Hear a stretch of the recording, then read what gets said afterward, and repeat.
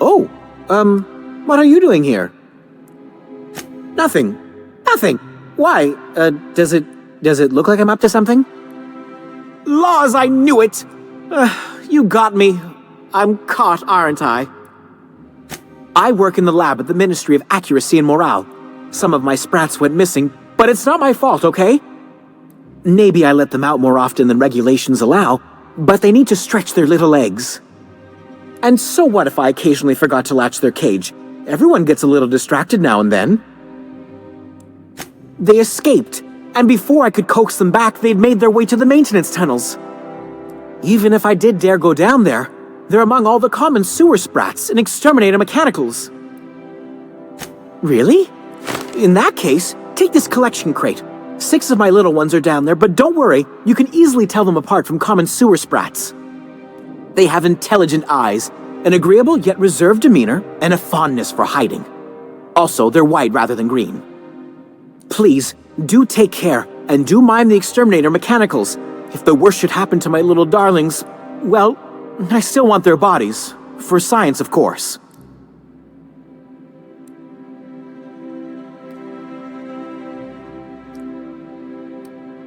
Therefore, my, research.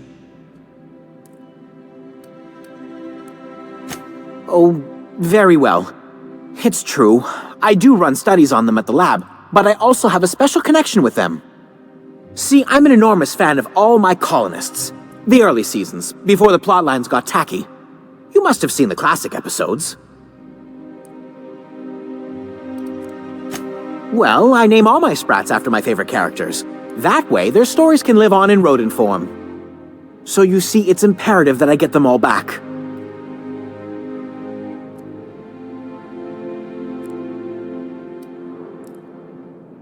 Not just names, they all have backstories too. There's Lord Reginald Kim III, Lady Philippa Farnsworth, Vonda von Vermington, Haroon Greenlee, Iskander Emmanuel Sanchez, and Evelyn Ensley Okoye.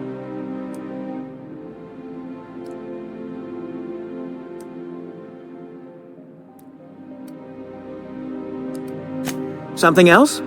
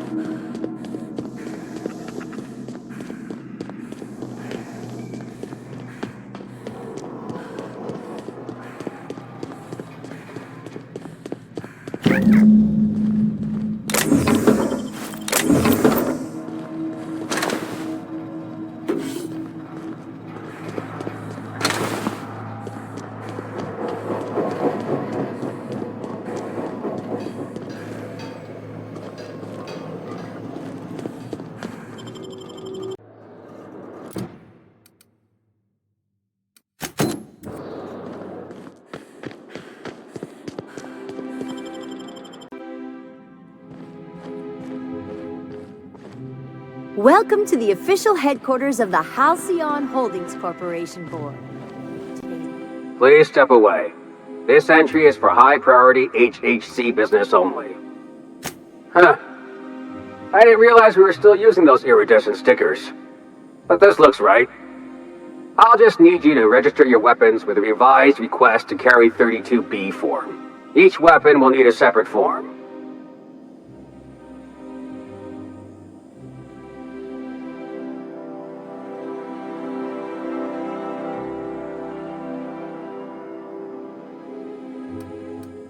It's procedure. Now, let's see. Damn it. When did I run out of forms? You don't have to be sarcastic about it.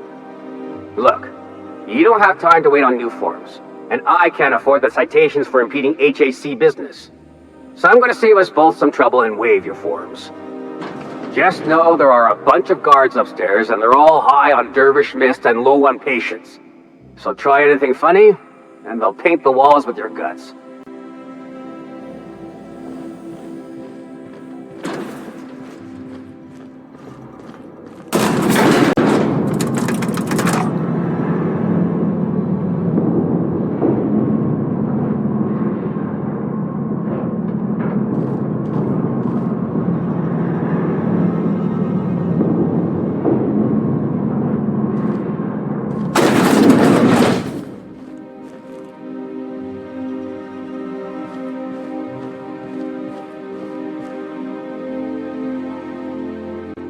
Apologies for the wait. I was arranging my stationery.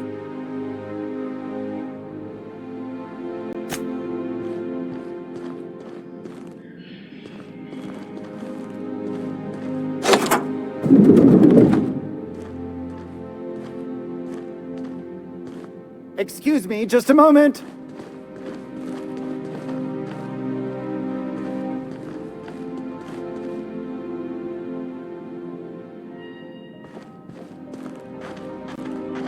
Just goes to show you never really see your hometown till you travel with a visitor.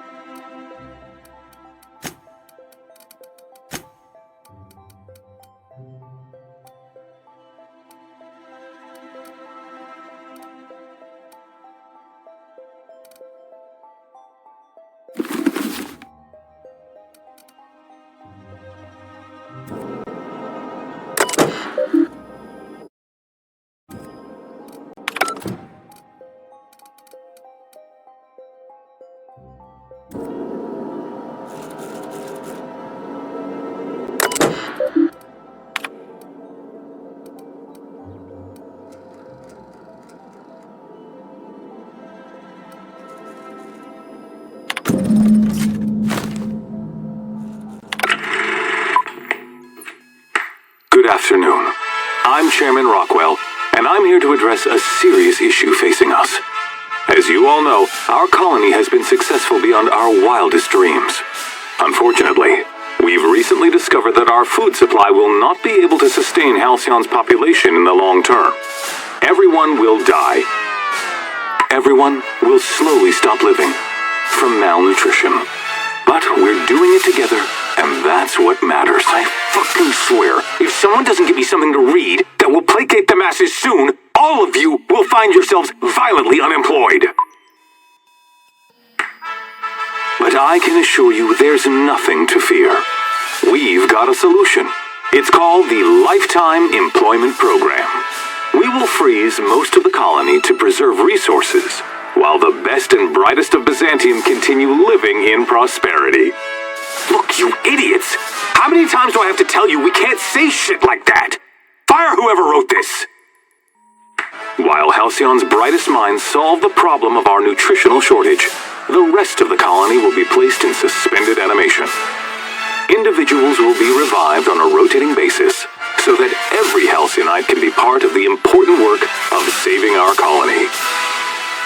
By testing paperweights. Sorry, couldn't resist. Let's go again. And someday, in the not-too-distant future when we've solved this crisis, we'll all be back together again working for the good of Halcyon. Until then, the board shall provide for the deserving just as it always has. So, obey your supervisors, take your vitamins, follow your corporate-mandated grooming rituals, and rest assured with the board on your side, there is nothing to worry about.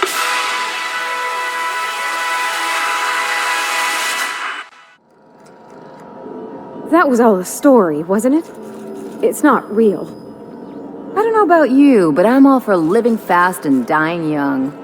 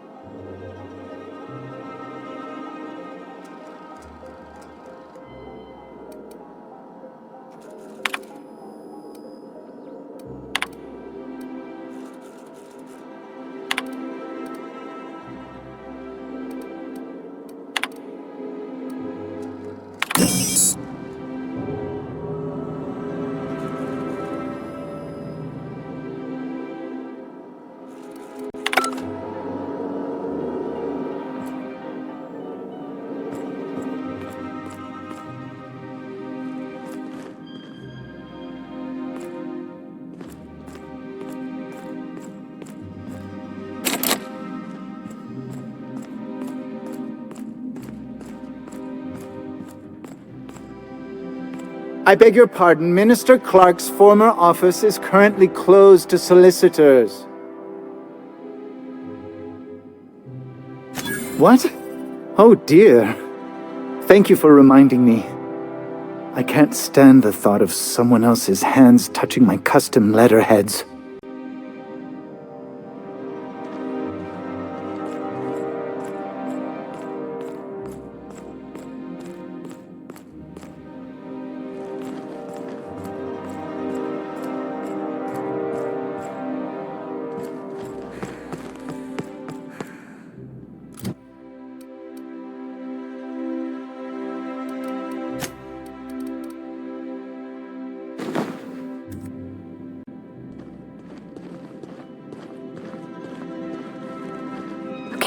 Keep him quiet. You got nimble fingers, Captain.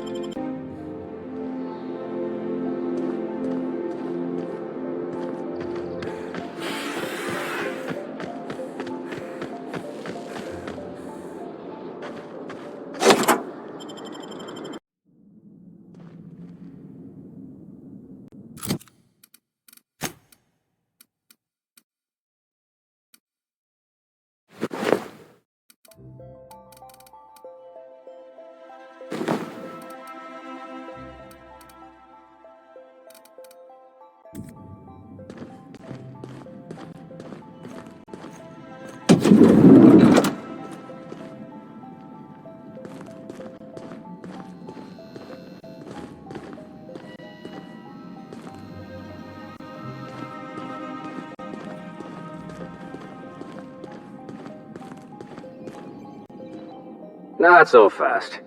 the Ministry of Accuracy and Morale is off limits to everyone without X-36 level clearance. It's okay. I'm a doctor. I don't care if you're a brain surgeon. If you don't work here, or for Chairman Rockwell himself, you're not getting in. Worth a try. You'd be surprised how often that works. Like I said, X-36 clearance only beyond this point.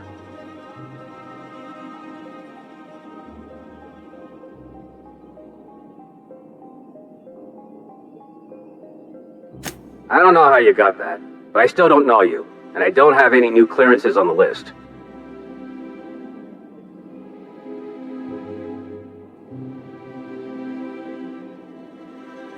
What?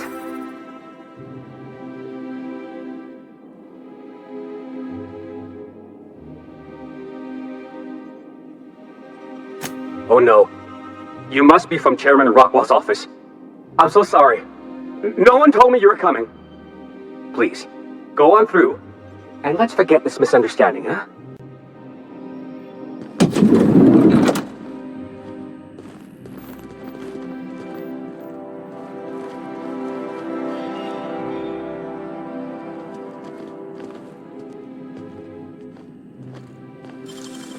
I won't tell.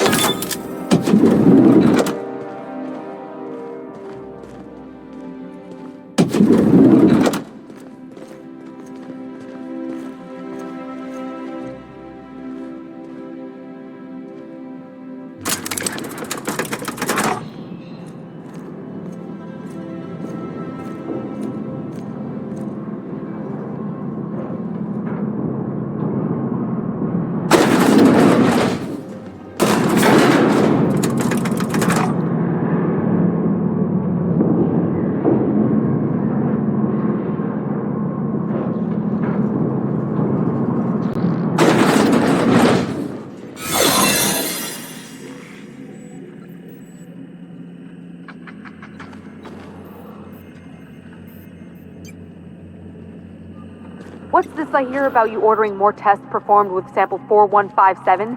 That batch failed spectacularly. I saw a variance in the results that we never accounted for, so I had the techs run the trial. And the results were...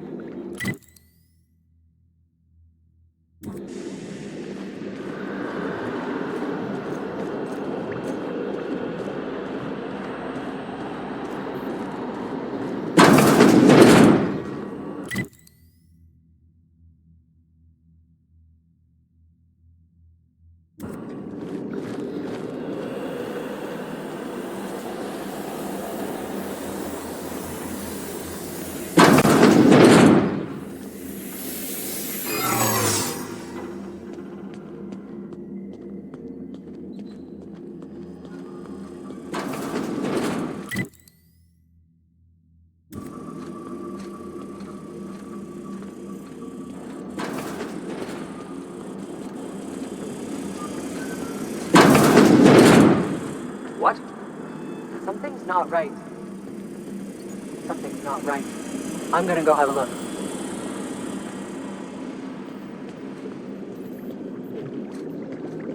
No visitors allowed, citizen. I'm gonna need to see some identification.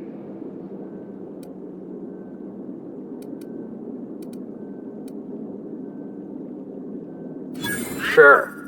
I've heard that one before.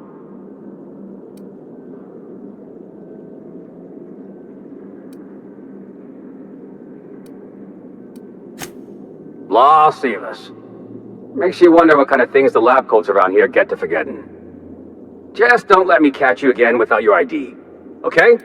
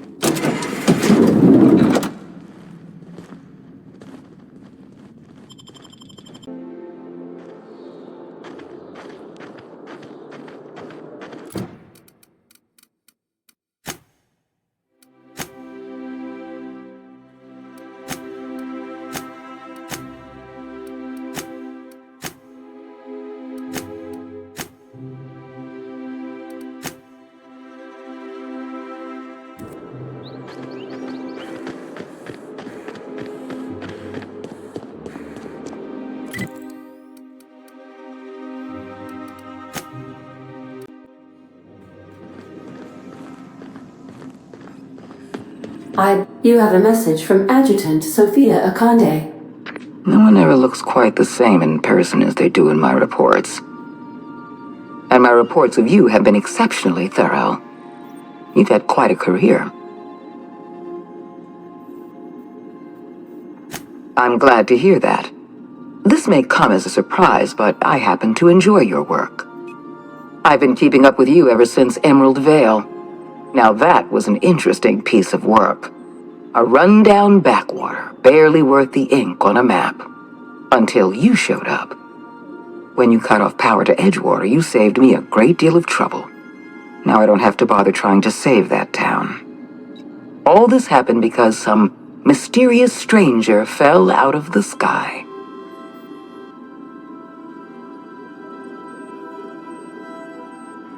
You have something I want. I'd like to negotiate.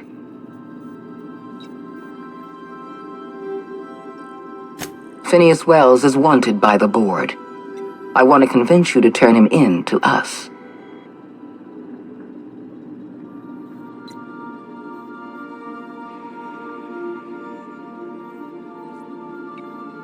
He has a litany of charges against him. Vandalism, illegal experimentation, sedition. I could go on. Wells is a dangerous madman. His plan is going to endanger everyone in Halcyon. He's an obsessive psychopath. And he's using you. You're in contact with Wells. I want you to send us a tracing signal from his communication terminal.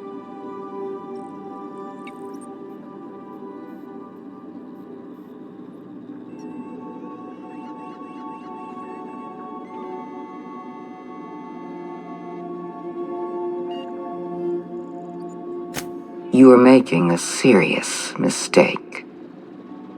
Adjutant Akande's call has been terminated. Will there be anything else, Captain?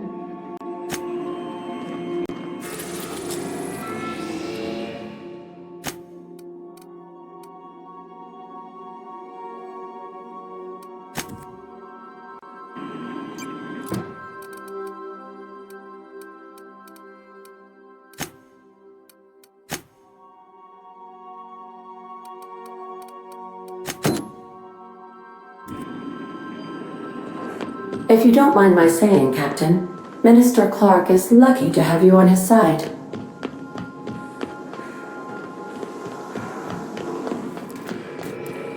You watching the Aether Waves last night? You know that slick-looking spacer from All My Colonists? They got her playing the Queen of the Marauders. Oh, no fooling? I'm gonna have to catch that one for myself. I swear, next time we put into Groundbreaker, I'm gonna do it. I'm gonna ask her over. Oh, I'm so nervous. Having trouble focusing on my work.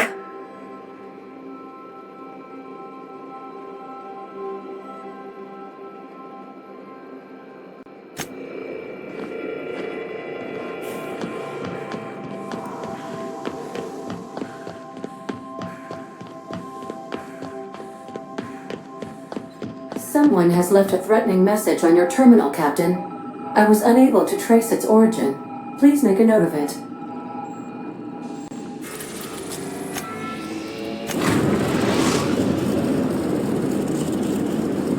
Destination reached. The Groundbreaker.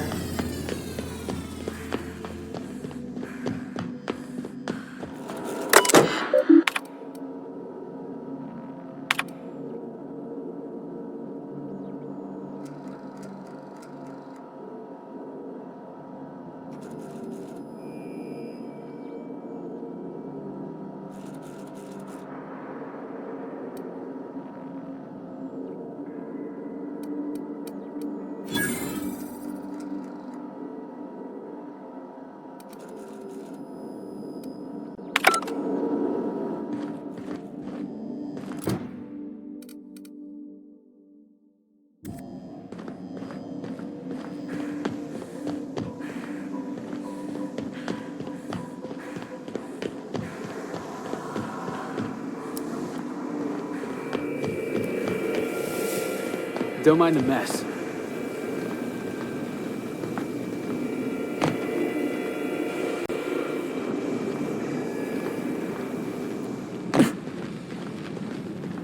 Remember, items in the hold may shift during takeoffs and landings. All right. She's on her way. How do I look?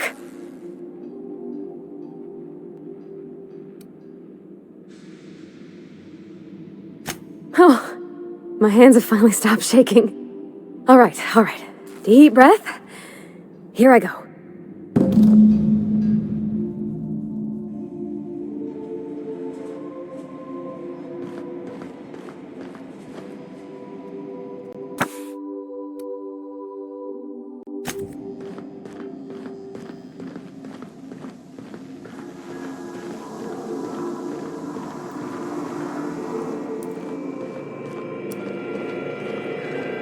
Anyhow, so I told him, Dad, I'm a big girl now. I ain't need your help. I can do it on my lonesome. What did he say to that? Have at it then.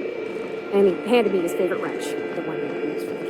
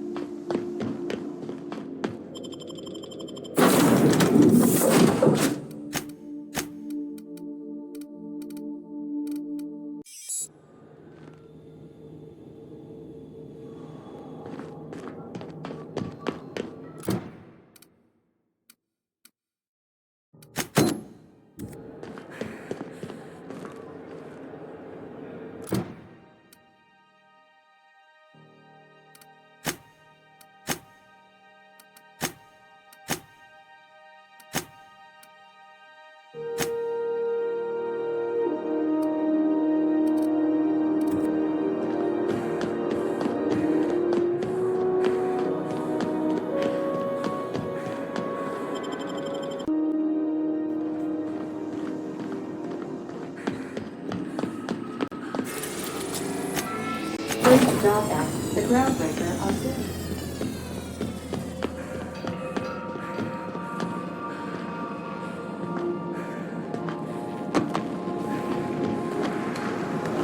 Oops, pardon. Okay, Captain, she's gone. I'm near about vibrating. I'm so excited. So she got here, and the first thing she said was, "Oh, you smell nice, like mock apples." And I was like, "Yeah, new soap." And then she just sort of touched my arm real gentle-like and called the cut of my outfit elegant. I couldn't hear the rest on account of my heart was beating so hard. Then I led her into the kitchen. I think she about cried when she saw the spread.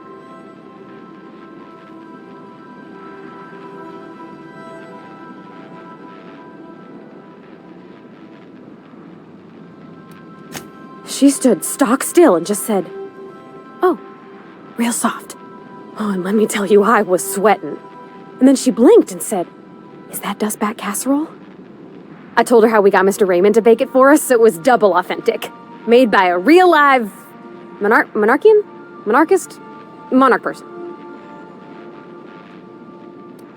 Well, we talked a bunch over dinner about the things we learned just through messages, stuff we repaired, how I taught her to salvage and she taught me to build. When I brung out the sweetheart cakes, June, she got a little teary, said she had a thing she needed to say. But I stopped her because I wanted to say it first. I never felt so bold, Captain. One of us has got to be. We're both... June's so reserved and I'm so shy. I worried if I never said anything, nothing would ever get said, you know? I told her about how she made me feel. Bold like I acted. Strong. Smarter and kinder than I am on my lonesome. I listed all the things I liked about her. And then she pulled out a paper and read a speech. She talked about the things she admired about me, like my cleverness and my humor, and how it made her want to be more open.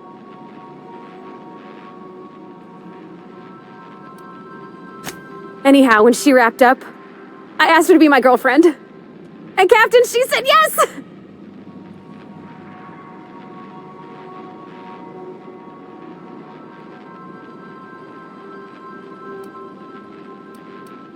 We talked about it some.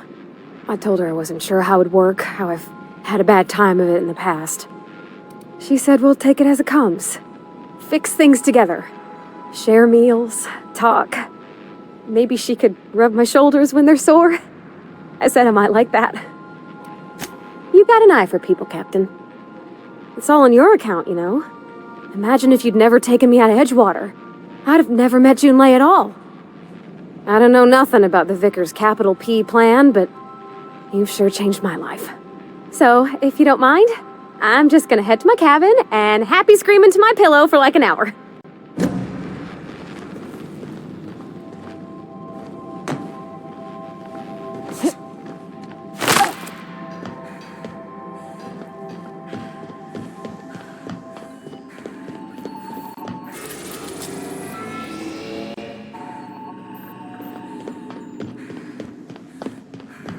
Please avoid damage.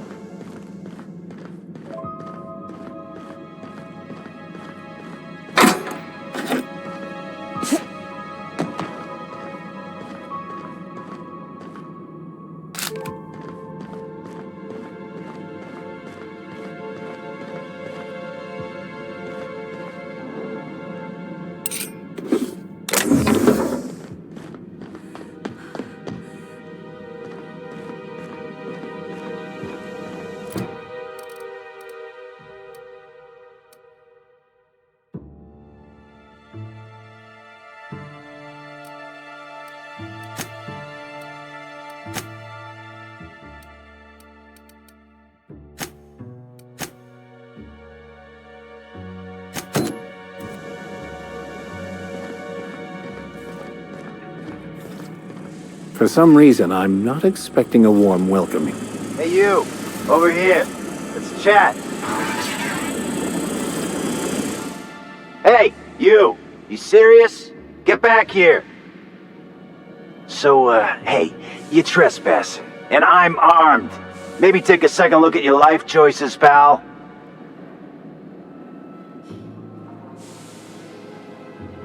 Used to be, but I'm not with Rizzo's anymore. I'm one of the gardeners now. All of us kept the peace for the corpse once, but we got tired of being used. Yeah, we're the gardeners. We keep order back here on these dangerous streets. Hallways. You know what I mean. Anyway, Blakesley's given us standing orders to strongly discourage anyone who tries to come in. I like to, extrapolate from there.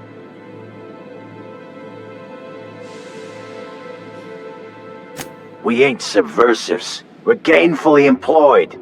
This is a private contract. Miss Junlei can't get too mad if we rough up some trespassers. Especially if I was nice enough to warn him first. This deal with Blakesley's pretty sweet. We get paid and we get fresh greens every week. My gums never looked healthier.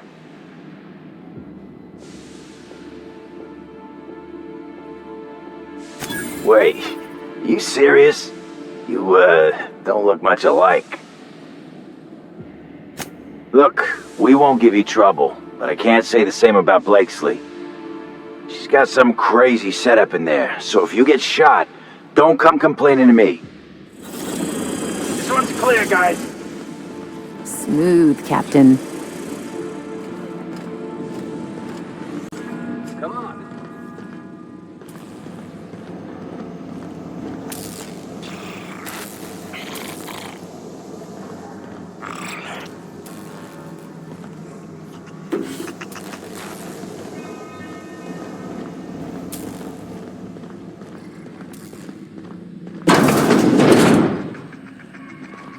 You gonna shoot or what? Just wait. You'll see how a Spacer's Choice cadet takes care of, I think it's jammed. Wow. Impressive.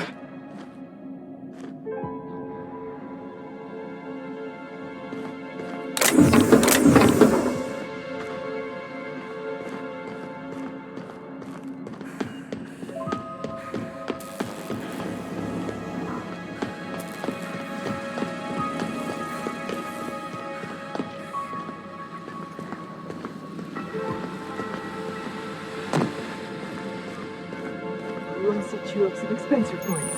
That's a good boy. Nice and easy.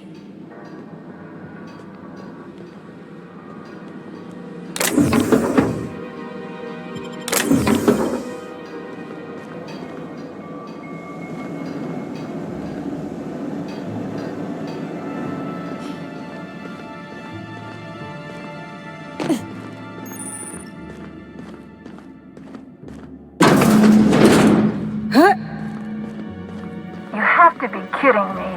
I thought I made myself click. Wait, what's with this camera? Hello? Damn it. Look, I get it. Some people need things spelled out for them. I'm sure one of the auto mechanicals can explain.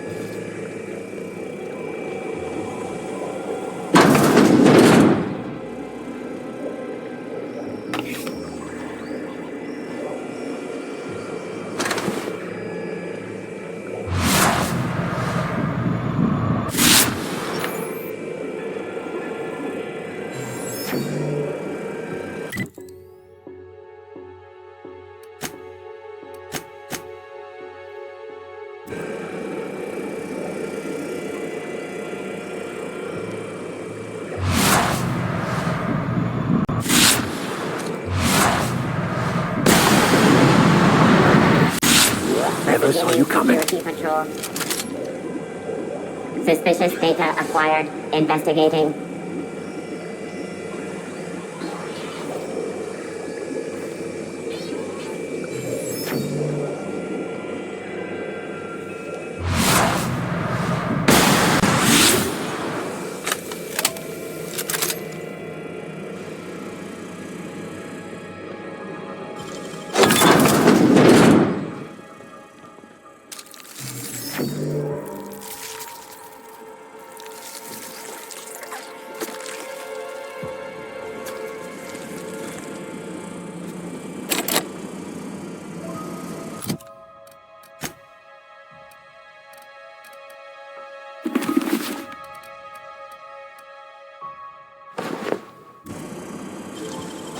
Real slick.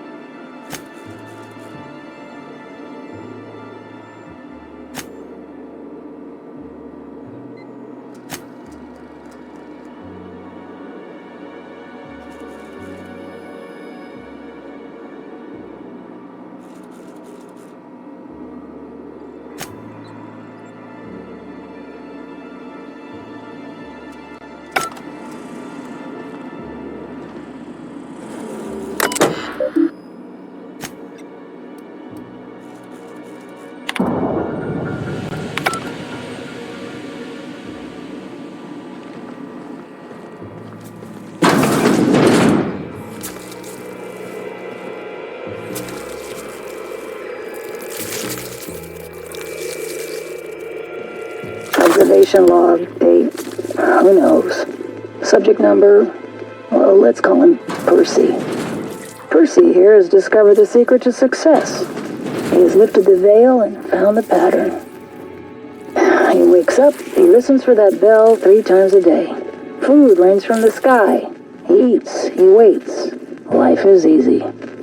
But the second your molt comes in, pal,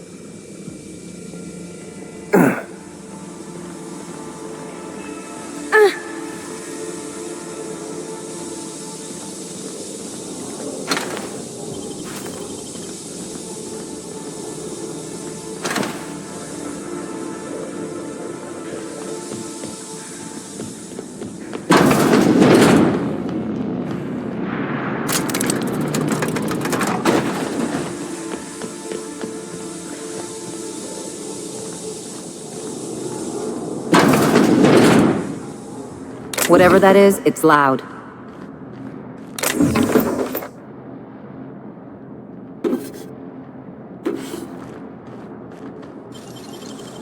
I won't tell.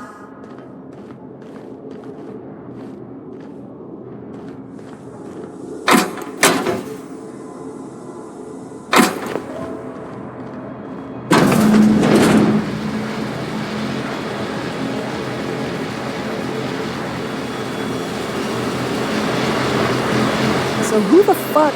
Oh, wait, hang on, I can't hear a damn thing. Just gonna shut this thing off. Right. Marion Blakesley, what can I do for you, Miss Home Invasion?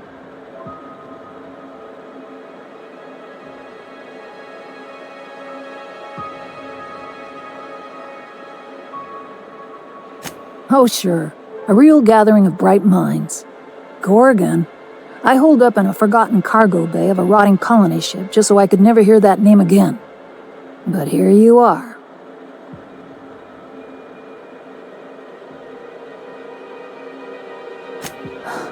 I really didn't expect today to go this way. Shit.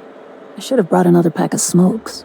The Gorgon project gave us Adrena time in the end, but that's just the Bose Spacer's choice stuck on the whole mess.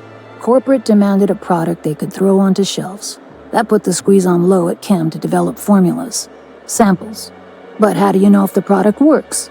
You run tests, see what happens. That's where human inquiry and auditing came in. I ran HIA and HIA ran the tests again and again and again. And what happens is a whole lot of wasted time and even more bodies.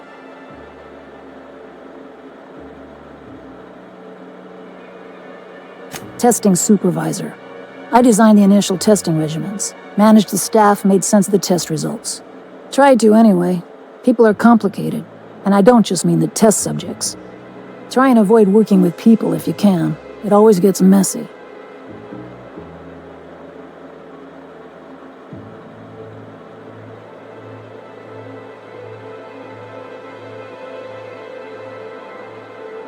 Plenty. Not to mention Spacer's Choice put in the legwork to make Gorgon habitable. Probably crawling with scavengers.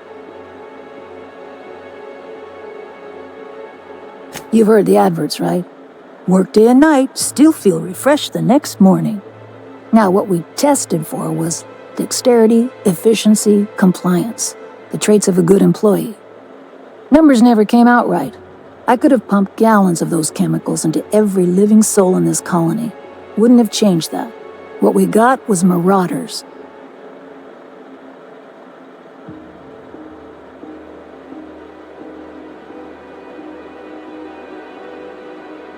Yeah, good luck making that one stick. It's in the fine print, you know. Whatever was in those chemicals, it didn't matter what tests we ran. We kept getting the same results. The Proto-Adrena time solution was both monstrously addictive and had catastrophic effects on the psyche and intellect. A real boon to the colony.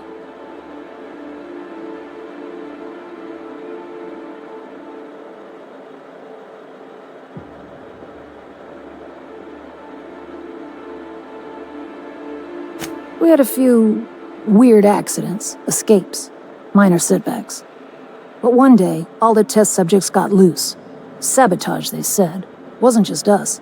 All of the facilities got hit hard. Shut us down for a while. That turned out to be the last straw.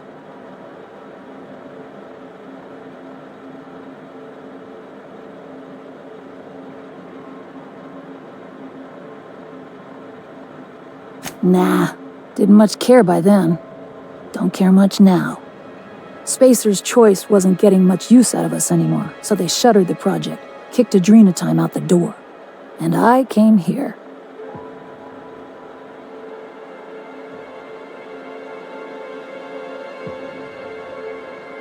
I could have gone back to Byzantium, found a position somewhere else. Even started up something new, like Mostly. But I couldn't stop thinking about. Indulge a scientist. What do you want out of this investigation of yours? Trying to liven up your memoir?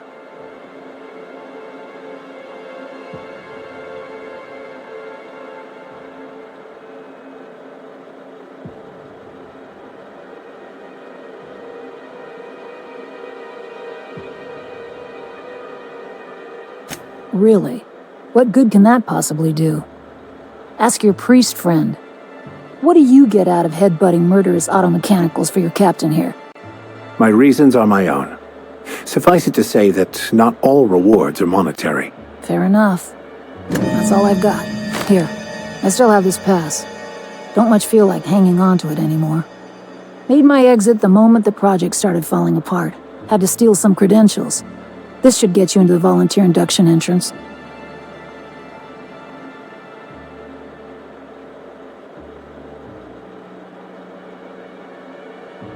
Come on, I've left it behind me.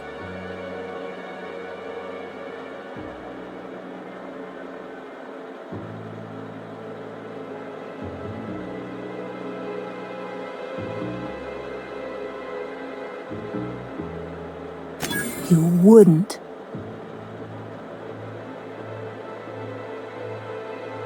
Damn it. Fine. Fine, here, I remember one of my access codes. Just punch in the keypad equivalent for replication. Should get you into the offices. Maybe get you to my terminal a little sooner. Yeah. I'll make sure the auto mechanicals don't bother you on the way out.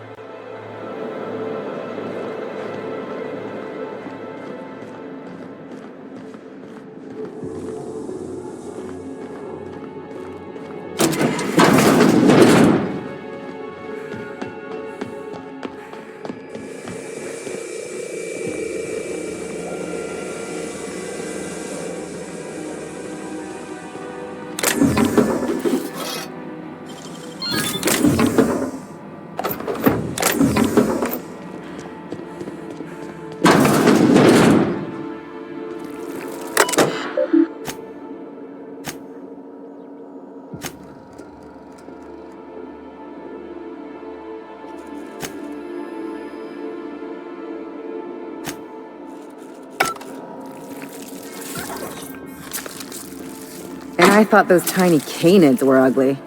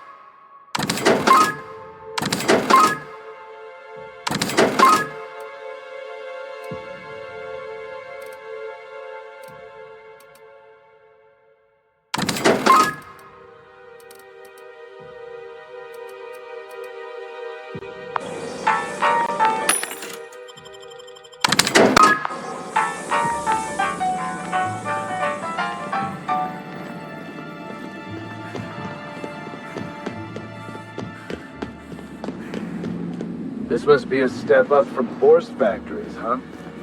Doesn't look like it.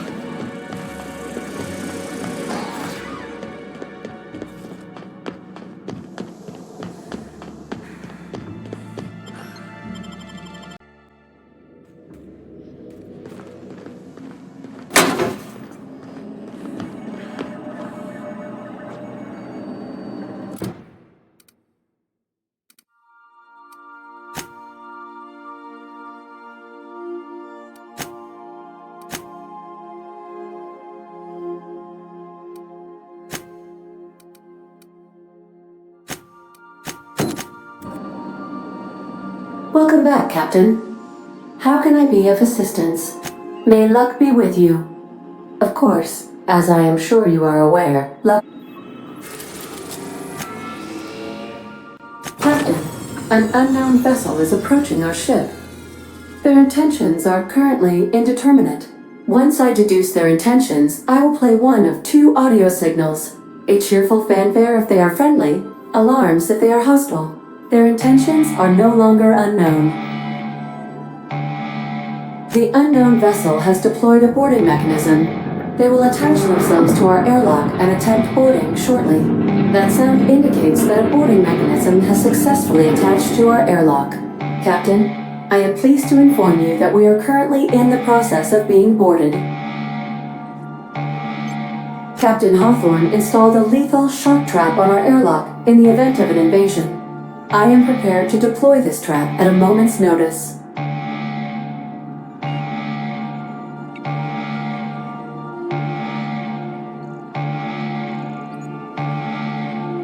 I was bluffing, Captain. When we met in Emerald Vale, my systems were not fully operational. Even if they were, I might have made an exception for you. The invading ship appears to be a decommissioned storage vessel. The crew are either pirates or freelancers. My opinion of their competence is low.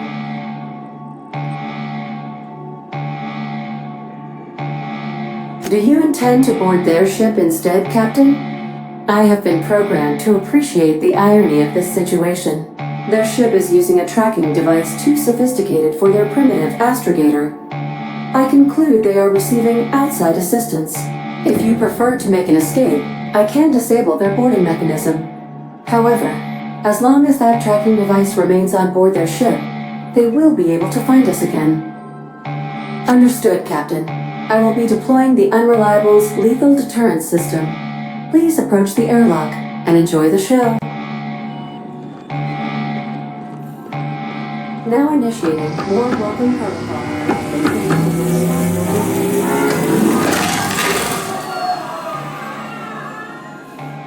One simply must appreciate such an effective deterrent.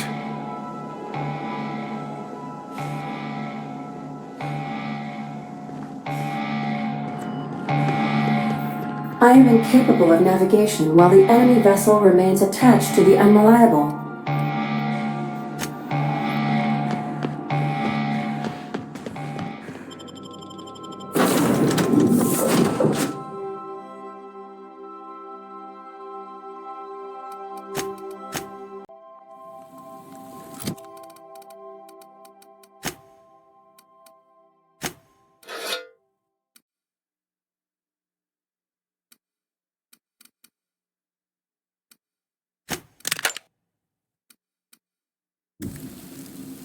Looks like our opponent knows how to play defense. All right, freebooters, fall back and regroup.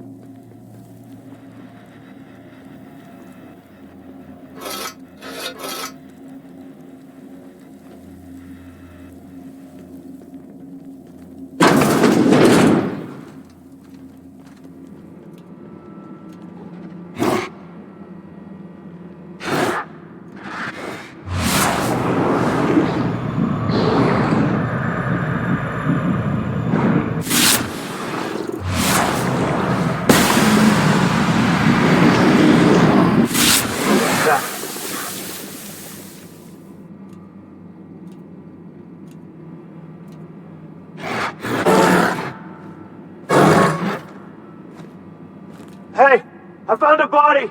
Someone's here.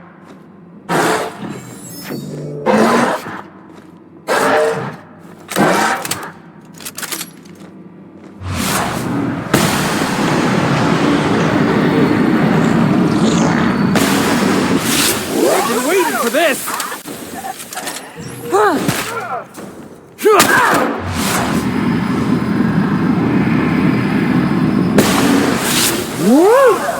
We're just getting started.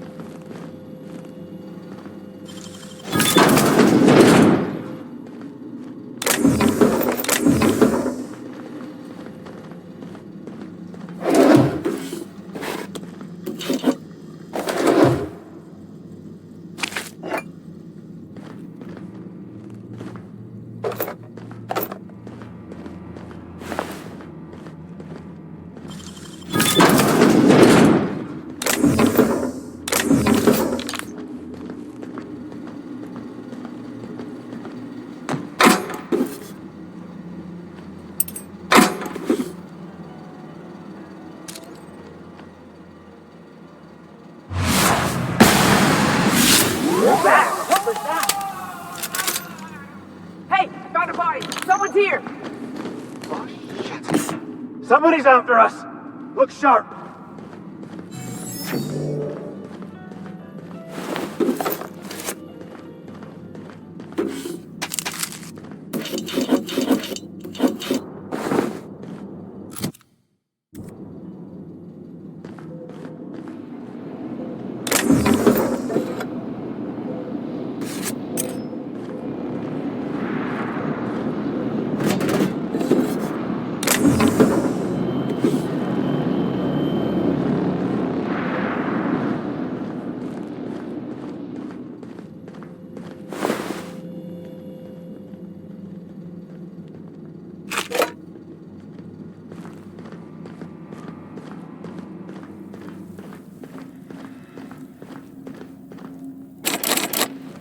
They got the drop on us.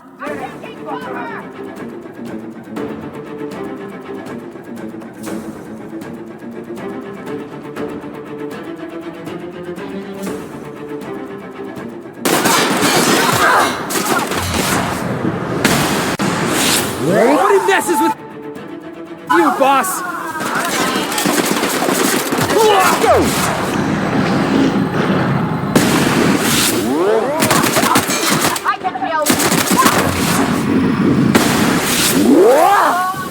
That's the last of them.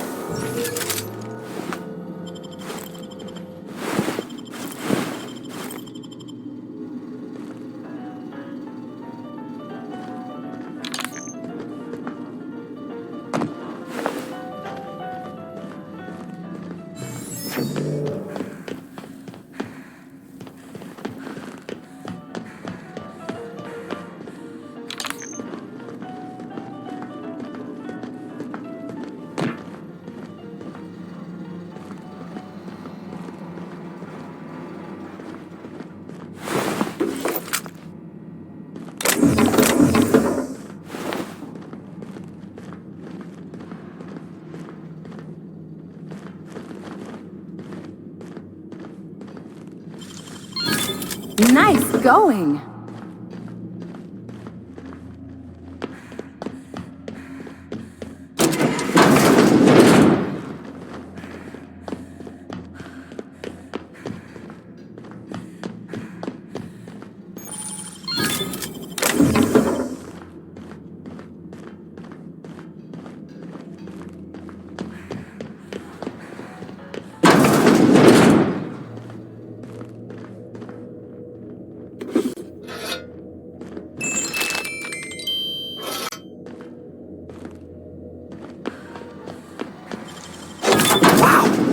How'd you do that?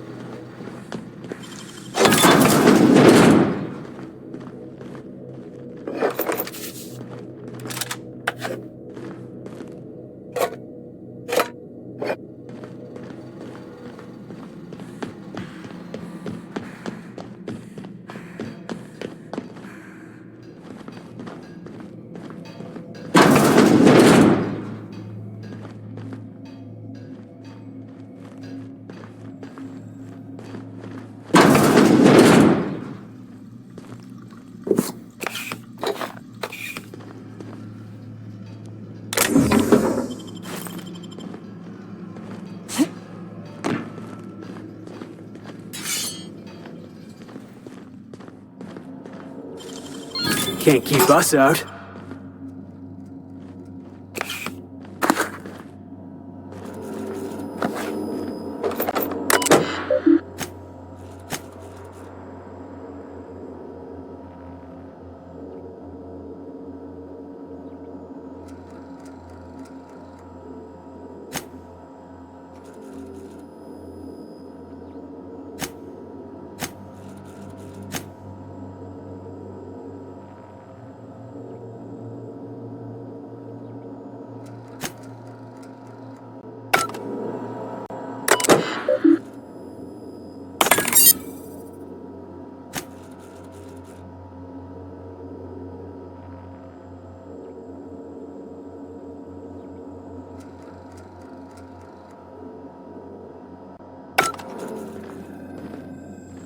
You know, I'm a little disappointed.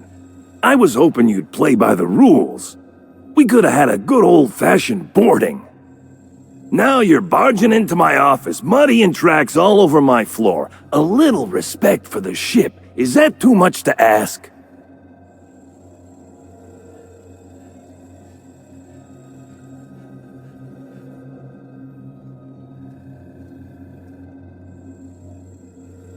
Yeah, but I had every intention of respecting the upholstery.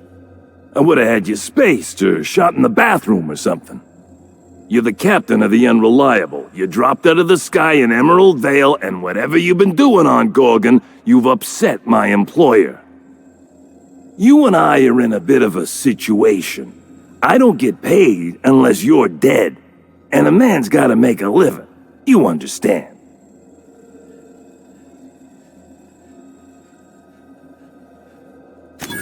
Well, it's not like I've got much of a choice here. If you're willing to be reasonable, I'm willing to put away the coach persona.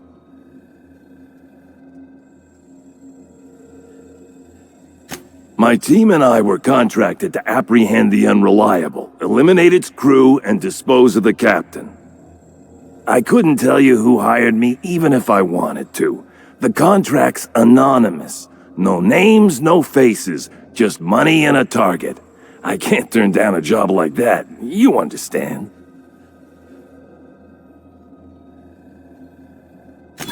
You're a recruiter?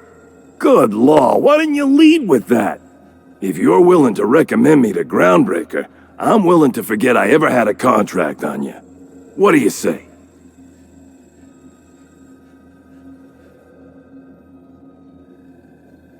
Collateral damage, they were always expendable. Honestly, don't give it a second thought. I appreciate you putting in a good word for me. You don't know how long I've been wanting to play professional tossball again. I'll keep my ship clear of yours. You and I will never cross orbits again. I got no reason to come after you. Use my credentials to get inside the cockpit and take our tracking device. Our astrogation terminal was tracking your ship. Don't ask me how. Never had much luck with computing devices myself. The truth. We never caught up to the Unreliable. You vanished somewhere into the void. Astrogator never picked up your location again.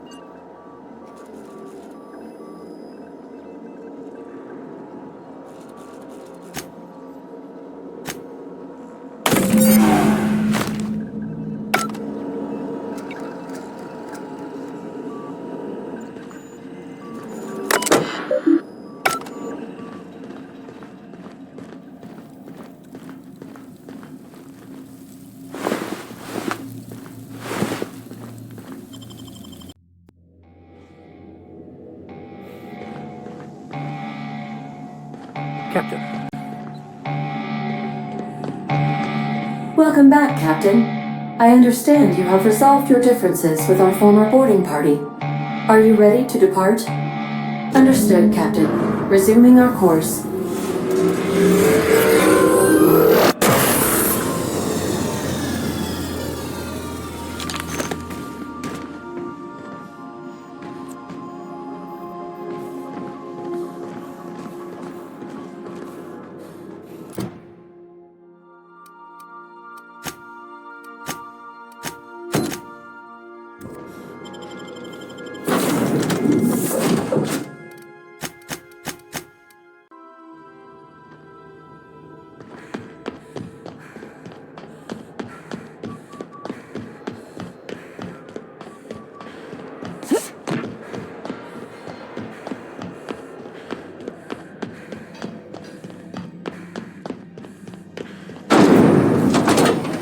Doritos Lemon Slap. Slap your whole family tonight.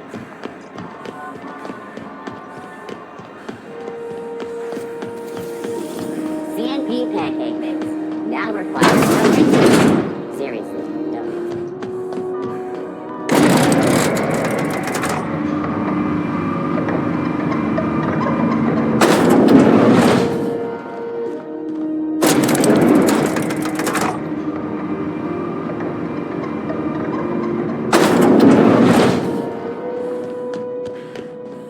Is it done? Well, damn. Contractor grew a conscience. As your employer, I'm both angry and disappointed. I'll add that to your file. Technically, I owe you an exit interview. Care to justify your betrayal of our species, or are we finished here? You're awfully quick to trust someone who offed her colleagues and called it a good start. Out of my office. We're done. You think maybe she's got an itchy trigger finger? I don't want to find out. What a surprise. Seems we're no longer wanted here. Time for you to move along. You keep lingering like this, I'm bound to get nervous.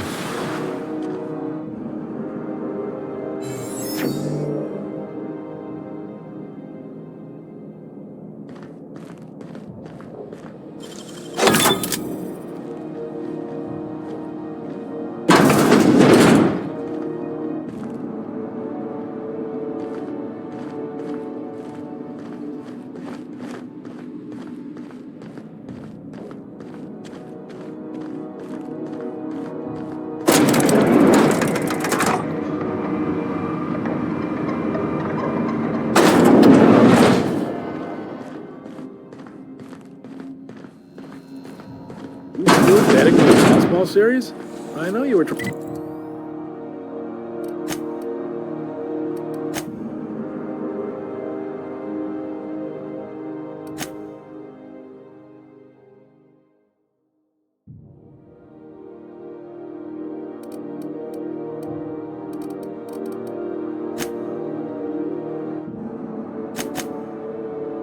to stop me.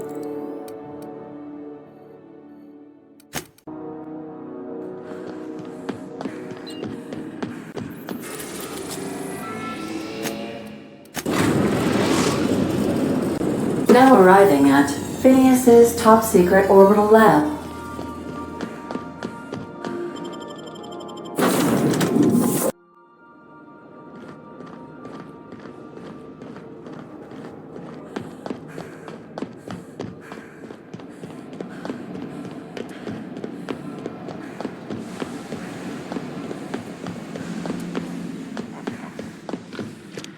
I've kept myself busy in your absence, optimized my formula. I'm now confident I can revive the remaining colonists. All I need now is the dimethyl sulfoxide. I'll take as much as you can give me.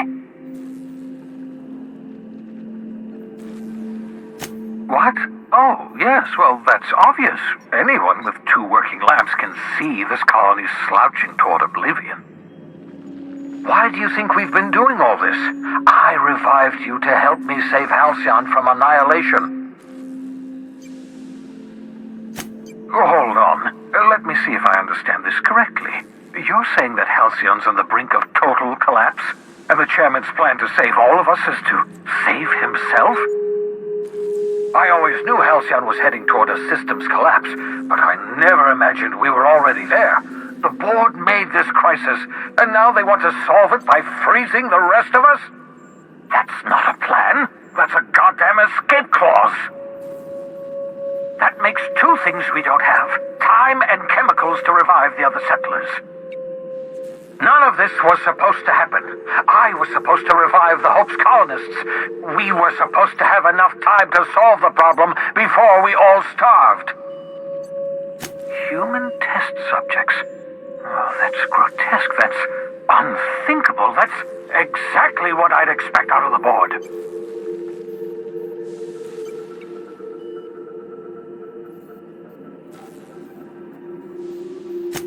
Damn, that's not enough.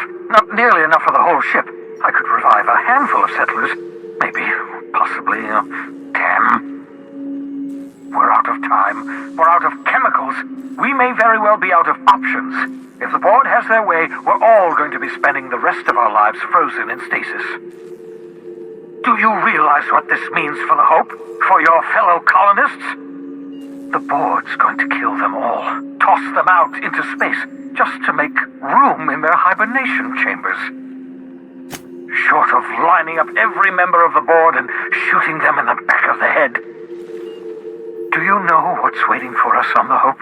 Scientists, engineers, artists, the brightest minds Earth ever sent us, uncorrupted by the board. The board's going to dispose of them all and transform the Hope into a prison for the rest of us. They're likely on their way to the Hope as we speak. We need to get to those colonists before the board. I have enough chemicals to start reviving a few of them, but no easy way to get them off the Hope. Merciful gibbering law, you're a genius! We bring the Hope to us. Skip the entire ship across the distance of colony space, right next to my lab. Yes, exactly. You're a step ahead of me, but I perceive the shape of your plan. If we link up the Hope to the Unreliable, then use your navigational computer to calculate a reasonably safe vector, we can skip the entire colony ship into the rings of Terra 2. I don't know much about skip drives, not the physics anyhow. I do know the Hope's real massive. How's our bitty little ship supposed to skip it? Excellent question, my sharp-witted mechanic. You will use your own ship to power up the Hope's skip drive. Your navigational computer can handle the rest. And that's going to work, without killing us in the process. I thought intra-system micro-jumps were prohibited for a reason. Yes, there's always a risk of a catastrophic collision between the Hope and, say, Terra 2, in theory. But you'll be fine, provided your calculations are correct. You'll need to switch on the Hope's auxiliary power using the Unreliable. Then head to the bridge. Your navigational computer, Ada, should be able to activate the Hope's skip drive. Once you've skipped the Hope next to my lab, I'll have easy access to the frozen colonists. I can start reviving them immediately. I know you're wondering why I'm doing all this. Why I believe the people on the Hope are the answer to the colony's problems. The Hope is carrying some of humanity's most brilliant thinkers, scientists, engineers, experts in their field. If we work together, we can still find a way to save Halcyon. The board would have us believe Halcyon is beyond saving. I choose to believe otherwise. If there's even the slightest chance we can save Halcyon from oblivion, then we have to take it.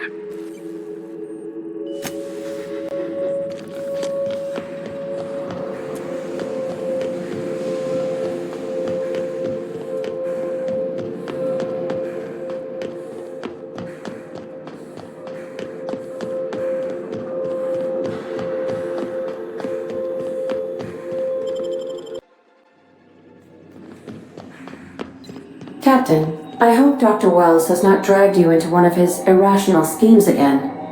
My diagnosis of his mental stability is not flattering.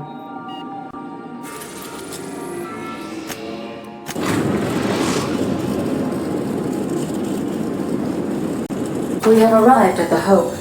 I need you to reroute power from our ship to the Hope's auxiliary generator. You'll have to connect me to the Hope's comm system so I can convince her central computer to enable the skip drive. The Hope is the Groundbreaker's prettier, sleeker sister. She wandered off and got lost for 70 years, but just recently was found. Also, there are hundreds of thousands of frozen organic life forms hibernating in her hold.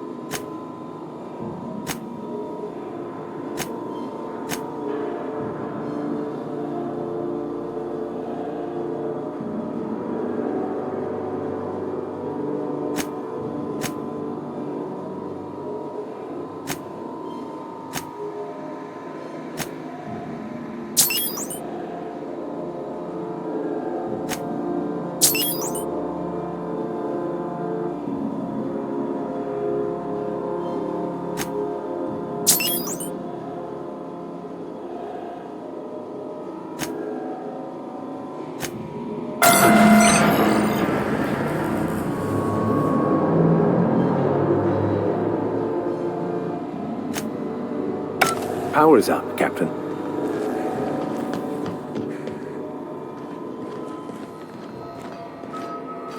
New employee? About time.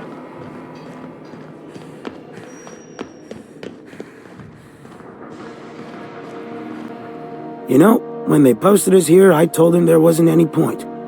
Nobody would be so stupid as to fly to the ass end of the colony for this derelict. Shows how much I know. You've got about 5 seconds to tell me what you're doing here before I make you take a walk outside.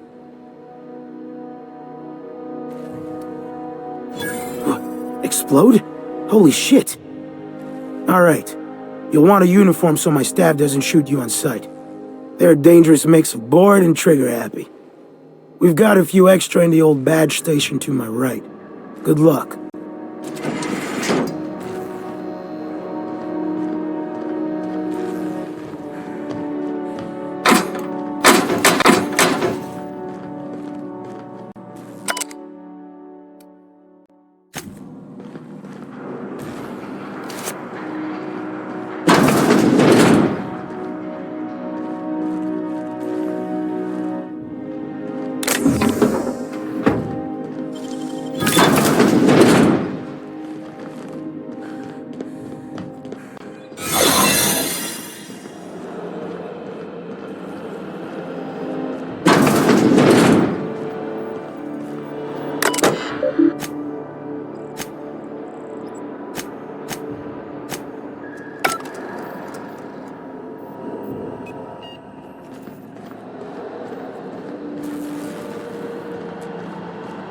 Keep your shoulders up.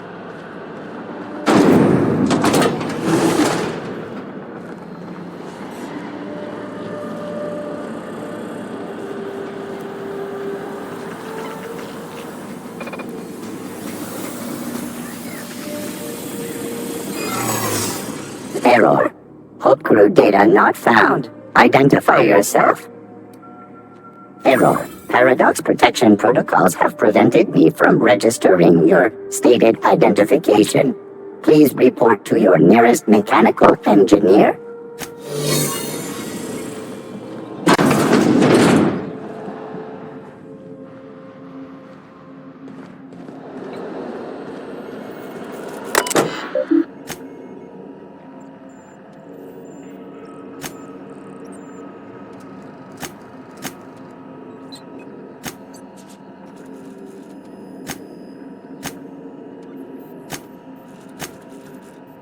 This must be unsettling for you, Captain.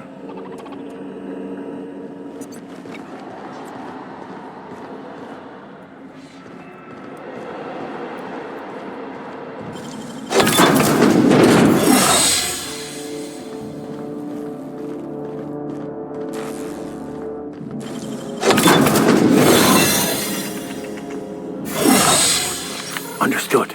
I'll keep my head down.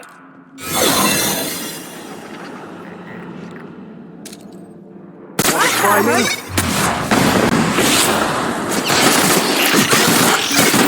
You're just that good. Should we assign Sam for a cleanup? Oh gosh. I'm gonna be sick.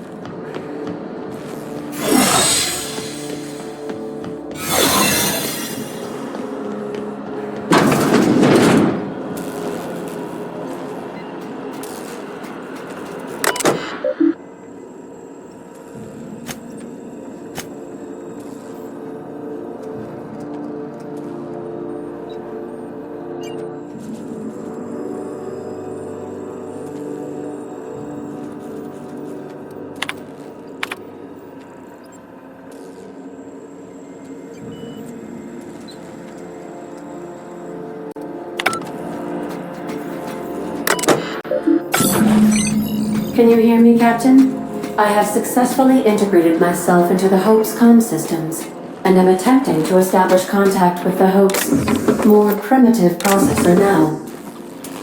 Would you like me to play a mood swing?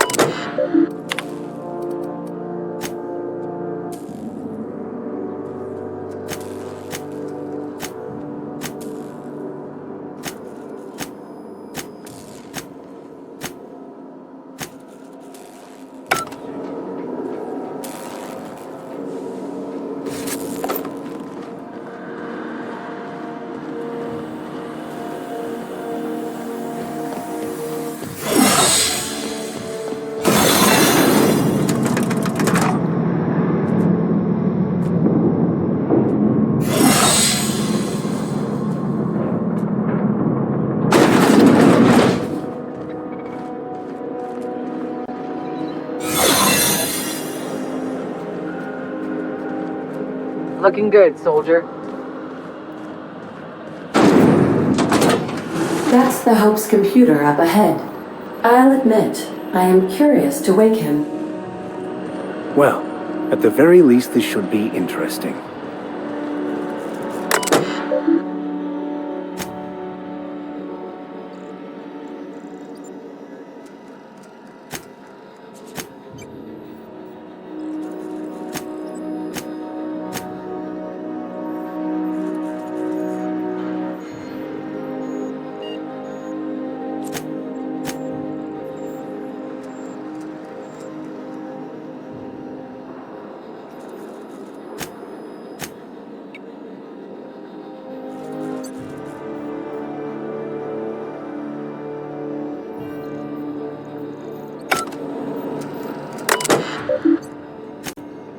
Greetings, Captain. I am speaking to you through the Hope's computer system. It's a rather cramped feeling, but it'll do.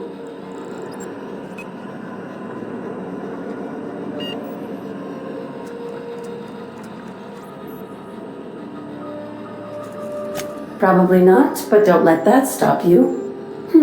My Constellation executables could use some beefing up. Searching. Please stand by. Wait. Are you leaving me with the Hope's computer? You have no idea what it's like to converse with him. Imagine. Simulate another organic jostling your circuits when he tries to... I'll be ready when you are, Captain.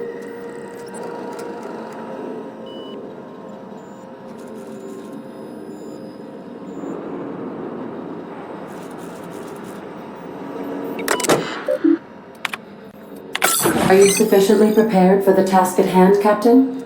Are you sure? That is extremely dangerous. Skipping the Hope will void the warranty on the skip drive. And also potentially kill an entire planet. How is my humor now, Captain? Improved? Jump-starting the skip drive. Destination set to the rings of Terra 2. Well, it's been a good life. Doing it. I mean, affirmative. Skipping the Hope in 3, 2, 1. ADA, does your captain seriously intend to do a micro-jump in system with engines that haven't been powered in 70 years on a derelict ship? That is what my captain intends, yes. But that is a gross misuse of the skip drive. The Zero Point Drives Corp and I will not be held responsible for any damage incurred during transport, and this will cause extreme damage. Yes, I am aware of that. You should not be doing this. The humans will die. Thank you, Hope. It looks like all systems are go. Captain, I would advise you to hold on to something. Now.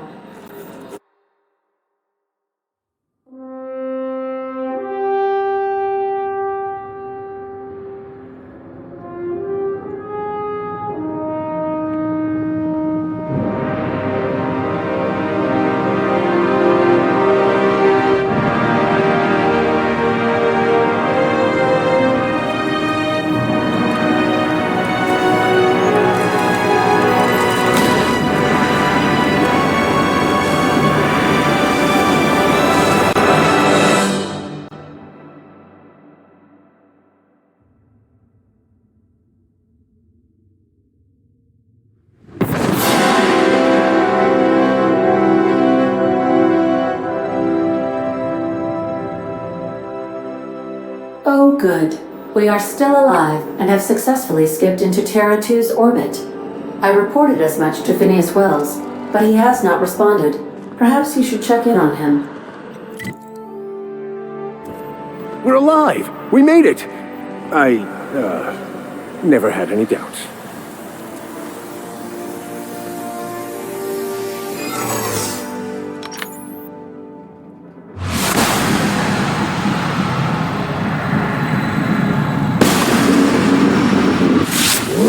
Go.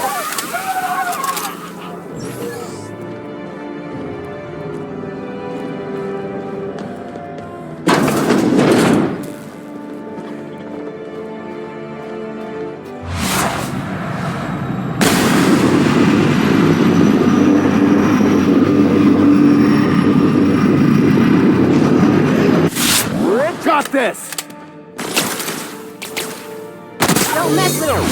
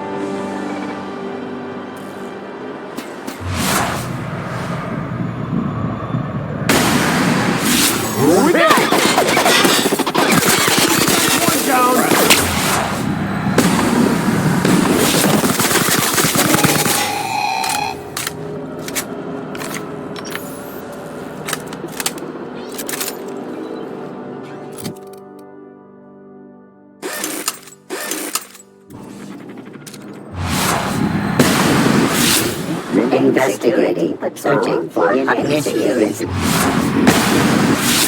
we go! Investigators, lethality.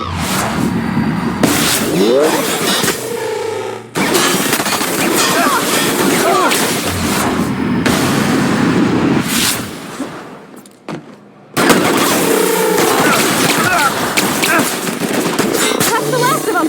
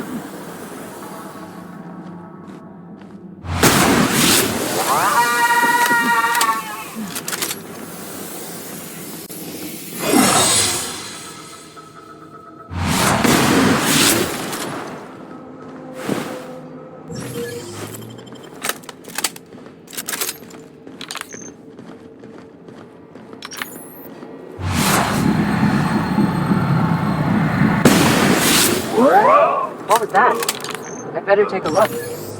We've got a fight on our hands. Don't mess with us.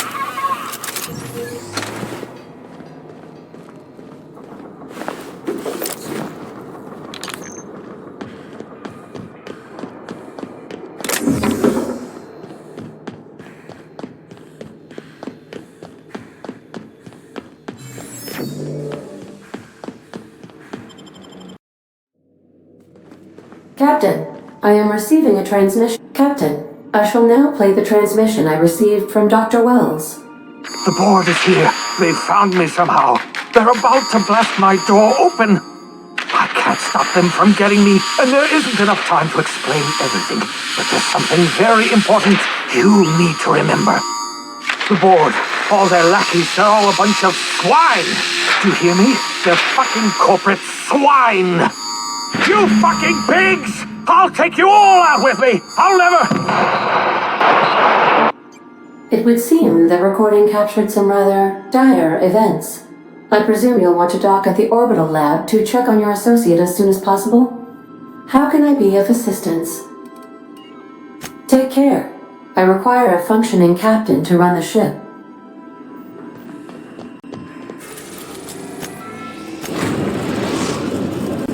We've arrived at Phineas's orbital lab. We'll be here, Captain.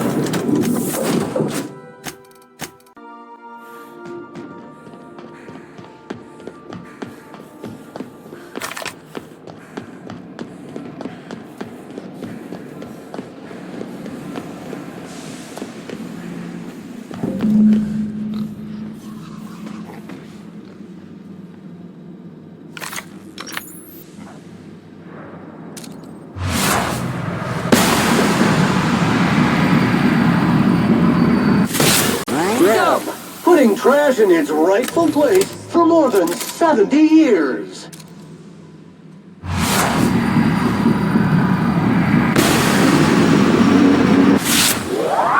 Caution!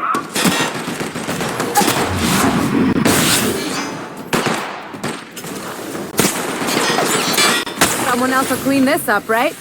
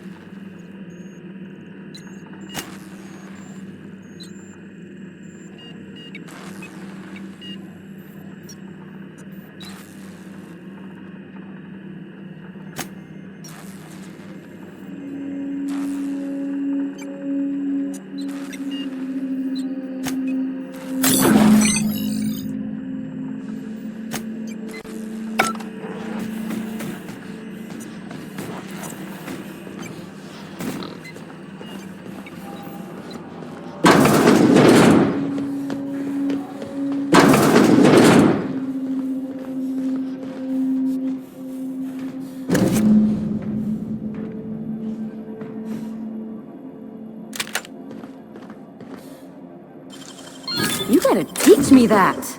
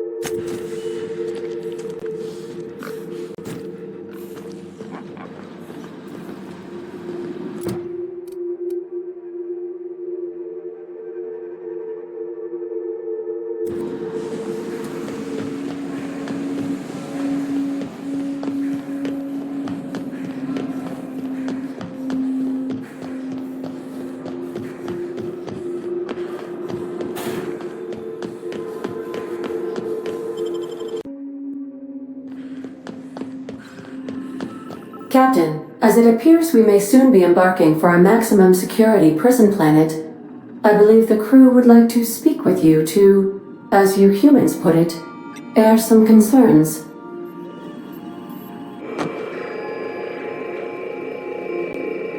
So, Phineas got himself taken to Tartarus.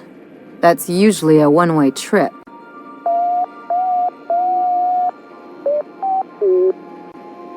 To extract the scientist, you will need to infiltrate the labyrinth. But that course of action is likely to be quite dangerous, Captain.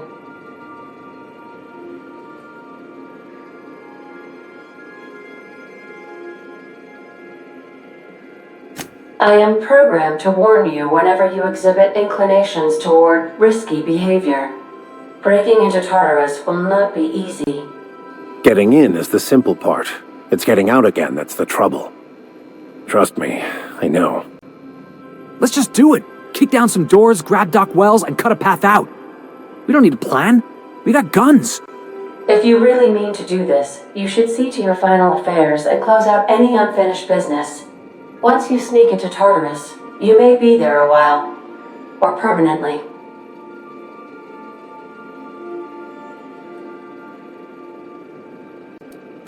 It's the craziest plan I've ever heard.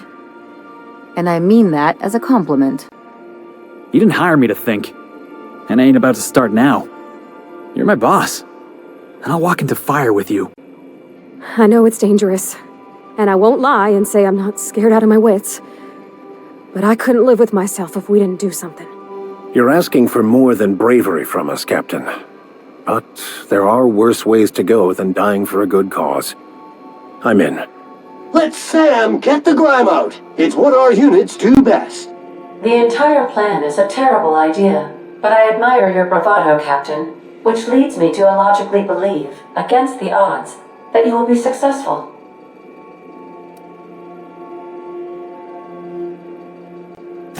We gonna prepare? Sure. Guess I could give my ass-kicking boots another coat of polish.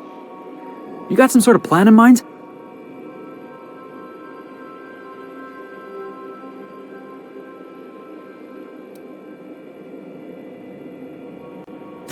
The fewer folks we got to hurt, the better. Maybe on our way out, we let all those poor souls locked up in there go free. Sure, boss. You do the talking. I'll pack a few more rounds of ammo.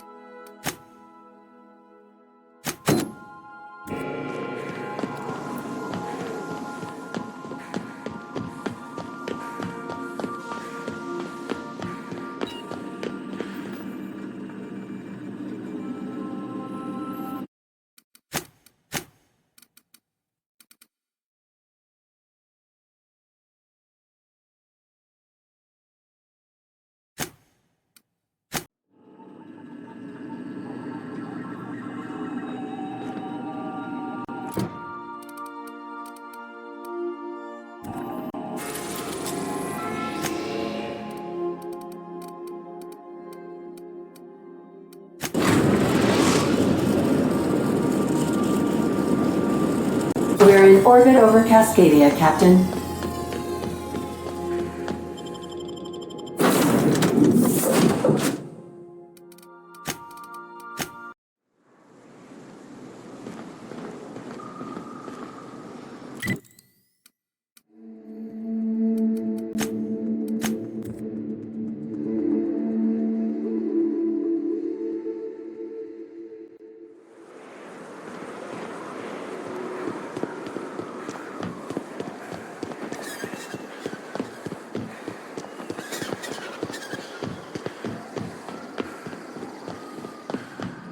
You seen Arthur today?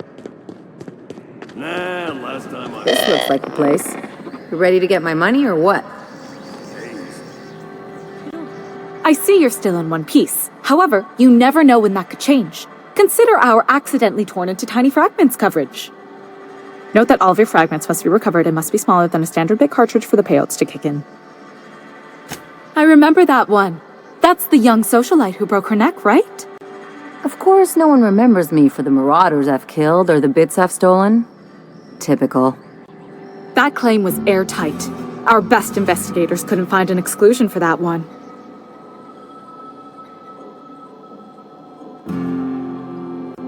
Are you serious? Well, we interviewed the parents extensively. They had plenty of awkward childhood stories that illustrated their daughter's clumsiness and capriciousness. Hey, those are entirely made up. Furthermore, the claim spurred a whole line of fashion-related policies. It's become a very lucrative market. You can't, of course. Only Miss Fenhill can assign her beneficiaries. And she's dead. If we let every friend, relative, and acquaintance change a policy like that, people would do it all the time. Imagine the paperwork.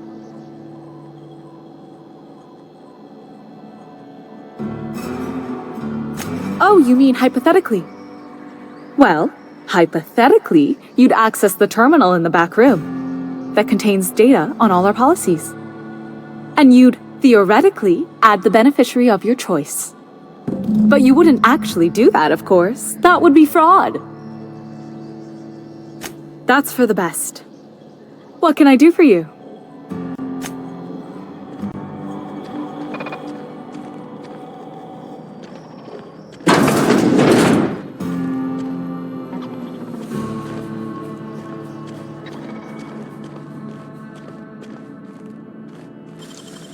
Got nimble fingers, Captain.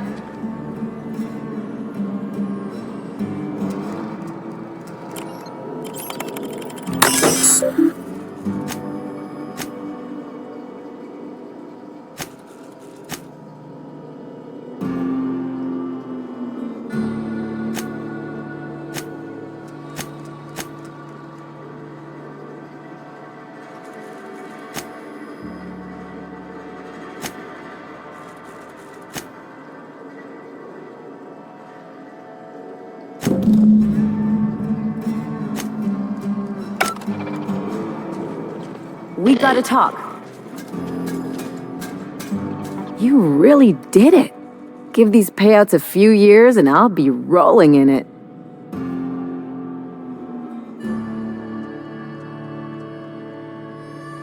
I've never been prouder to stand back and watch someone else work.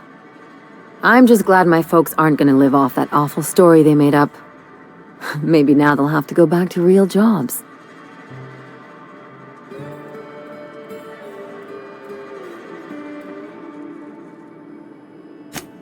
Come on, I thought we were celebrating.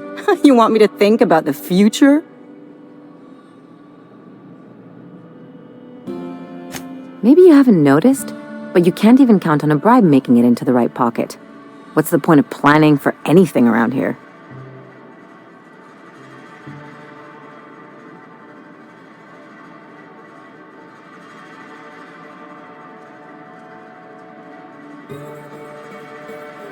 Hate to say it, but Halcyon's already there.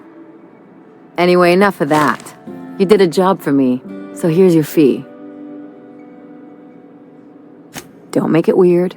Even you've got to be in it for the money now and then. Why else would you go through all this trouble? You sure? Because my kind of friends will pick your pocket clean while they're getting hammered with you.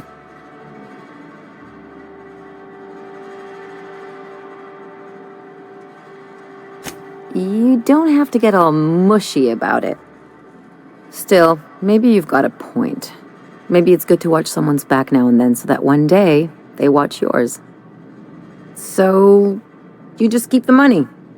One of us has to look out for your interests. It's nothing personal. It's just the closest thing I've got to a code. Anyway, enough of the touchy-feelies, huh?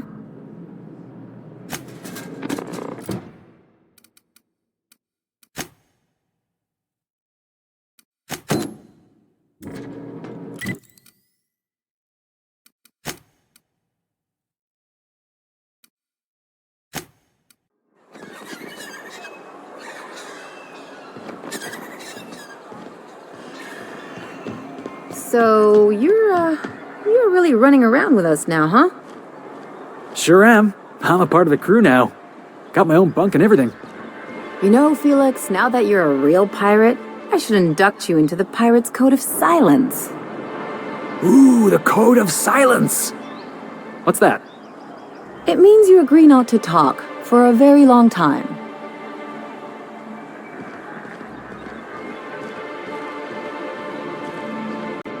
If the Iconoclasts reach that ship first, there won't be any chance for a peaceful monarch. I don't suppose you've found the targeting module yet. I've sent patrols, but they're running into trouble with the Iconoclasts. They're all mad! And what's more, they left us! I don't see any way for us to work together. This has been my albatross. The great shame of my career. Remember what we practiced, sir. Yes. The words in those reviews were very hurtful, but they do not define me. I am a Mantipillar, and my will is my cocoon. I can emerge and become whatever I wish.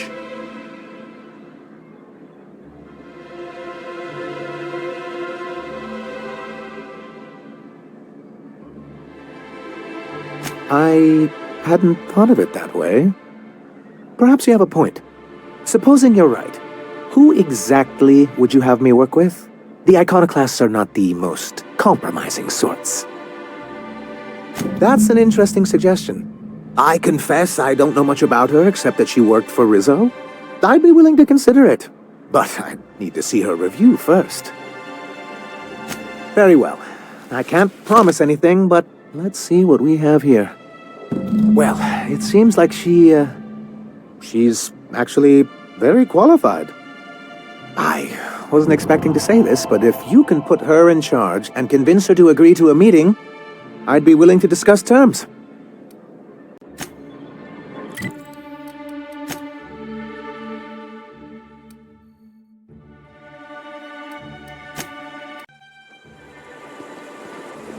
The infamous Amber Heights.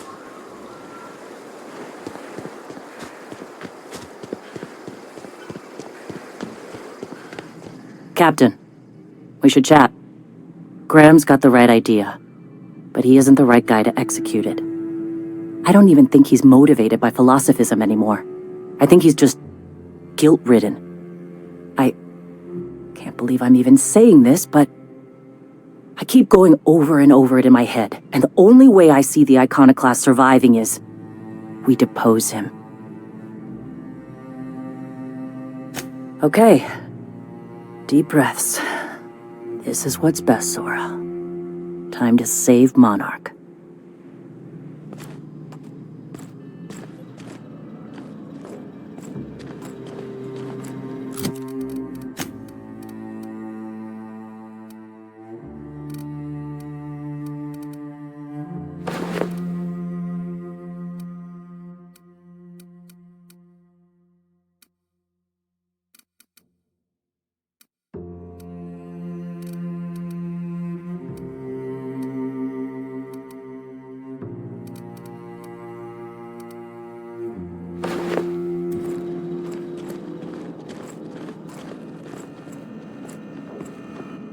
Captain, you must be back with the access codes to our new ship.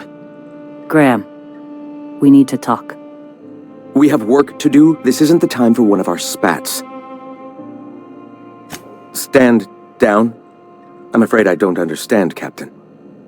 You're running the Iconoclast into the ground, and I don't believe it'll get better after we take Stellar Bay. The troops take orders from me already, and you've brought me as far as you can down the Eternal Path. It's time to step down. The troops. Listen to you. This isn't an army. They aren't soldiers. They're believers. Followers. They pick up a gun because you tell them to, not because they want to. And you, Captain, after all you've done for me, for us, you throw behind this mutinous blasphemer?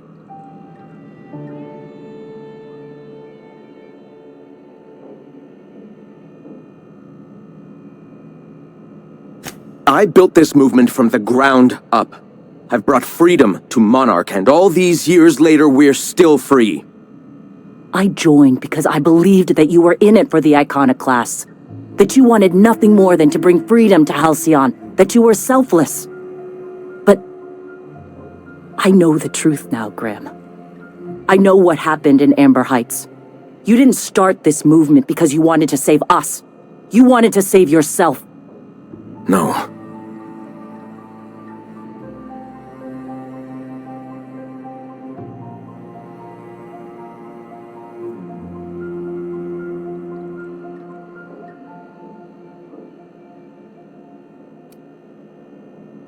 I escaped the corruption of the endless cycle of corporate greed.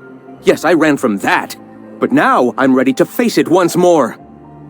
I've spent years atoning for my sins. I've studied, meditated, taught. I built the Iconoclasts so that any man could cast away his past for a fresh start. That's your answer, Graham? You needed a fresh start? After all those innocent lives? I'm sorry. I believed in you once. I did. But it's over. Stand down. I won't. What happened back then was a mistake, and the colony has moved on. This is my movement. These are my people. If you want to lead them, you'll have to kill me. Please. Don't make me do this, Graham. If this is where my path ends, I accept it. But as long as I draw breath, I will not abandon them. So be it. Heads up!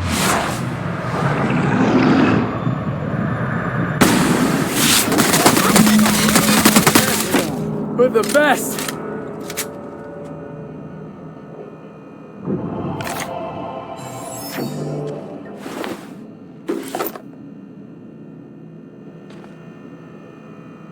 Well, Captain, here we are.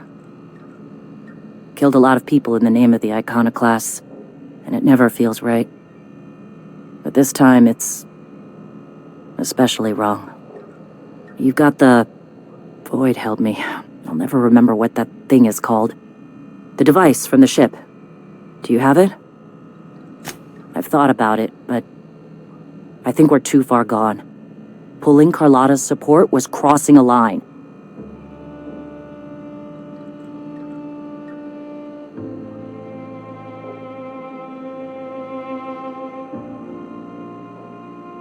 Yeah, well, we'll die Fuck!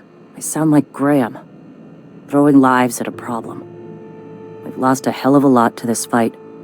Graham would never agree to this, but I'm starting to realize how often he led us astray. All right. If he's willing to talk, I'll give him a chance. Well then. I've got to prepare a few just-in-case measures, but when you're ready, let's meet at the old OSI church outside Stellar Bay.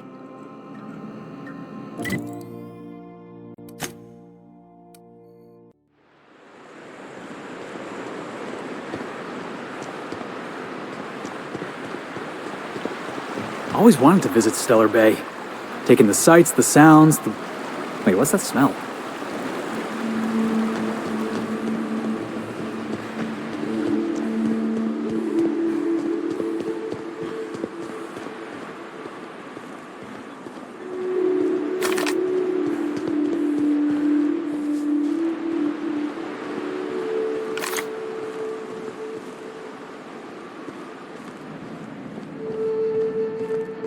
Hey, thanks for coming.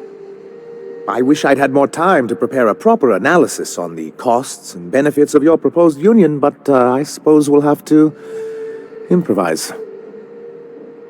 Gotta admit, I really thought I was walking into a trap here.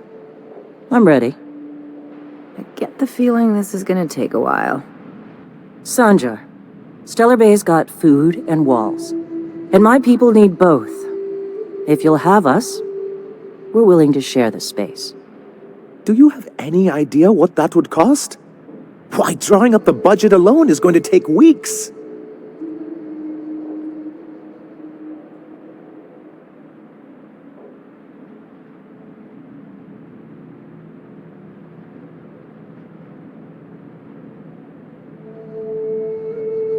Not good enough. I need to move a fair amount of my people into the city. We need shelter, Captain.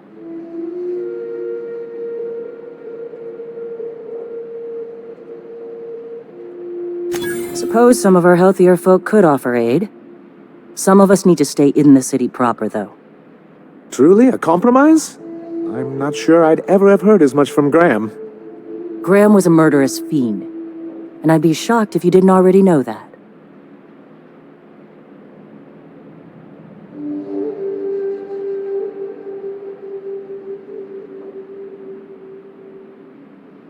Void take his agreement.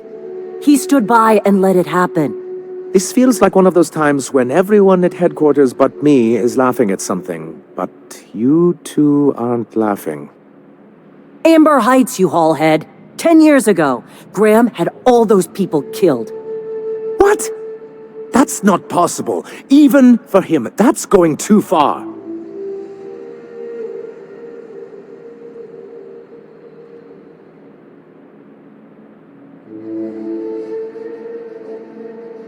But that means I had no idea, I swear. Look, we were both fed up with corporate leadership, but I never guessed he'd do something like that. Mr. Nandi says he don't know a thing. I say we take his word for it. You can't take bureaucrats at their word. You back someone into a corner like this, and they'll say anything to get out of it.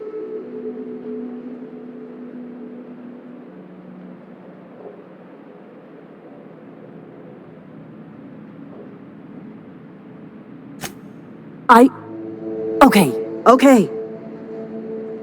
You're right. Sorry. It'll take me a while to get over losing Graham. You know, I felt the same way years ago, when he first left. You know, there was something magnetic about him that let you ignore the things you didn't want to see. But surely you know what that's like. Yeah, I do. Okay, if you're willing to house and supply some of us, I'll have our more capable soldiers help out. As am I. Oh, I can feel my blood pressure lowering already.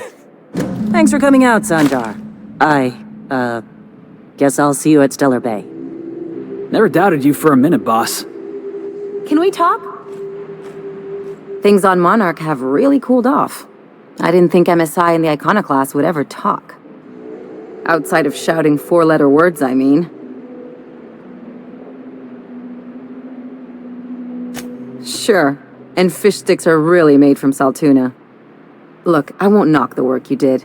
I'm sure they'll have a good cry, look through old photographs, share a pint of premium double chocolate cacao gelato.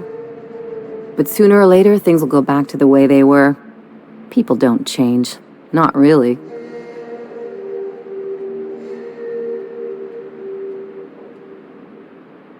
In my experience, it's spread real thin. Anyway, I'd hate to see you get broken up if this thing between them doesn't last. I never do. Anything else?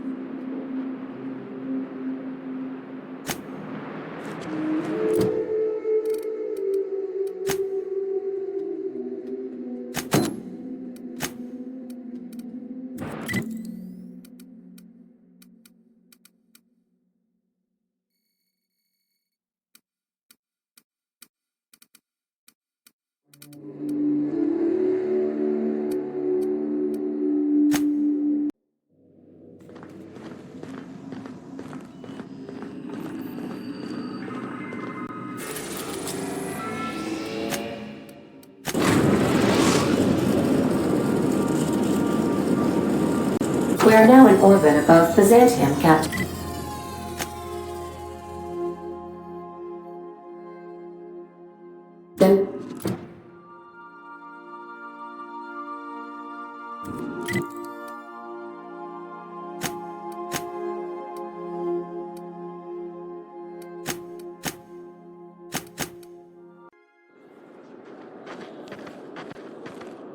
Huh? Sauce. Their mistake.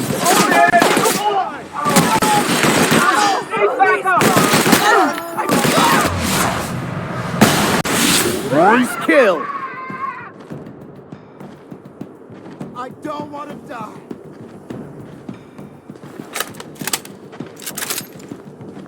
Bring him down! Don't hurt me.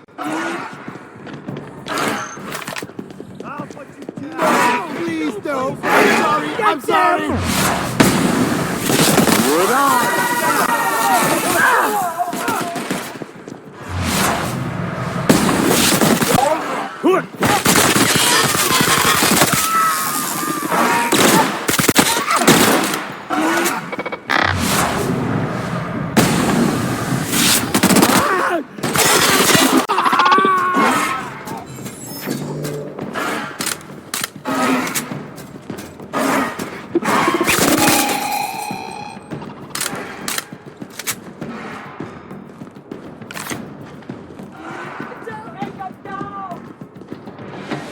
Now, just calm down!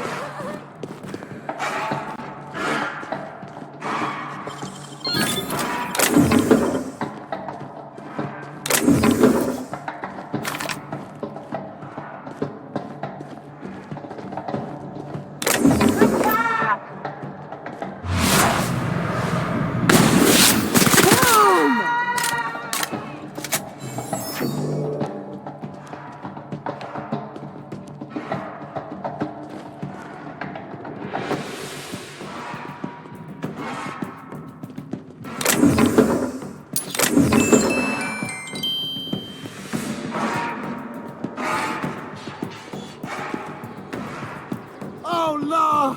No! I don't want to die! Please don't! I'm sorry! I'm sorry!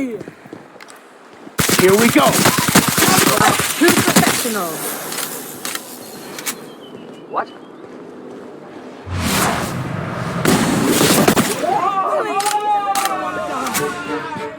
Don't hurt me!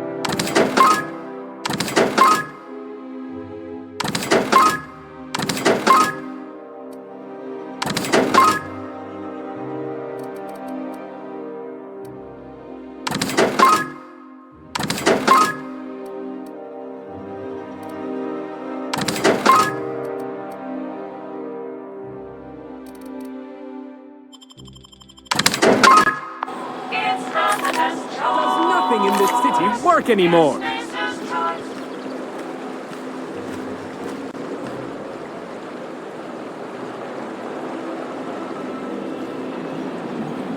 I'll sue every technician and employee who's ever touched this damned device.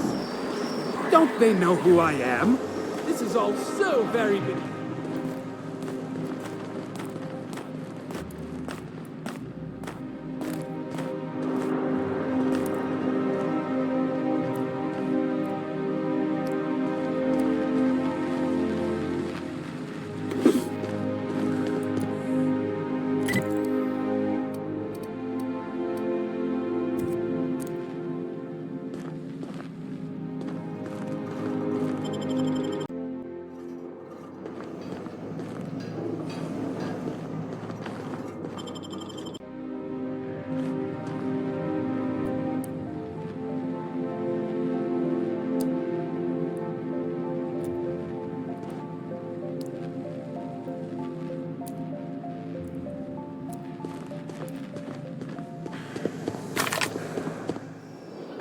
My dear fellow, you've no idea.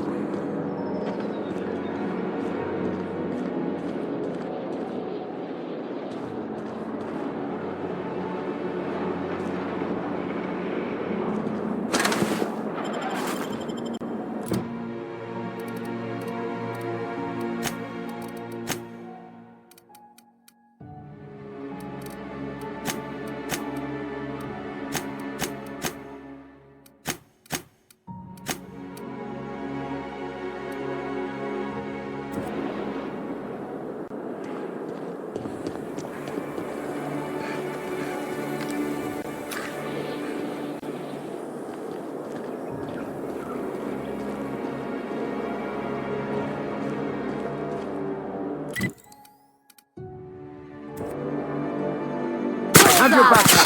Oh, down they go.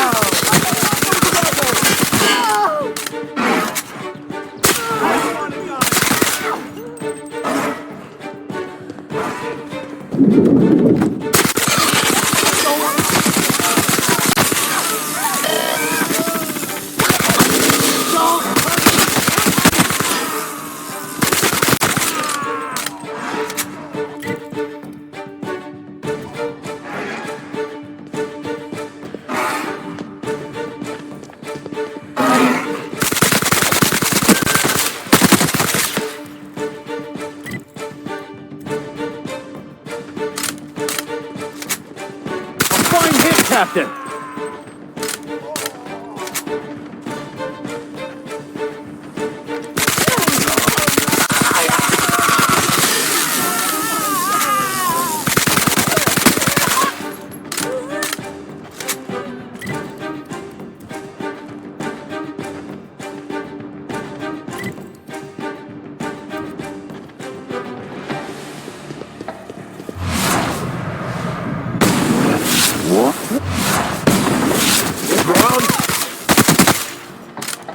Take him down! One hit!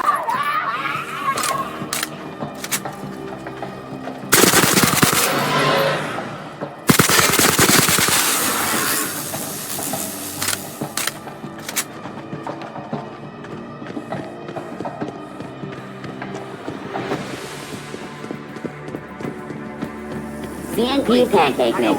Now. I don't want to die! Spacer's Choice Adreno.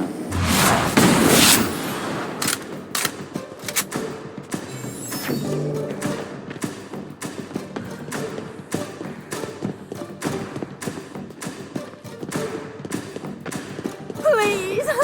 Oh, Lord! I soiled myself! Nice one.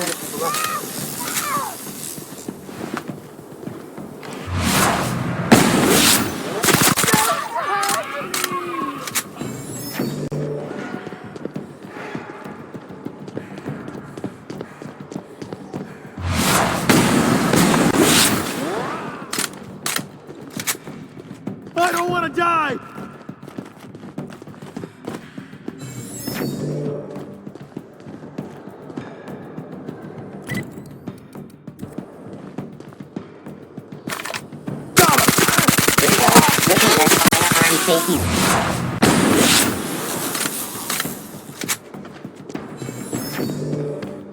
Don't hurt me. No, no, please! I don't want no trouble!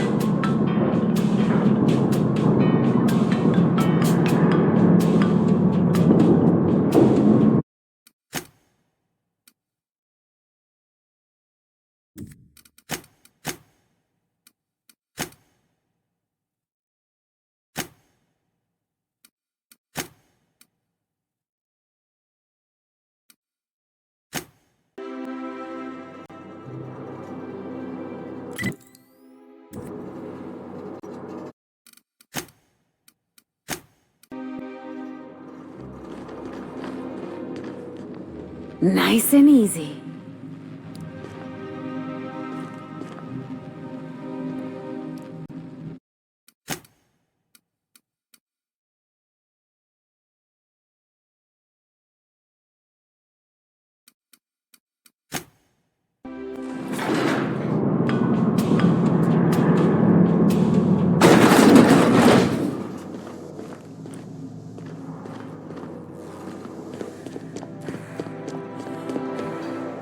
What was that? Throw him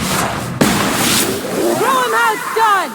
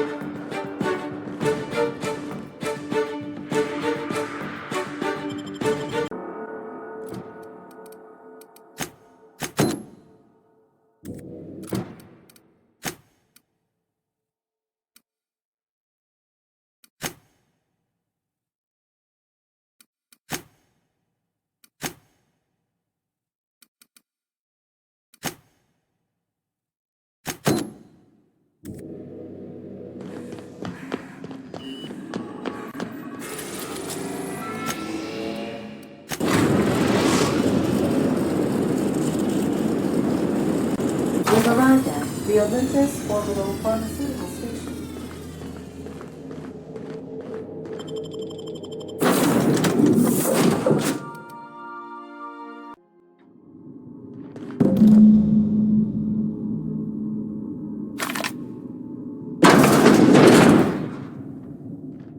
Another science lab, another dead body. How refreshing.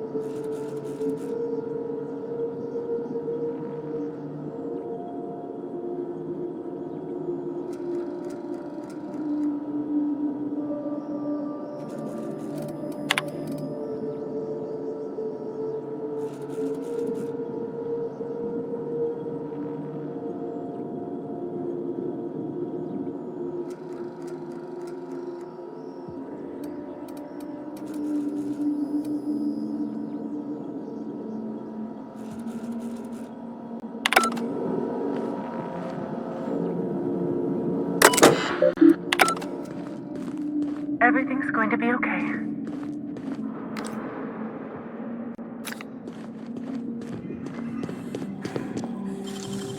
If they didn't want to tempt us, why'd they lock it up?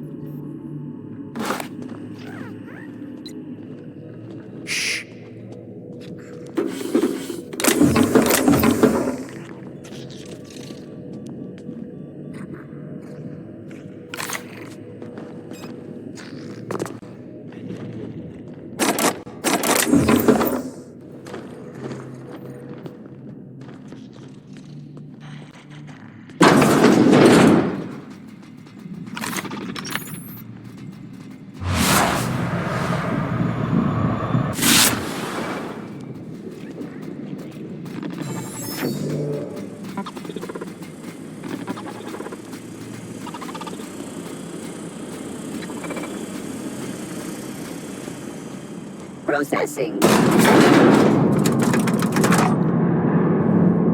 try not to think about the structural integrity of this place. Perhaps I shouldn't have mentioned anything.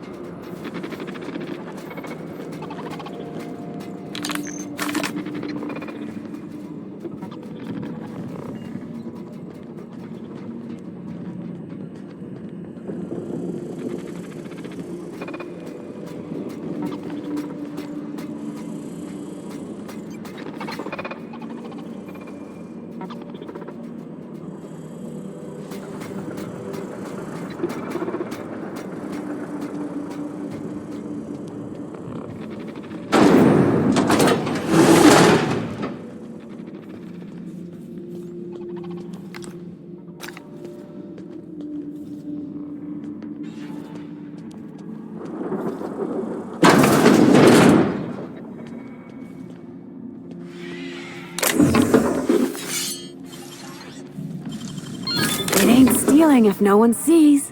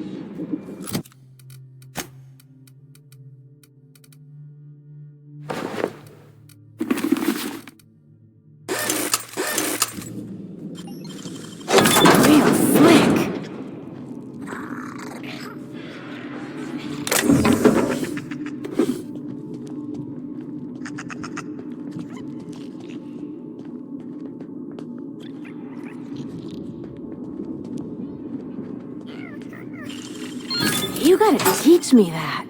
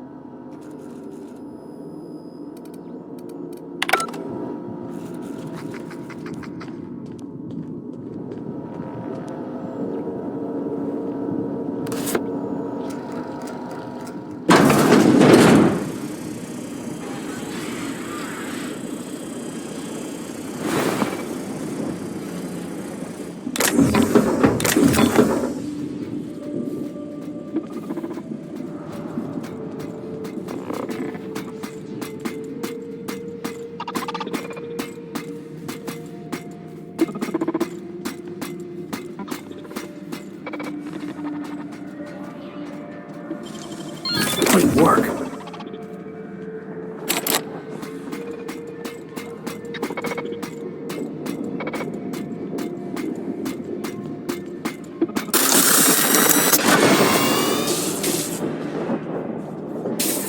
One team is a tragedy, two teams Shush. No talking. Concentrating. Damn it. I almost had it. The formula was in my mind and I almost had it. I was so close to a breakthrough, I could practically taste it. You really did pick the worst time to manifest.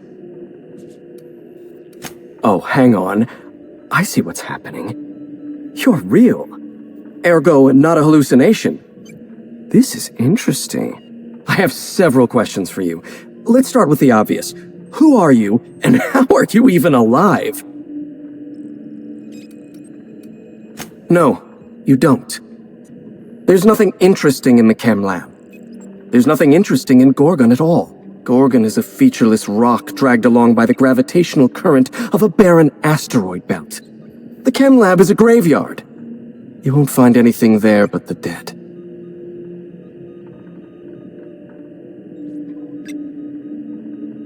Well, it wasn't me. I've been stuck in this place for ages.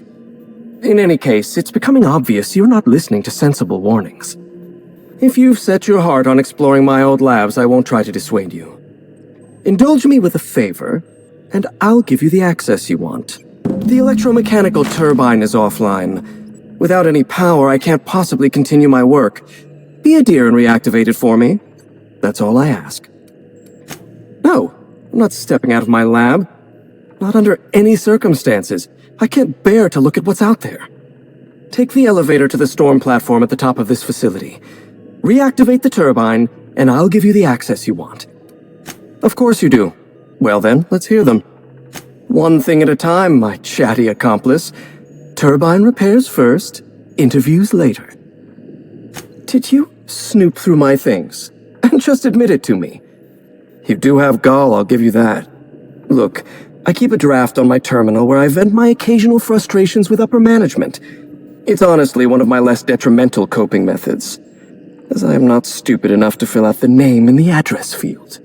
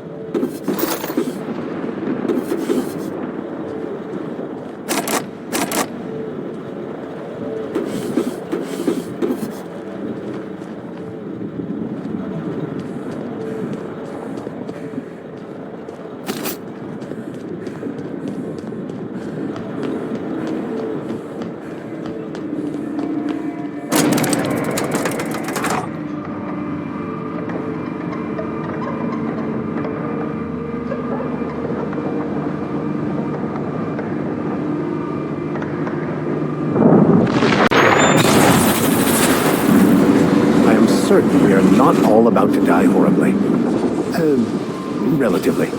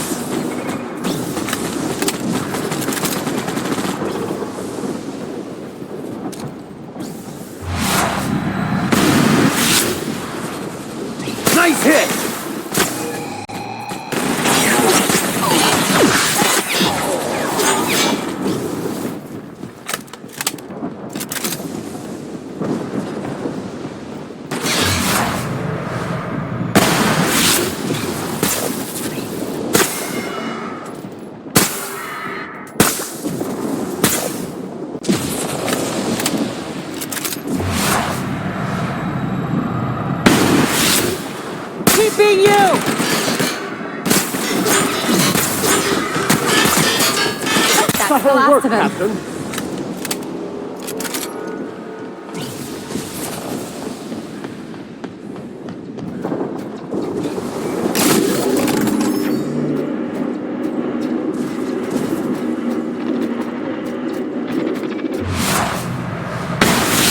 It'll be over quickly.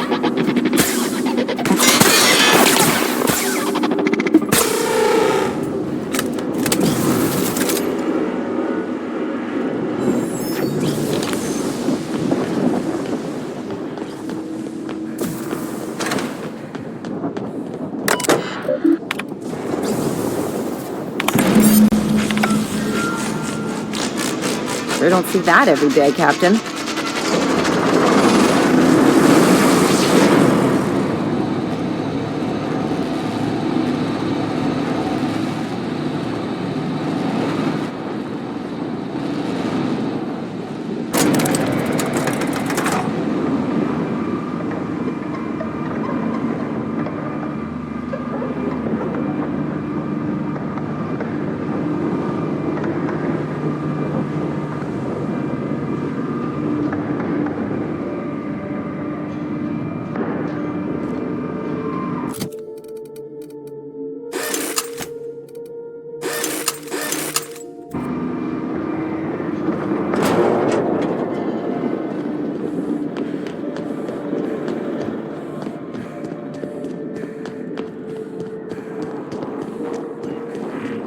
Facilities back on the grid, and my pipes again floweth with the sweet, sweet essence of my salvation. I suppose I have you to thank for realigning the machine. Of course, Jasper, you imbecile. You'll need my voice to get into the chem lab. I'm obviously not coming with you, so I'm giving you a recording of my dulcet speech. This recording should get you into the chem lab. I hope whatever you're after is worth the trauma. I wouldn't go back there if I was higher than the mercury levels in a can of salt tuna. Wait, take my gun while you're at it. If you end up dying on Gorgon, there's a non-zero chance I'll feel partially responsible. Neither of us want that.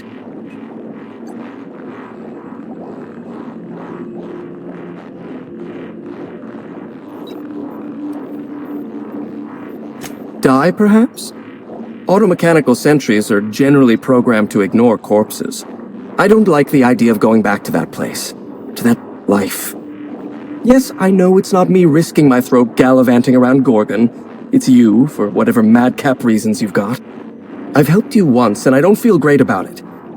I made a clean break from Gorgon, and now it feels like you're asking me to tether myself back to that place. I knew I should have deleted those letters. Of all the hull-headed things I've done while inebriated, writing subversive messages to my old manager's ranks somewhere in the middle. Here, my personal security keycard. There's a hallway near the processing room. It leads to a security terminal. Use this keycard to unlock the hallway and disable security.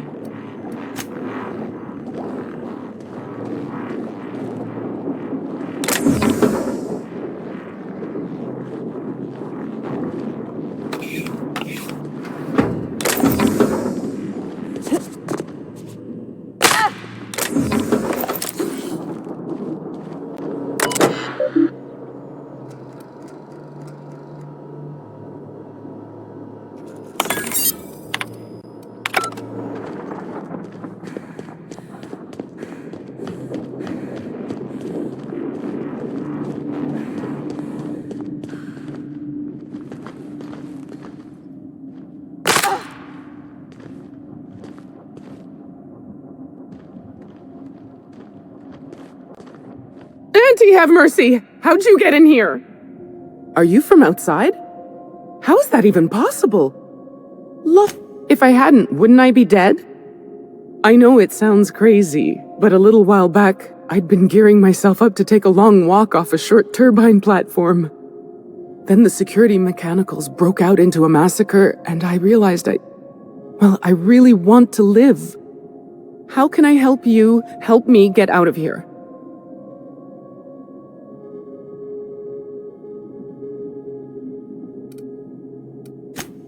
Do I ever? Drop me off on the groundbreaker and I'll be out of your hair in no time. Oh, thank you so much. I'll just hide in a crate or something. You won't even know I was there. Here, this is my official laboratory headgear. I won't be needing it anymore, so it's all yours.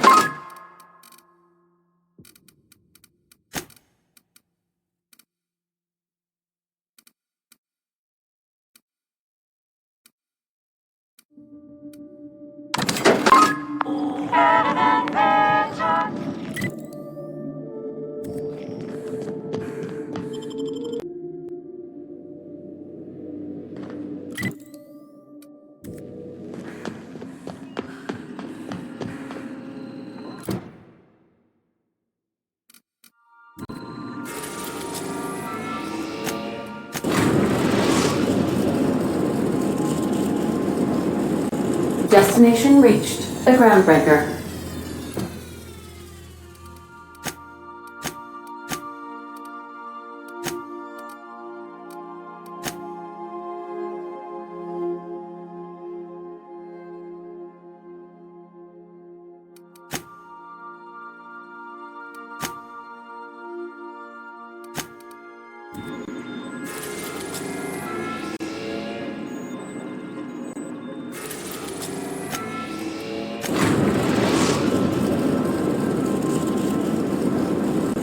We are now in orbit above Gorgon.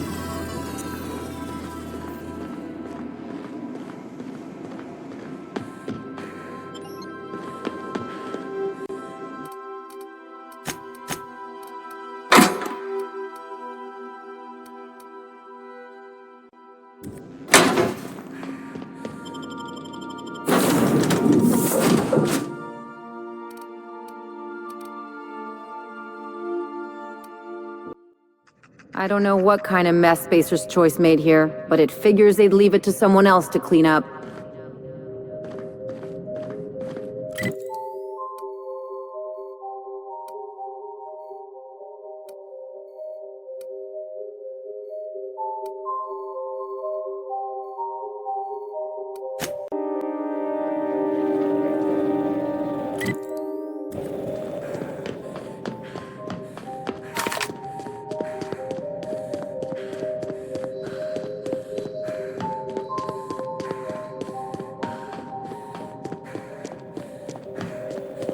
Huh?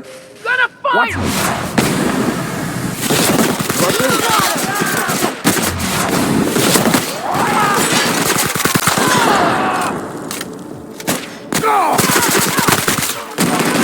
That's the last of him.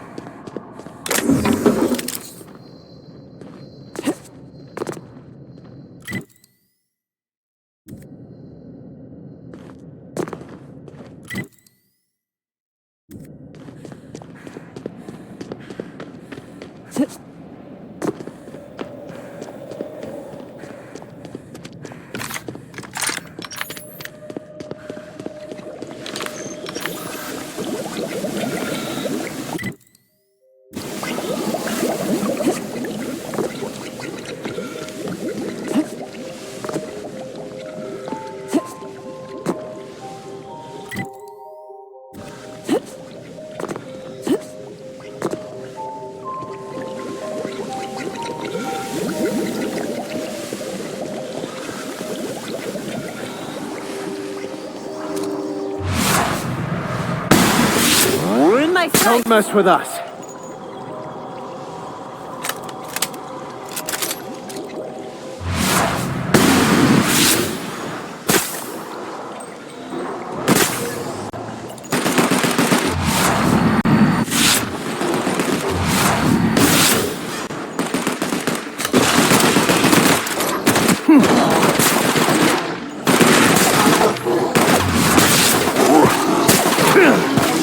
hit! Everyone all right?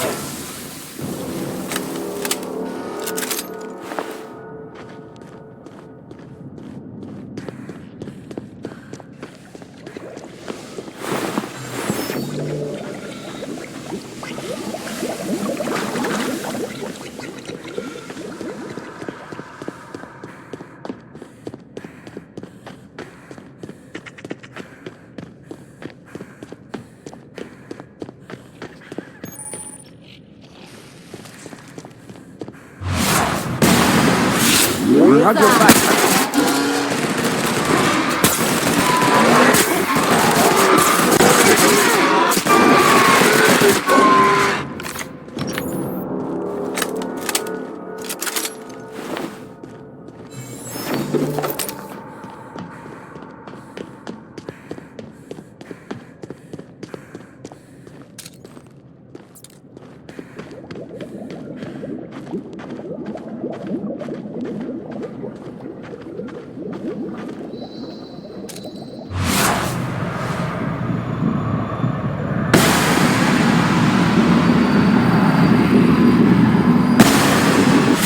We didn't even get our hands dirty.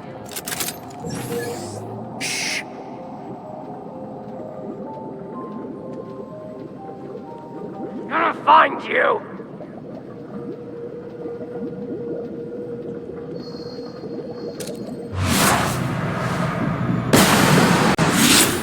Perfectly executed.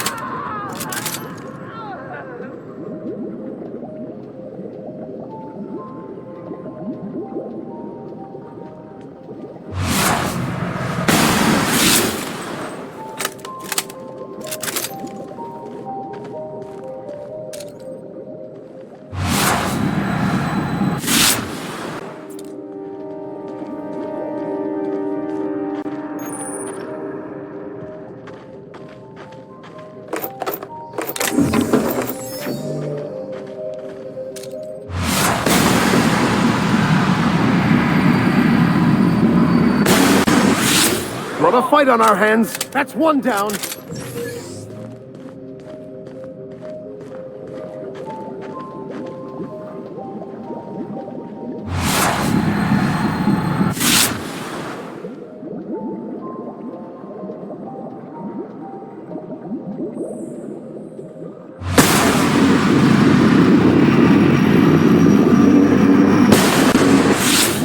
Skills are unrivaled.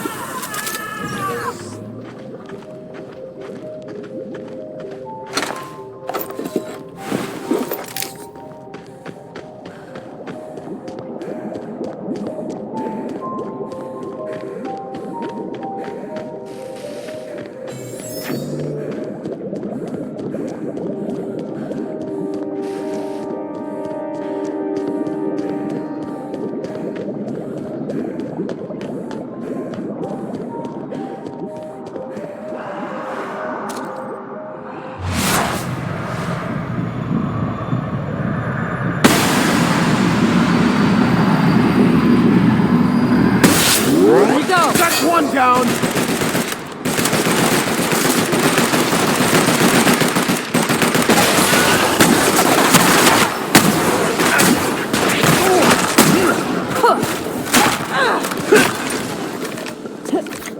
Careful, you're hurt.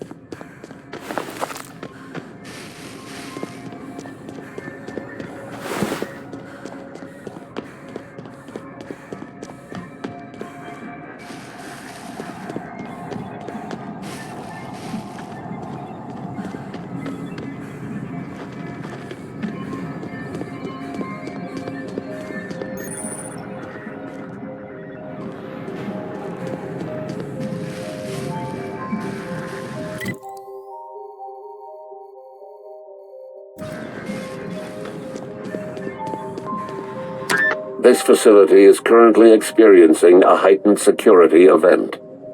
Accessing this facility requires voice-modulated passphrase. Please speak the passphrase.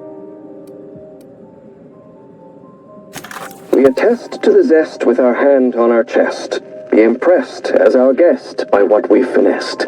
You are blessed to ingest what we thoroughly test. You've tried the best, now try the rest. Spacer's choice. Passphrase accepted. Access granted. Welcome, Dr. Jasper Lowe.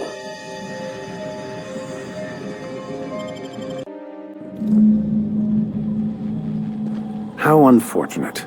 All this wanton death and destruction clashes with their well-appointed decor.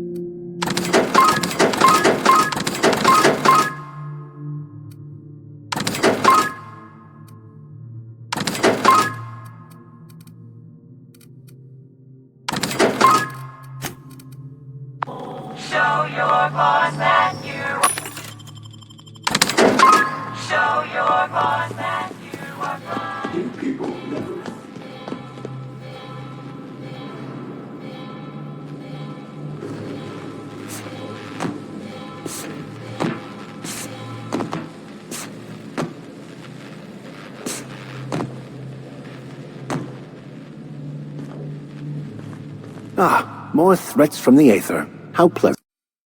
That's gotta be our pal from the OCI, right? I'm starting to wonder what they're hiding.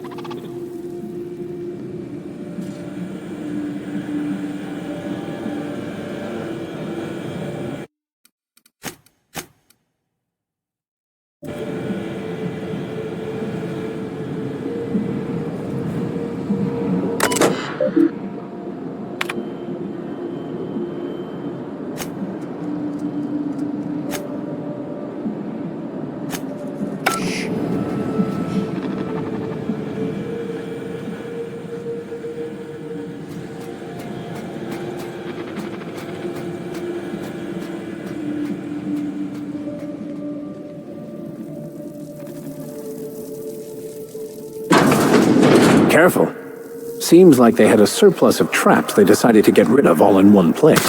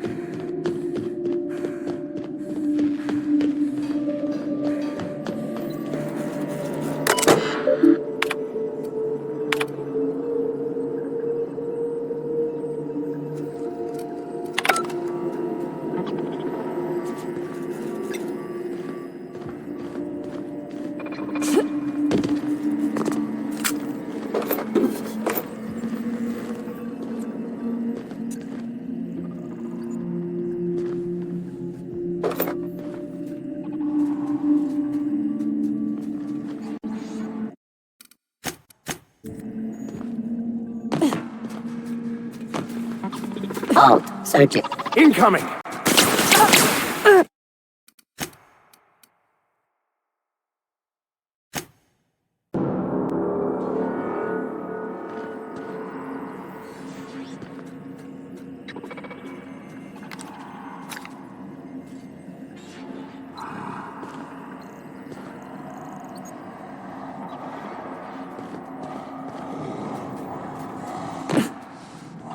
Understood. I will keep my head down.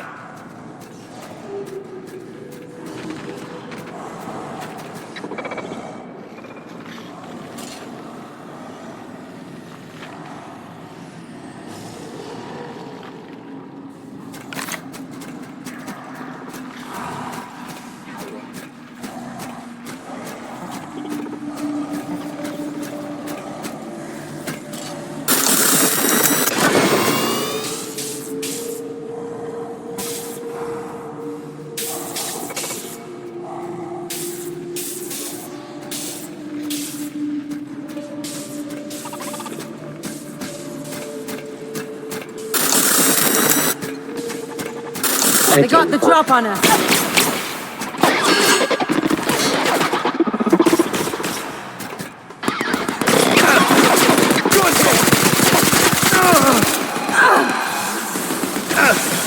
I'm done picking on you, Max! Unable to hit. Adjusting aim.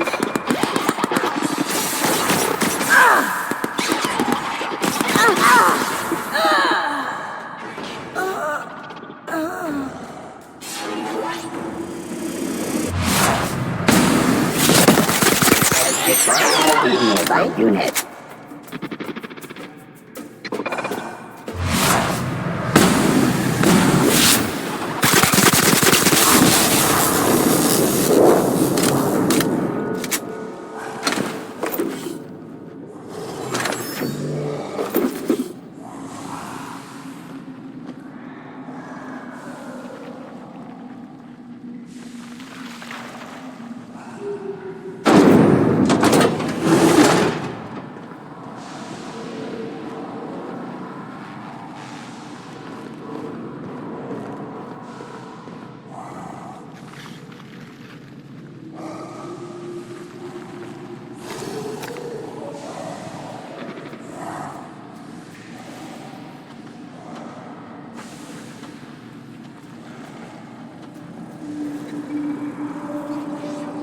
So, this is where that uppity lab coat worked, huh?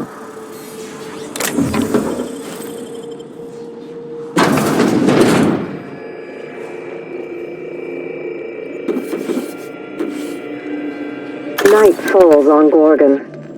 Though I suppose it's always dark here in the void.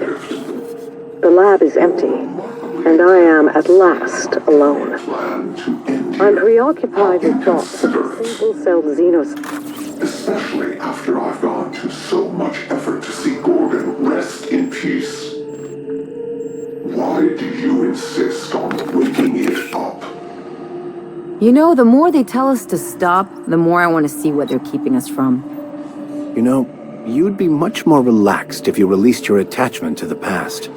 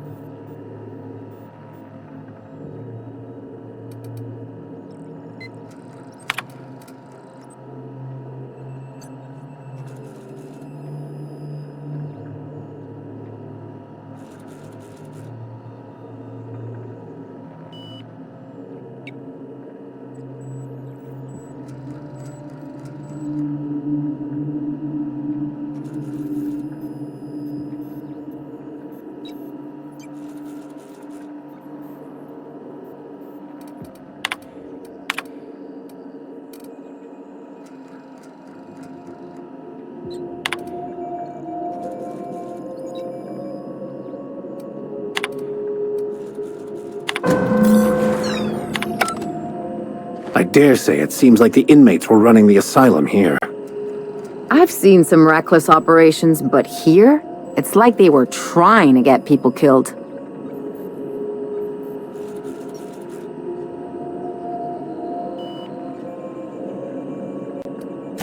The only thing they seem to be able to get right is sowing insanity and destroying people's lives.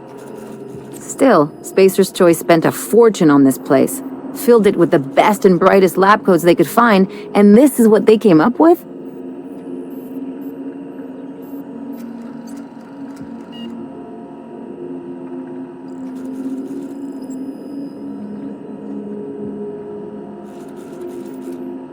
All it takes is a few slack wits at the top for even a good job to go south. Minnie thinks her family has a bad name now. It's nothing compared to how it will be if she compounds on her mother's failures.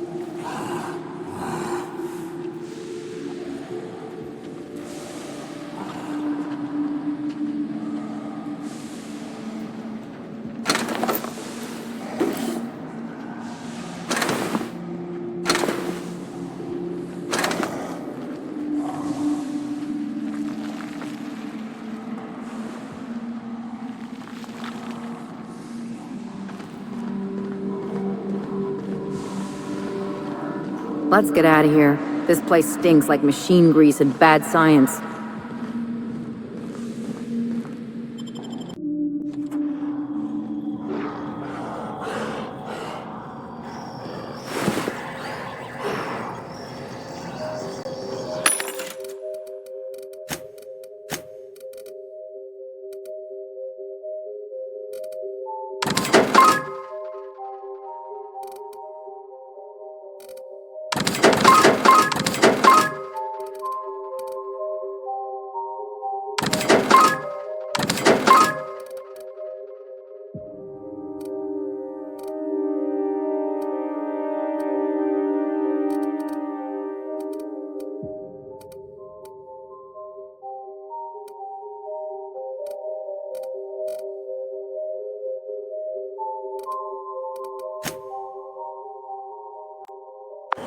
Show your boss that you are prime. Show your boss that you are prime. Because you take...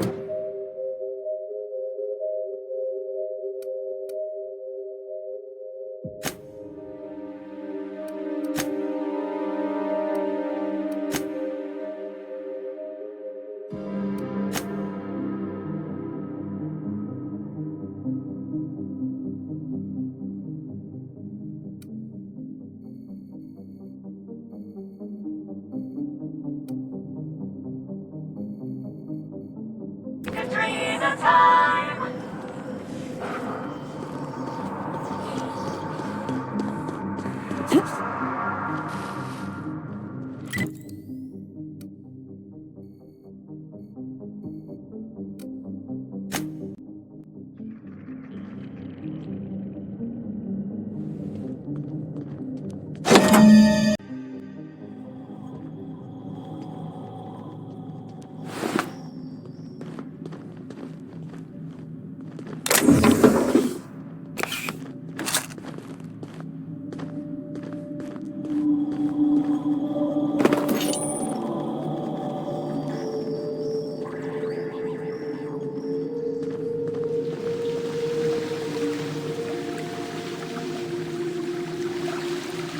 Whatever disgusting thing this is does not bode well. Whatever it is, we're up to our ankles in it.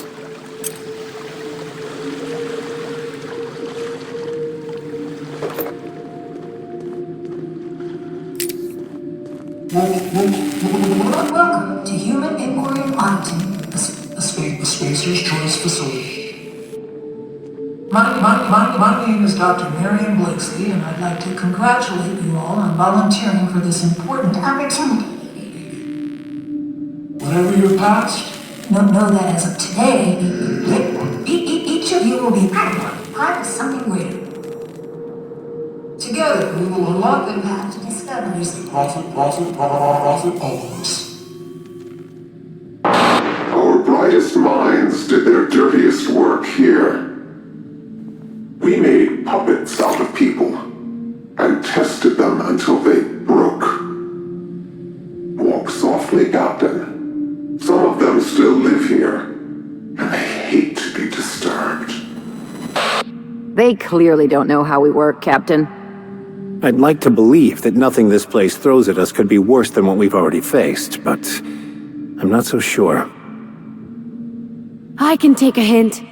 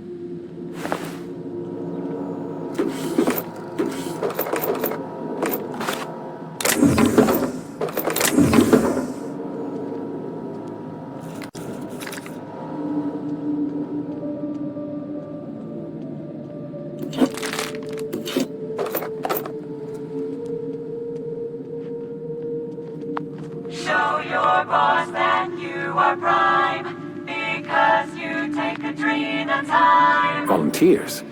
Must be somewhat like how I volunteered to serve at the penitentiary. Well, at least they kept him close to the drugs.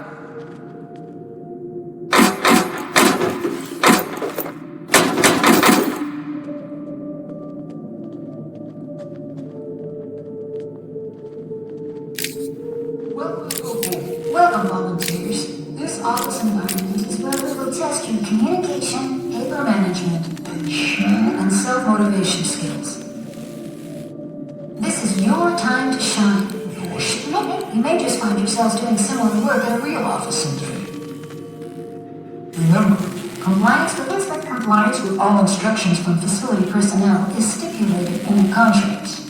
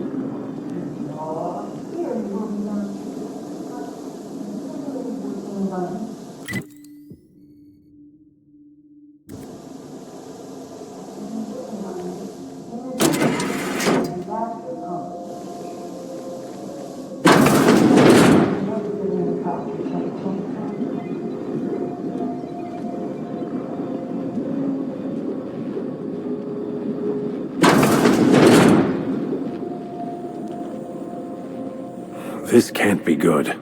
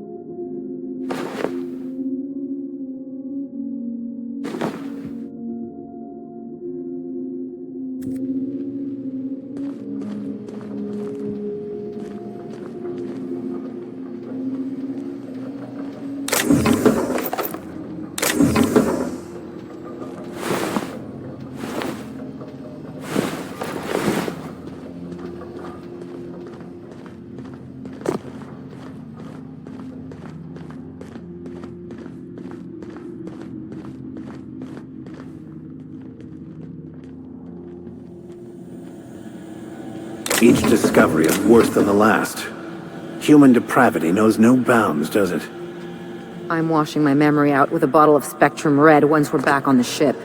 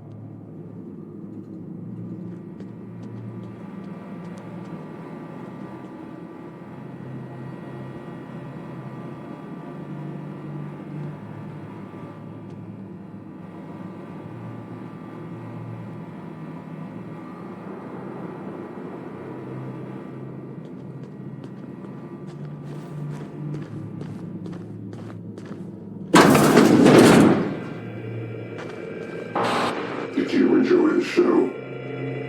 I didn't. You should have left Gorgon in its grave, where it belongs. Now I'm afraid I have to find a more permanent way to put you down. It's a good thing, then, that I finally figured out what you're after. I'll see you soon, little weasel.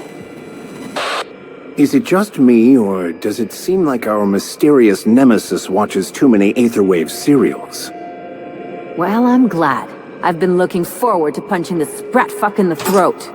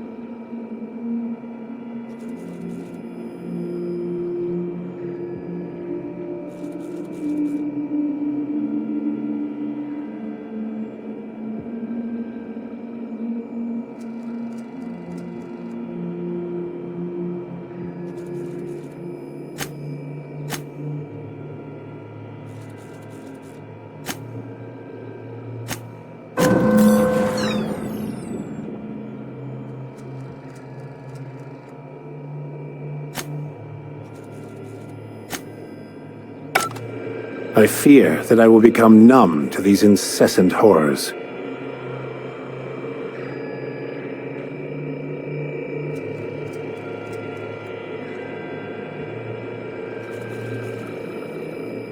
And for the basest of reasons. What I'm stuck on is this. Spacer's Choice knew what Adrena Time would do, and they released it anyway.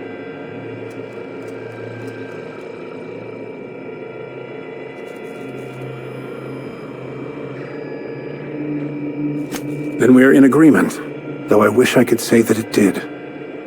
I hope this journal holds what many suspects it does, but I'm starting to have doubts that it will exonerate her mother.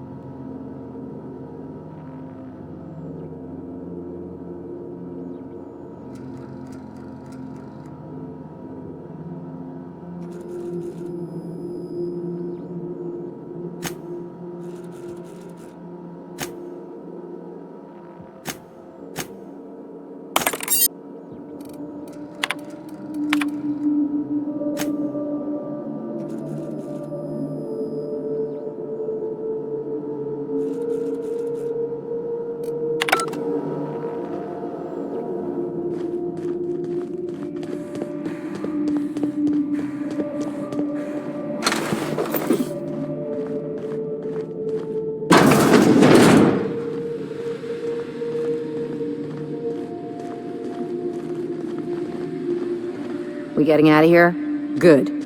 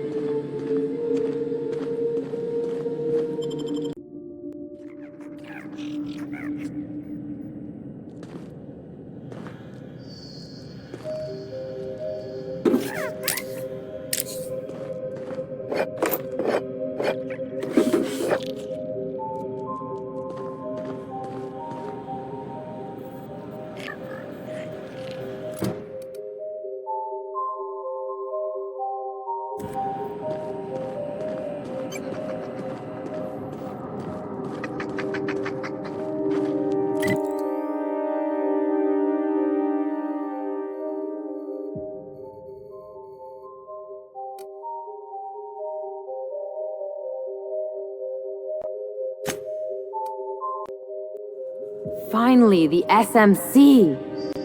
We'd better be getting paid overtime after all this.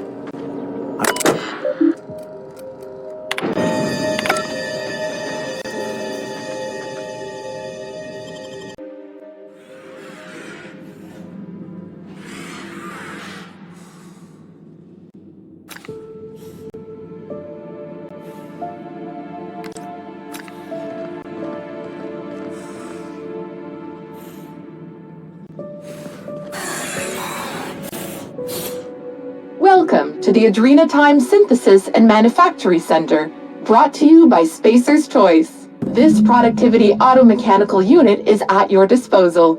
Its normal duties involve the management of legacy operations analytics. However, due to the promotion, demotion, death, or injury to other managers of this facility, this unit is now the acting manager of the following departments: Reception, Human Resources, Accounting, Technical Support, Manufacturing, Distribution, Security. Please direct any questions about those departments to Pam.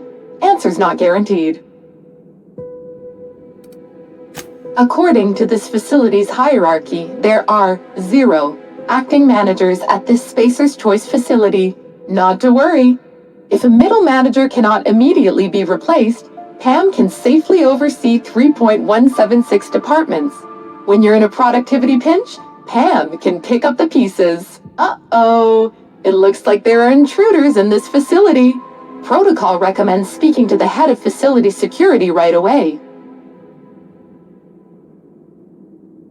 Did you know that keeping your workers alive boosts productivity? That's why every PAM unit comes equipped with the latest Spacer's Choice weaponry. When PAM's emergency combat protocols are activated, your investments are sure to be protected. Warning: due to power consumption, combat protocols cannot be activated when PAM's power is below 73% without deactivating managerial processes. Spacer's Choice policy dictates that managerial processes take priority. This unit's power rating is 57%. Hate messing with tangled cables or confusing batteries? With PAM, you'll never have to. Just pop in a Firefly brand industrial strength battery and PAM's ready to go. Out of batteries and need productivity now? No problem. Just hook PAM's power source up to another auto mechanical and PAM will get your employees back in line in no time. How can I increase your productivity today?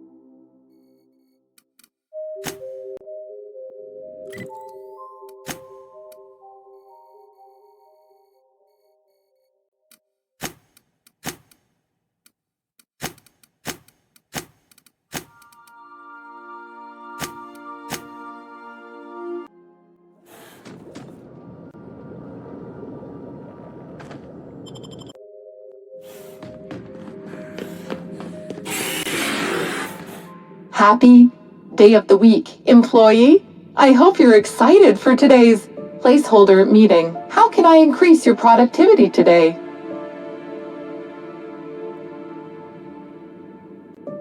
Greetings, Pam.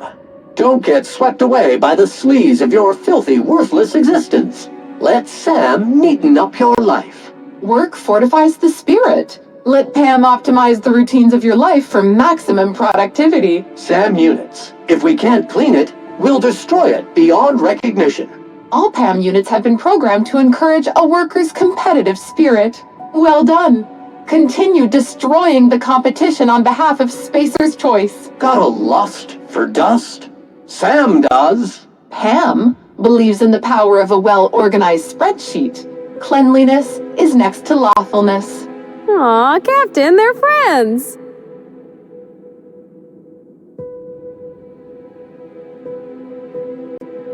The Adrenatime Synthesis and Manufactory Center is where Spacer's Choice's newest product is being created.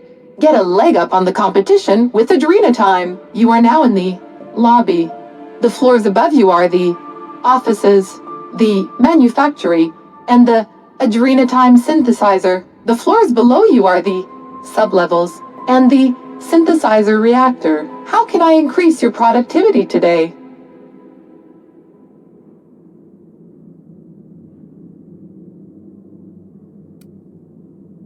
Emergency combat protocols cannot be engaged at less than 73% power without proper authorization. Please ensure that this unit is fully charged, or present your override password.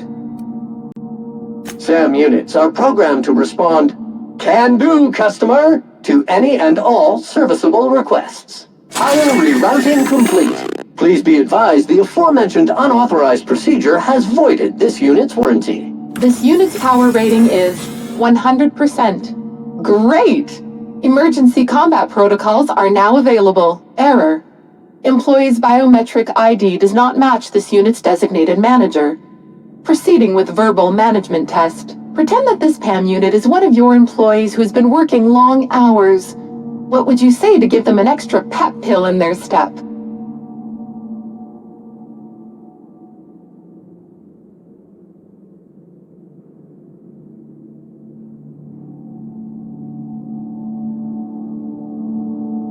PAM is equipped to talk about your career goals. On average, employees managed by PAM units go from assistant to associate roles in 15 years or less. My door is always open, unless I'm recharging. Verbal management test complete. Result: employee is a Spacer's Choice manager. 94% certainty. Engaging emergency combat protocols. Stand by.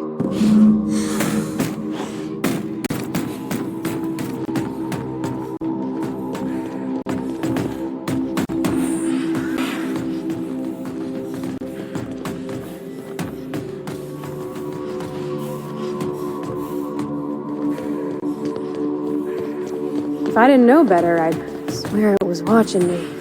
Area assessment. Utter squalor.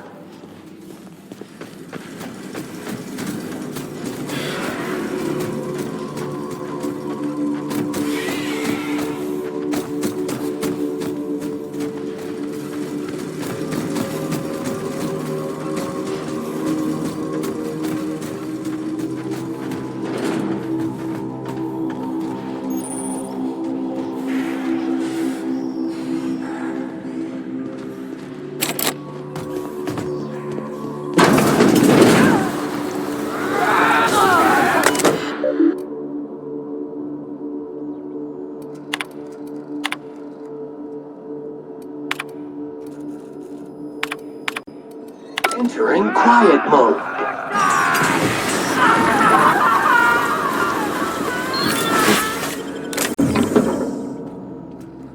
Error. Target not found.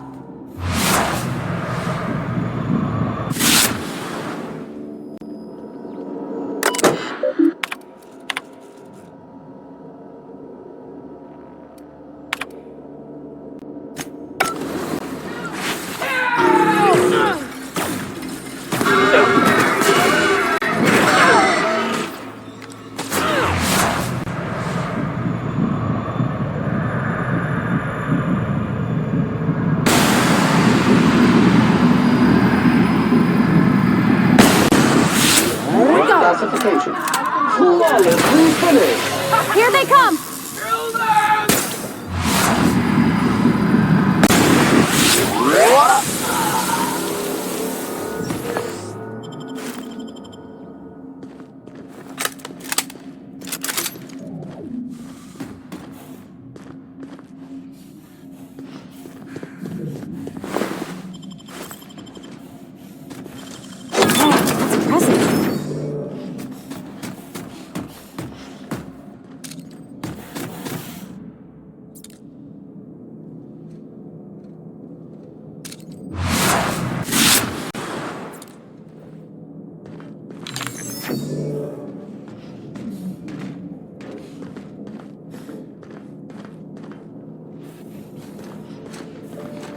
Move along.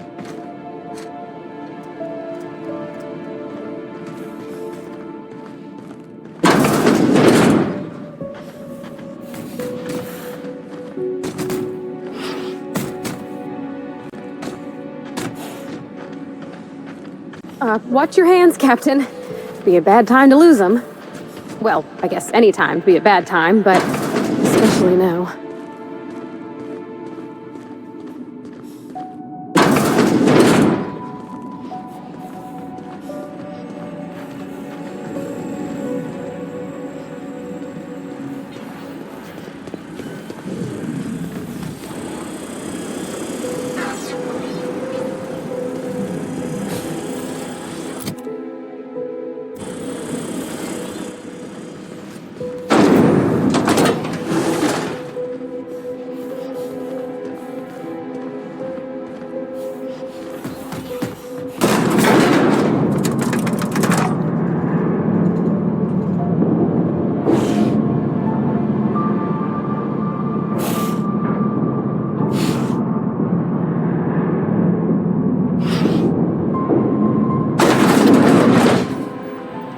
Is it weird if this thing kind of reminds me of the OSI building back in Edgewater?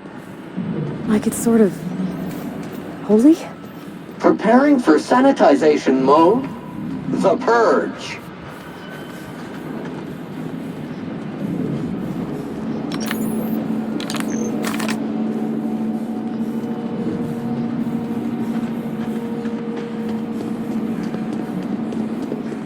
All right. Now we can finally get that journal and get the heck out of here.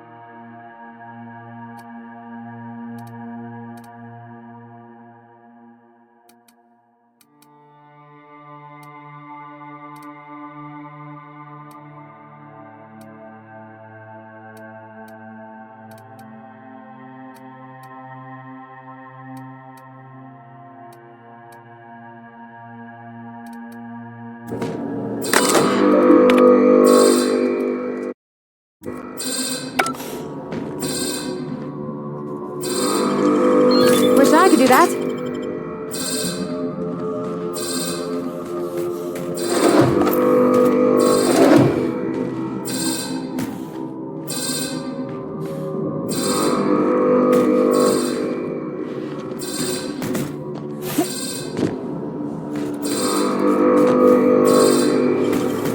Great work.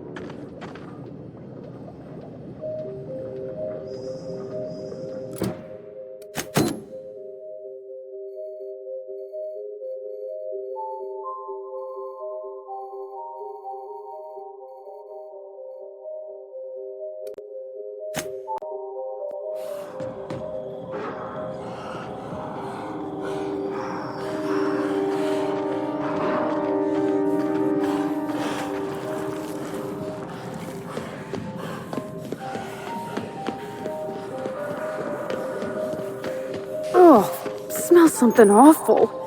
Poor fella had his outpost set up right near the trash.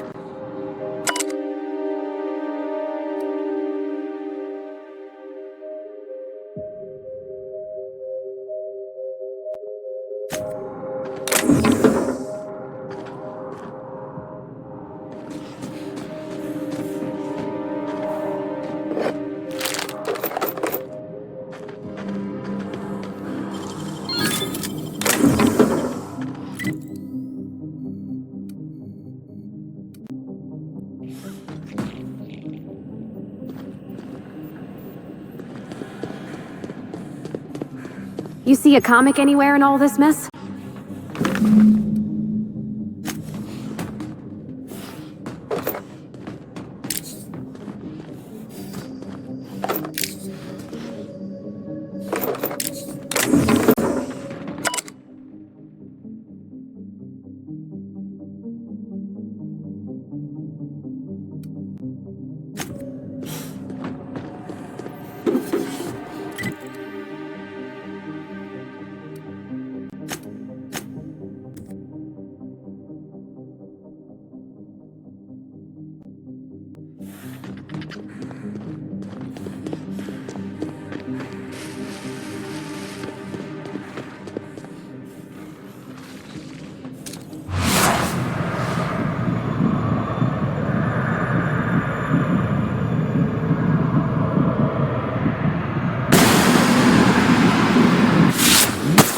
to neutralize and sanitize.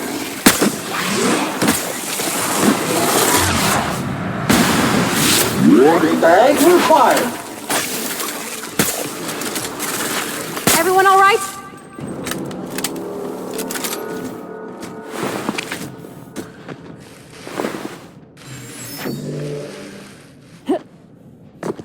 There sure are an awful lot of marauders on this abandoned asteroid.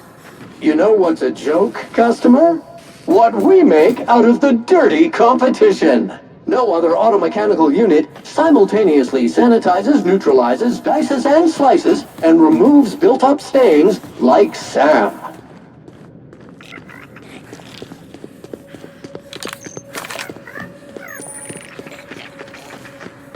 Anyone else feel like the walls are almost leaning in? Sam is right behind you, customer.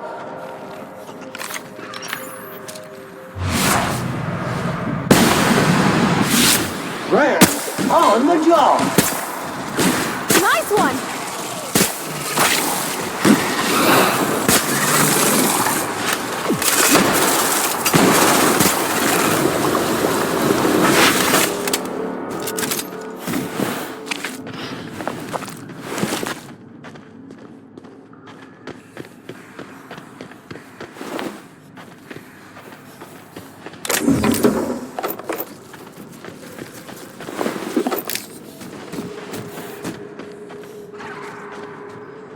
Muting volume now.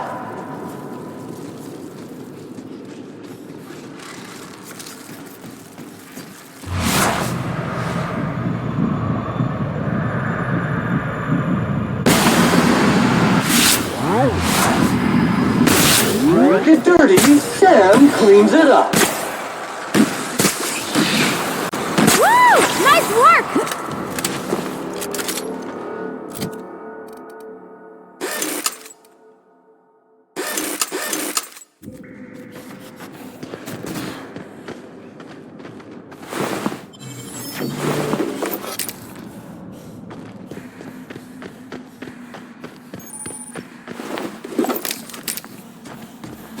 This has got to be one of those research sites we're looking for. It's sort of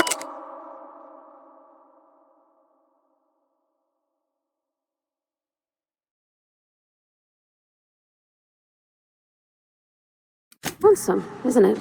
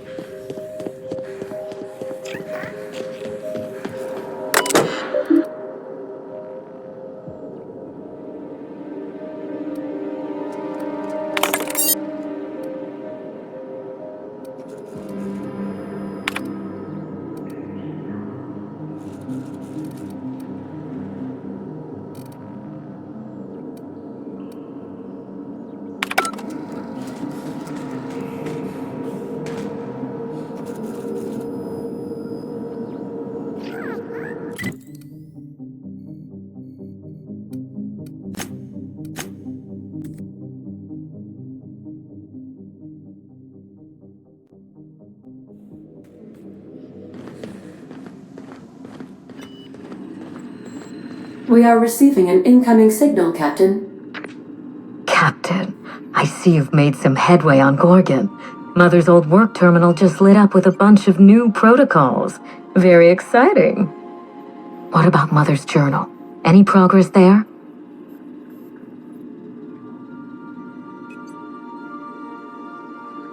Are you accusing me of deception? Captain, I would never. Can you hear me, Captain? I'm getting some interference on my end. Captain. Captain!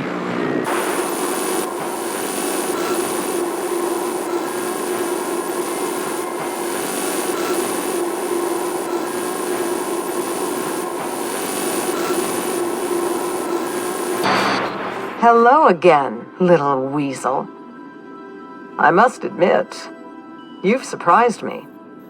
I threw nearly everything I had at you, and you overcame it all. Well spotted, Captain. We've both played our roles well, but it seems you've got the edge. I may have gravely underestimated you. You were smart to hire her, Wilhelmina. Well done. Mother! You're alive! And still on Gorgon?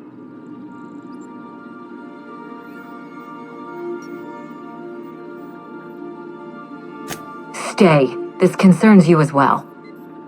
This is so you, Mother. Inserting yourself where you aren't needed and at the worst possible time.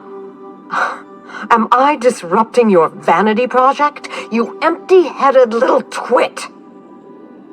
Mother is going to fill your head with lies about me and Gorgon. Don't listen. Have you come back just to ruin everything again, Mother? At least this time I have the power to stop you. Captain, this is a distraction.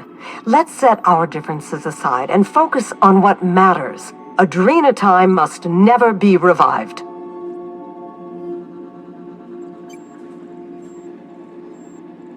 I may not have told you all of the facts, but I'm going to lay out everything I know.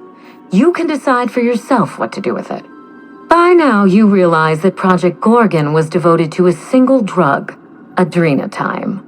A drug that hit the market in spite of calamitous side effects. Quite right. There's no end to the harm a poorly run team can do, even with the best of intentions. The project was a colossal failure, but you and I are going to revive it from the ashes.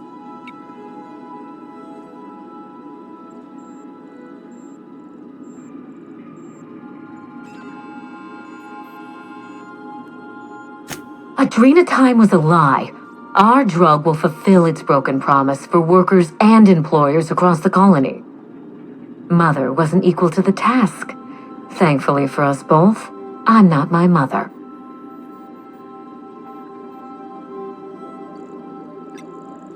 Give it some thought, Captain. We've come so far together. Don't abandon me now. Mother's journal contains the activation codes for the Adrenatime synthesizer, the key to a new Project Gorgon.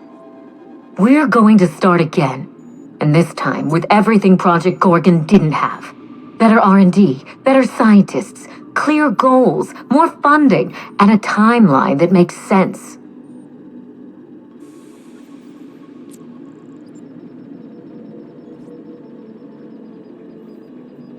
You have every reason to doubt me, but if you have a shred of hope for a better colony, consider what Adrenatime could do for us.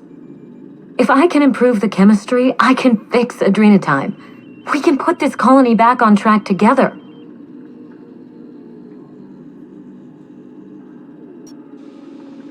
I learned from her mistakes, and I have no intention of repeating them. Listen to yourself. Adrenatime ruined lives. It killed people, changed them. And now Halcyon buckles beneath the yoke of my failure. We can't risk opening Pandora's box a second time. What about my life, Mother? The Ambrose name has no dignity anymore. I can't even show my face around Byzantium without being the gossip of the town.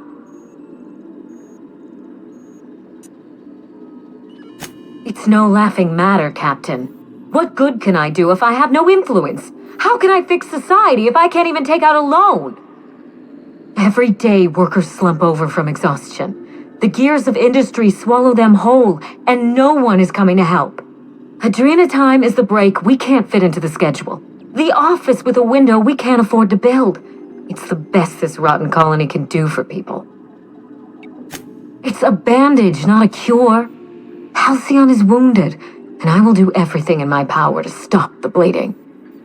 Don't let those bloodless leeches at Spacer's Choice walk you down this perilous path, Wilhelmina. You haven't the fortitude to endure it. As usual, Mother projects her failures onto me. If she had let me get involved from the start, we might have avoided this calamity altogether.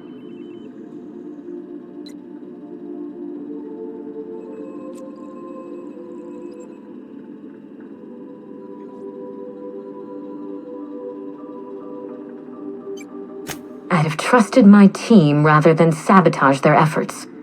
And I wouldn't have stolen their glory when they were on the verge of success. You don't know what you're talking about. I did everything to support my team. It was Spacer's Choice who betrayed them. But you're nothing more than an empty-headed little social climber. Of course you can't understand. You see what I mean? Mother is afraid of being outdone by her empty-headed daughter, and she'll do anything to stop me. If I can save the colony and redeem the Ambrose family name, I owe it to myself to try. Mother be damned.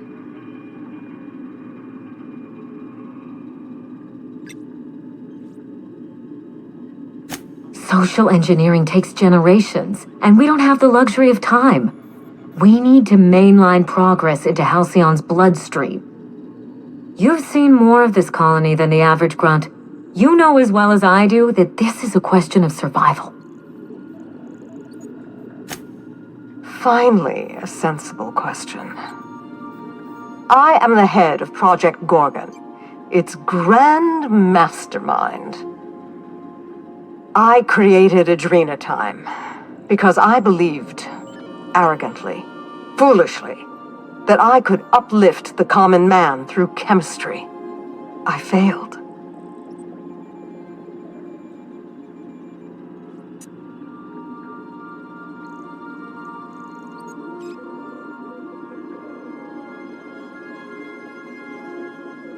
We already had our chance. Mother chose to bury the project and drag our family down with it. I won't allow her to make that mistake twice. In rehabilitating Adrena Time, she would poison Halcyon. No, we are well past the point of compromise. The facility must be destroyed. I need that facility online, but I can't do it while Mother's still a problem. By now, she'll have shut down the Gorgon reactor. Deal with her however it suits you, and get that facility back up and running. Don't do this, Wilhelmina. Minnie, don't make this choice. Adrena Time is our future. It's bigger than money, bigger than family. It's the colony's best hope.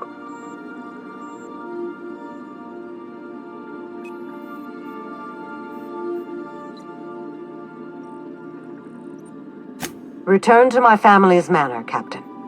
Use the executive override code in my journal to activate the NDA protocol for my terminal. It will destroy the Gorgon drug synthesizer and put an end to Adrena Time for good.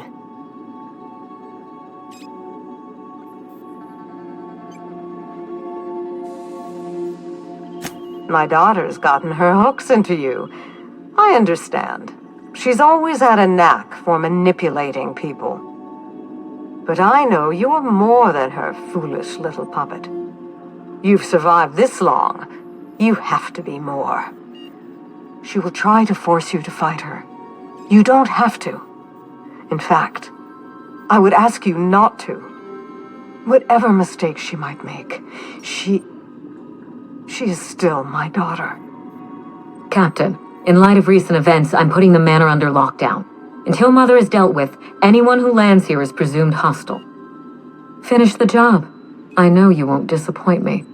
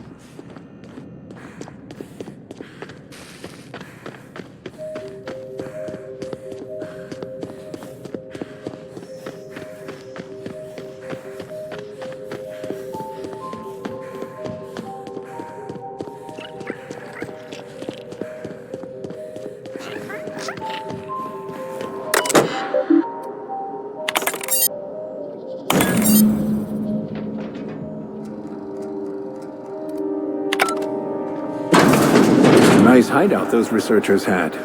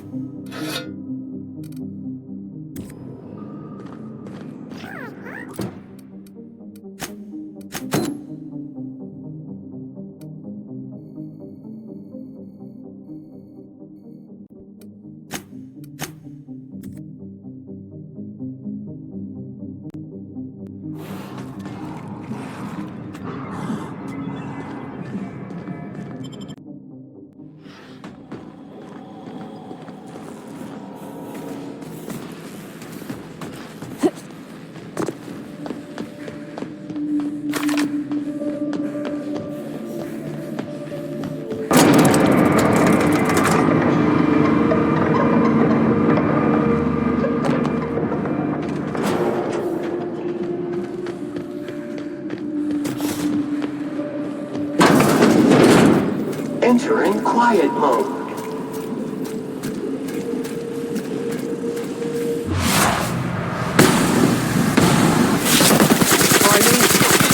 Pollutant purified. Good news, customers. All germs and contaminants have been neutralized.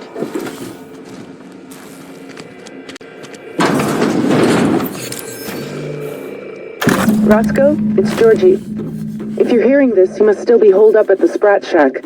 And you're not gonna like this one bit.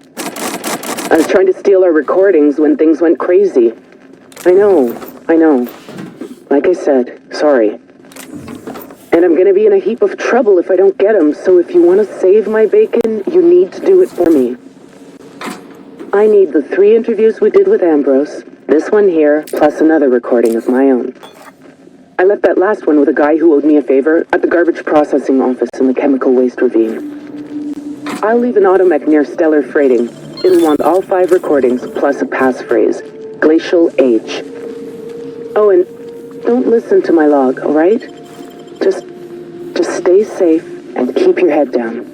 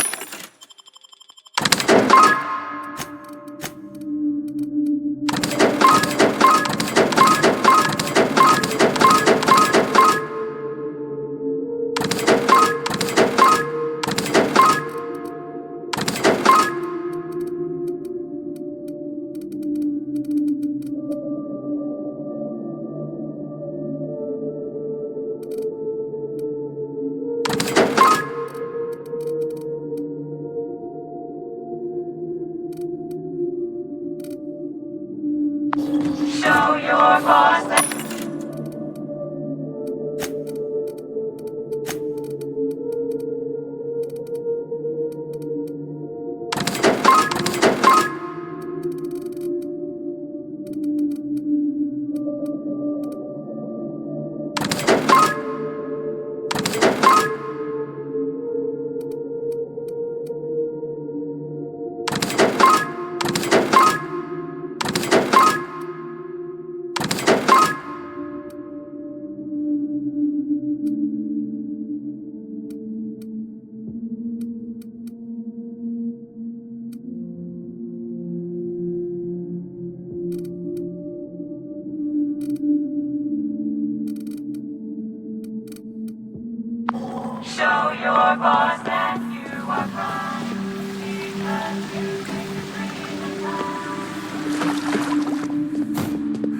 Welcome to Human Emporium Auditing, the Spacer's Choice.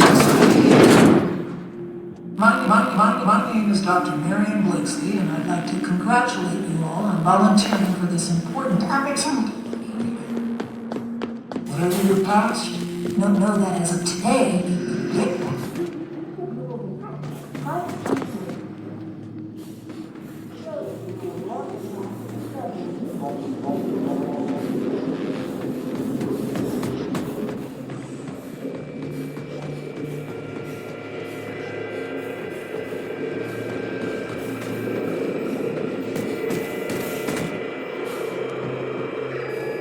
I don't believe we've discussed side effects, Dr. Ambrose. The drug's not ready for release yet. The side effects are immaterial. So it's dangerous. Perhaps it results in some thrilling mutations. Forearms, maybe? Or a second head? Try delusion, paranoia, gastric bleeds, violence, and fatal insomnia. Shall I enumerate every way our volunteers have died? Suicide by automech, suicide by hanging, starvation. Cut the recording, Georgie. You sure, boss? I just put on a new cylinder. Stroke, spontaneous combustion, internal exsanguination. Just turn it off.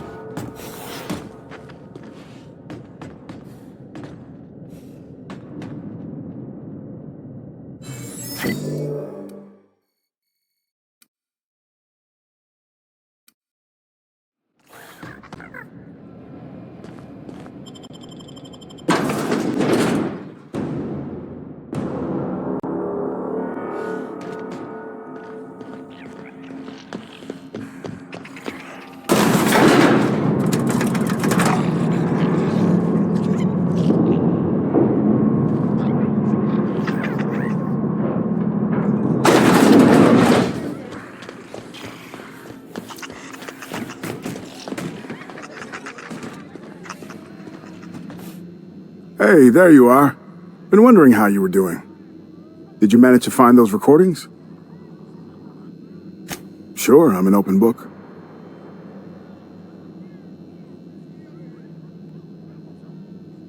Someone had been trying to steal them since the day my assistant and I started interviewing. Couldn't even keep them in my safe. They always found a way in. So I took to hiding them all over the fucking asteroid. Thought I was so clever. What a fool I was.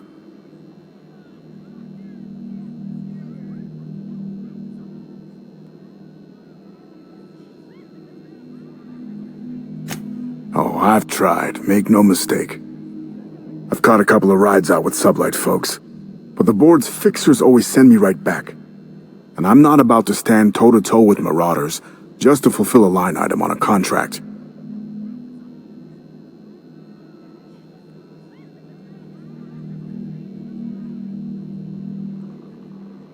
Not a problem. Anything else?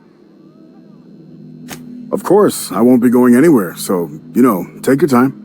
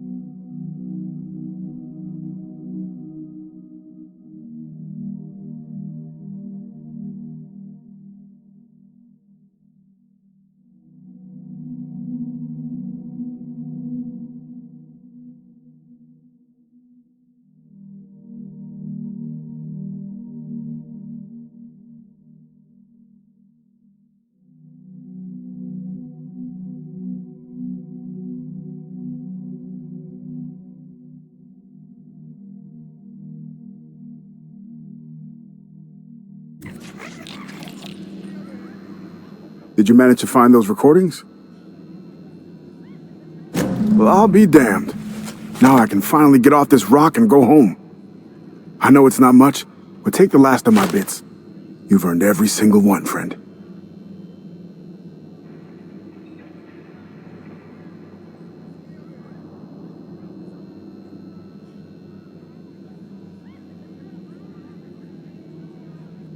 She couldn't have been. We were together all the time. Except, oh shit, my weekly calls with headquarters. What could she even want to ask Olivia Ambrose about? Doesn't make sense. Good fucking law. Headquarters would kill me if they knew, right after they killed her. Hell, being stuck here might have been the only thing keeping me alive. No, I mean, I don't know. Sometimes it seemed like there could be, when we were servicing the phonographs, or sharing a beer, but who'd be interested in some forgotten old bastard like me?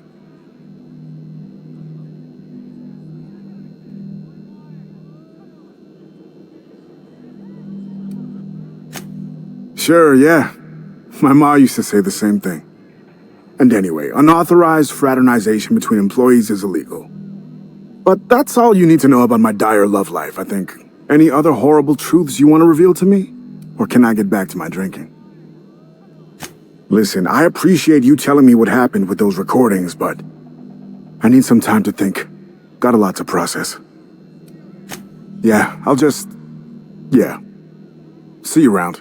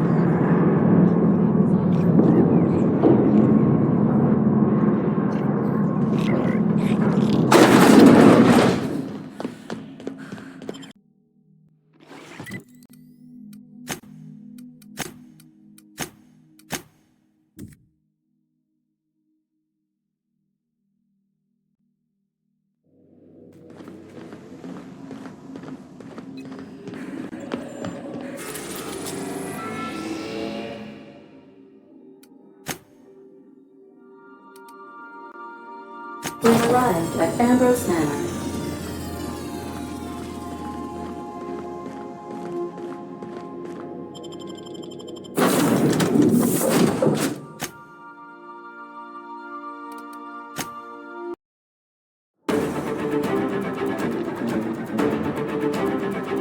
I'll keep quiet.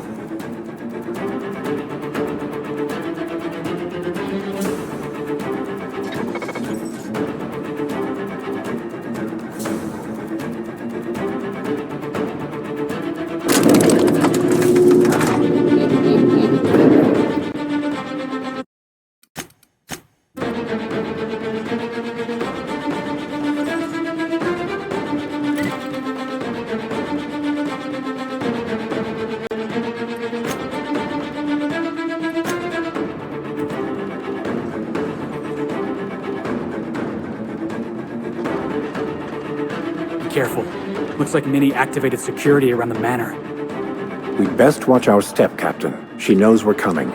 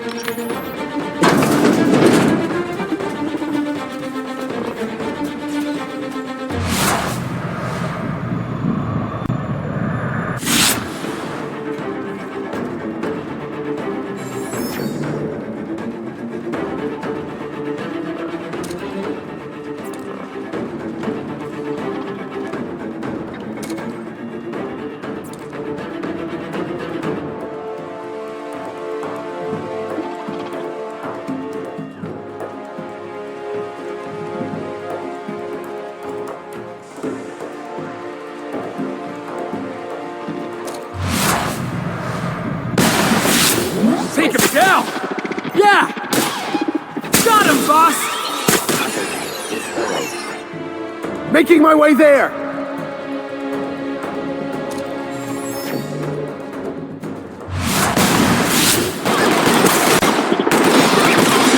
Woo! Yeah! Now that was fun!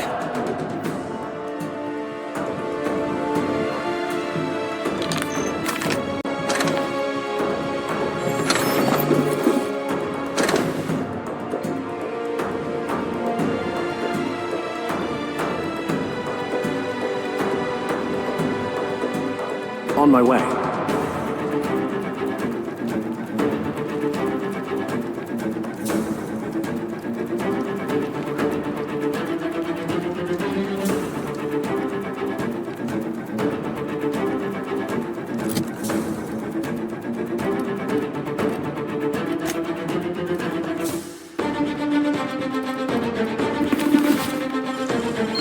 gotta show me how you did that.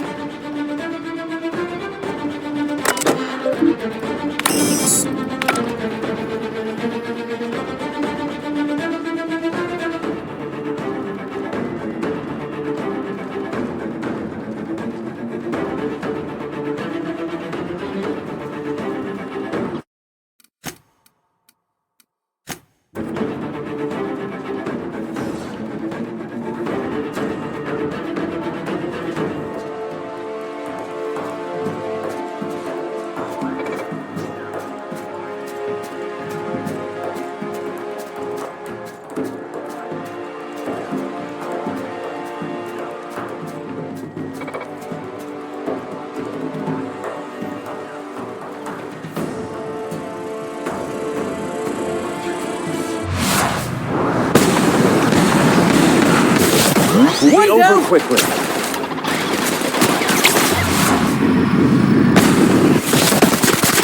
Fate shines on us today.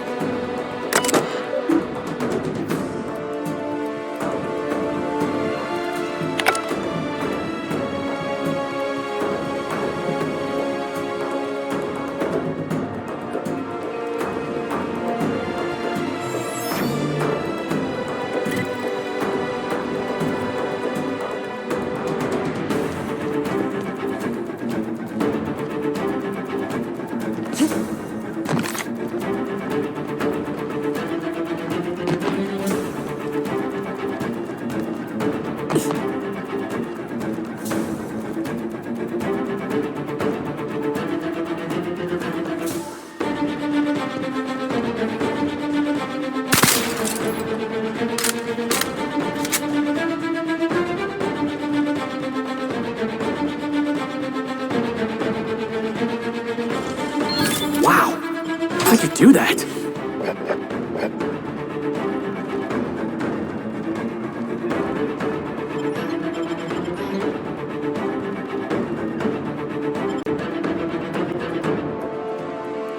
Does every secret lab in this colony smell the same way? I see they brought all the comforts of home, including the secret lab for unlawful experiments.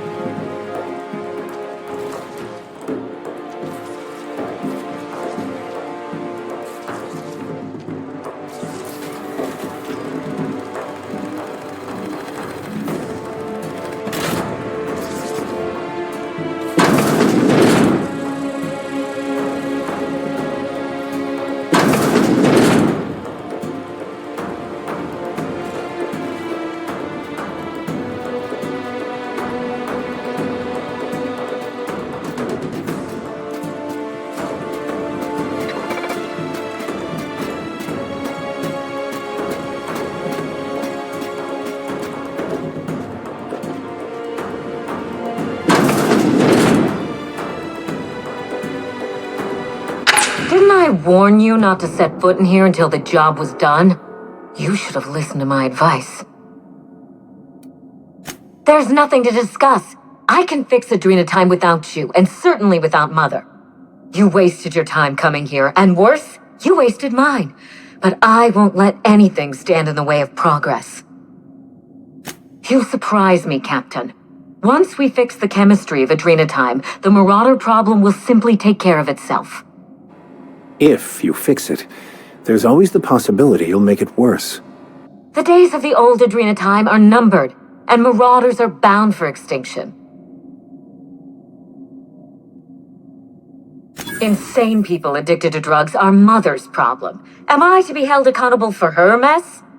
Besides, Mother is determined to ruin everything she touches. First Adrenatime, then our family, and now my ambition. She never gave me a chance, forbade it. I see no reason why she deserves a second one. Holding on to your pain helps no one, least of all yourself. It's not too late to let it go. Mother never let me anywhere near R&D. I was always her incompetent little brat. Stand down? I think not, Captain. People want to buy clean drugs, and I want to sell them. Under my leadership, Adrenatime will live up to its promise, unlike certain mothers. Do you know why it was a disaster? Rushed production, cut corners, and a failure to communicate. Mother's mistakes, not mine. My drug will be the pride and joy of the Ambrose family. And if we pick up where Gorgon left off, then the human testing phase is well ahead of schedule. Farewell, Captain. If it wasn't already obvious, you're fired. Now.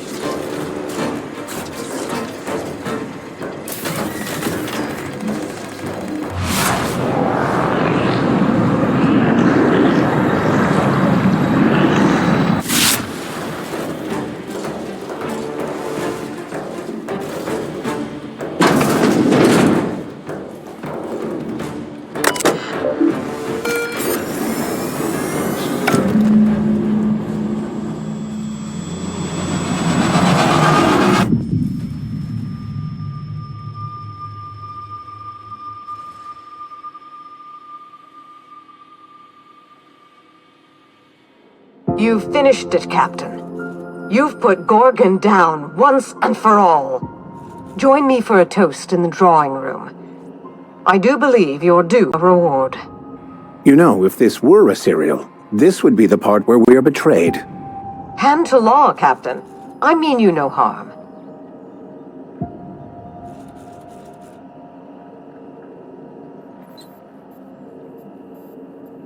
No, it most certainly is not. Quit fooling around and meet me upstairs. I'll have a drink waiting.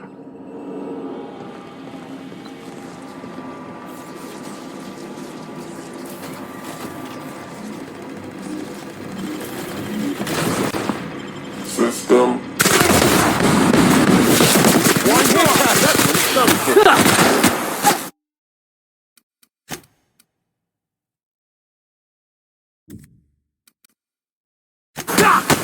handle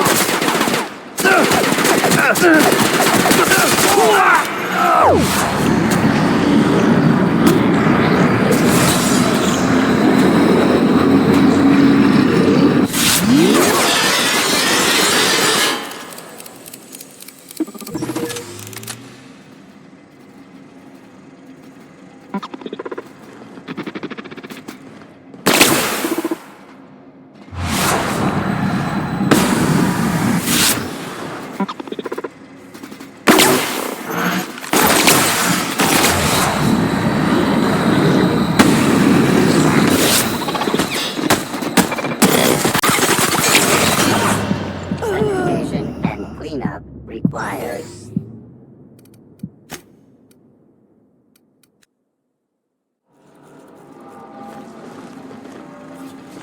Quietly now.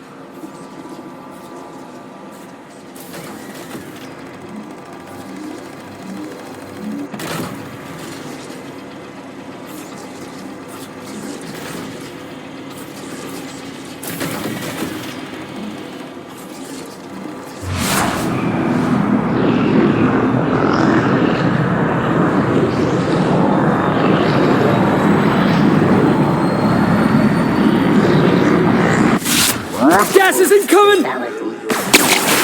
Sure. Unexpected investigative. Nice one, Captain! That had to hurt! I'm going.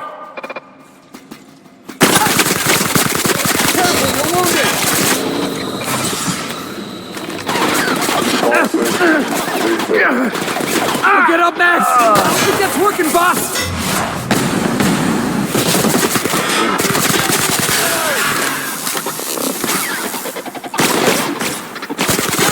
Let him have it!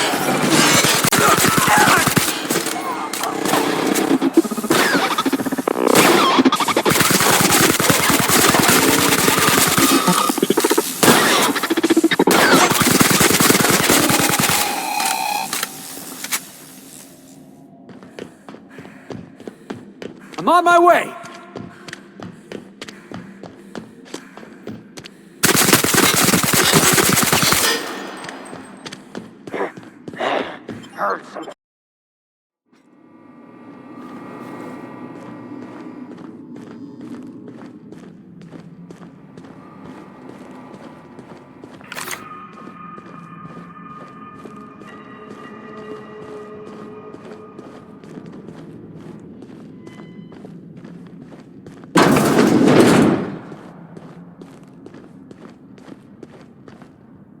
Captain, I believe a celebration is in order. The Gorgon project is dead, and we are not.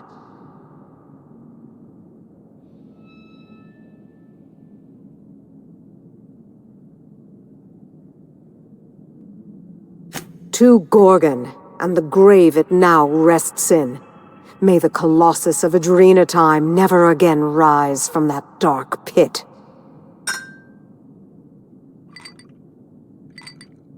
It's funny. When Spacer's Choice released Adrenatime to the public and began the Marauder crisis, and I sabotaged all the Gorgon facilities, I thought that was the end for me. Then you came along and changed everything. I find myself at loose ends now, Captain. What happens next?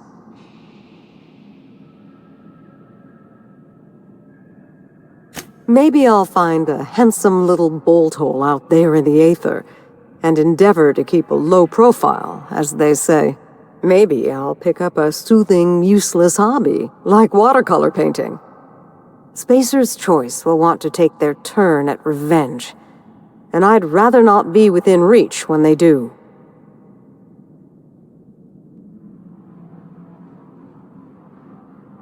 I'll take it a day at a time.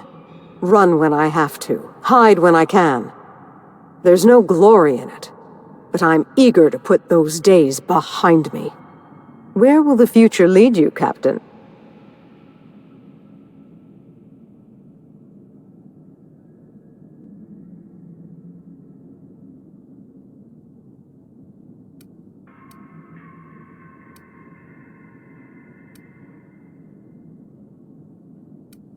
Plan for nothing and you'll never fail. Expect nothing and you'll never be disappointed. Believe me, I'm beginning to see the appeal. In any case, I do believe this is the end. Law willing, Adrena time is dead for good, and the Marauders will die out with it. Goodbye, Captain, and thank you again. May the stellar wind be ever at your back.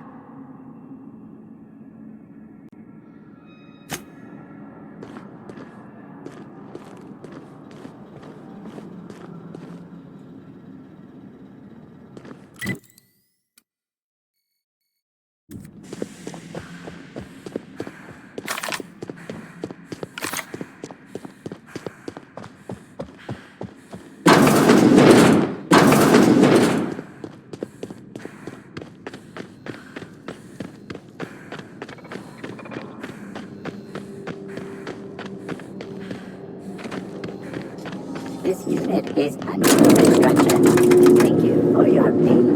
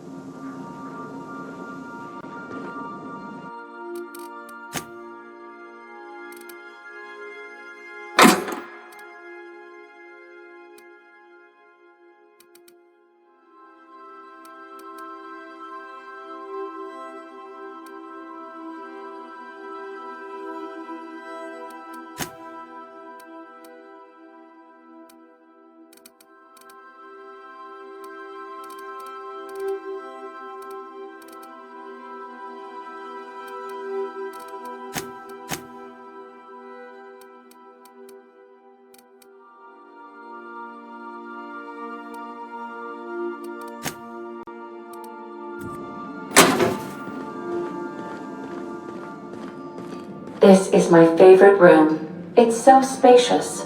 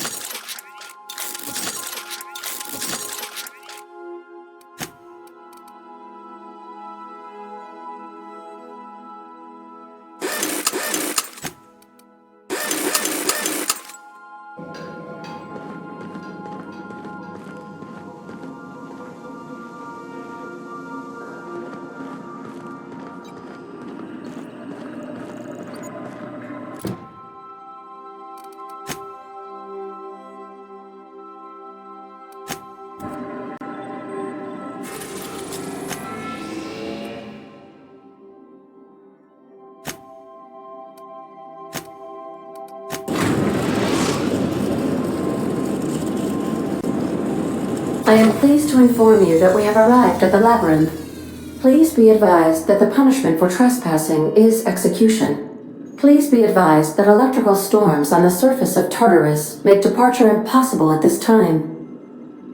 Resident count is as follows: 3,071. Resident deaths, including but not limited to executions, are as follows: 1,684. Resident escapes are as follows: 0. The interior can be chilly.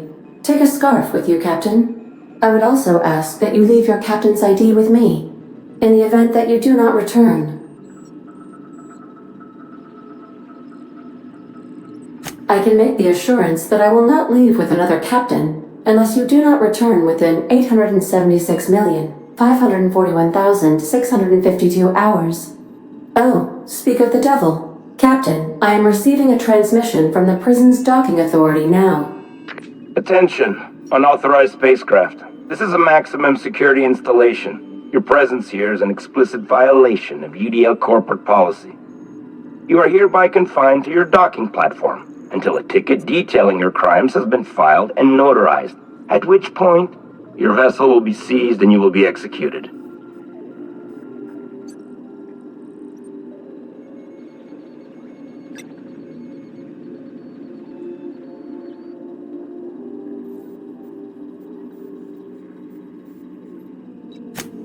I'm sorry, you people? Did you just cast a generalization on upstanding UDL employees? That's a fine of 200 bits. You're up to 5,708, not including the cost of your execution and the disposal of your remains, which will be assessed posthumously. All right, I'm feeling generous. I'm transmitting the ID of a productive, law-abiding employee so you can see what one looks like before you die. Anyway, Tartarus Docking Authority signing up. Hang on. Another ship just pulled into your dock. Wait, is that from the Groundbreaker? What the? Pay no mind to that, just have a pleasant day. Transmission terminated. Biometric ID received. Transferring data to external cartridge. How can I be of assistance? I have lots of minutes. Many minutes. Unlimited minutes, perhaps. Providing an adequate power source, I can function indefinitely. I prefer to think of it as being in a state of slumber, perhaps for an indefinite duration of time. Do you think that is what it's like for the colonists on the Lost Hope? When I simulate myself in such a scenario, I do not find it to be desirable. I think my self-preservation protocols incline me to desire the alternative. Traveling the system with you, Captain.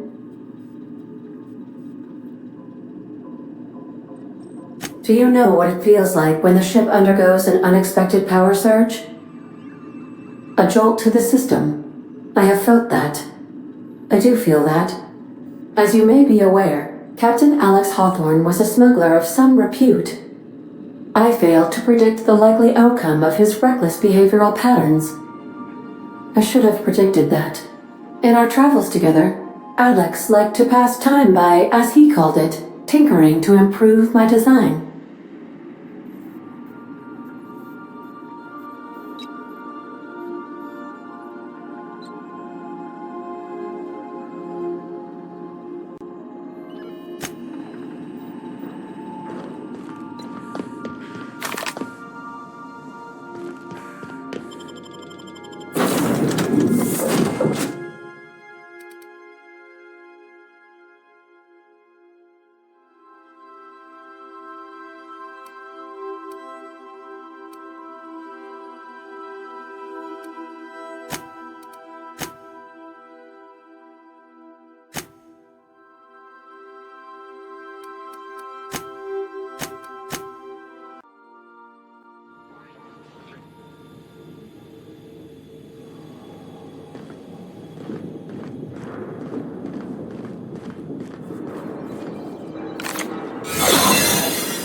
The captain did right by us What was once. that? Now it's ours.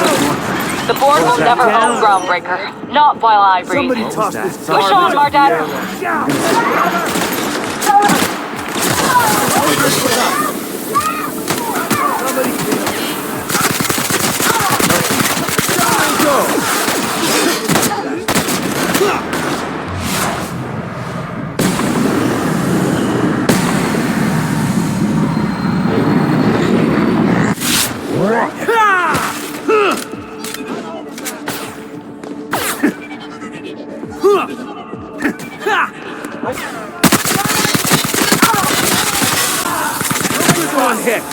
another weapon!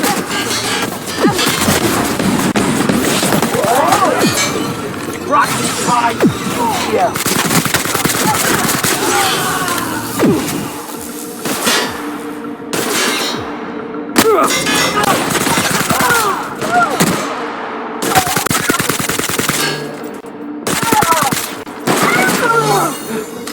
Everyone all right? All right, hushing up.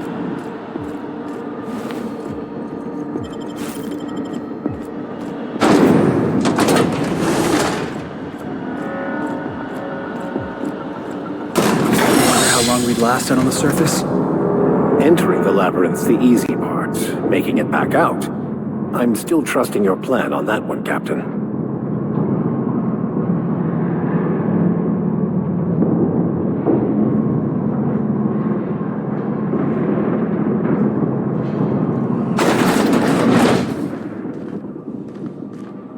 Lead the way, boss.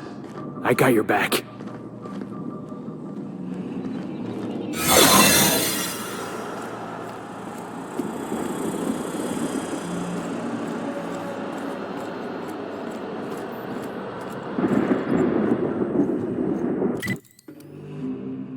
You get tired of patrolling? Just go rush somebody up.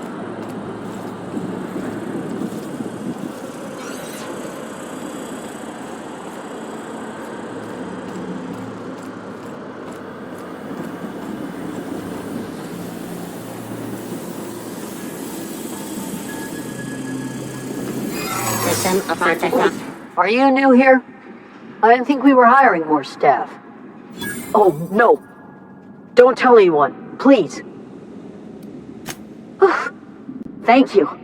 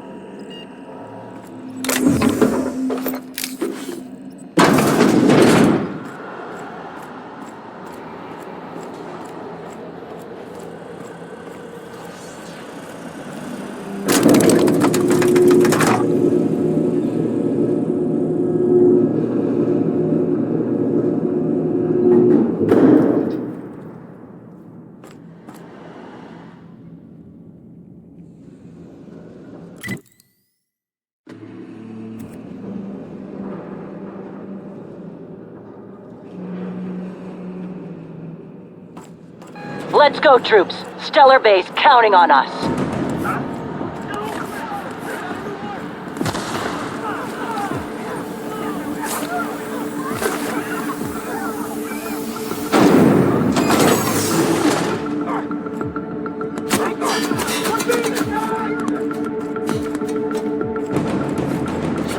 Are you new here? I didn't think we were hiring more staff. Oh, that's great. Thank you, man. Much appreciated. I'll get out of your way.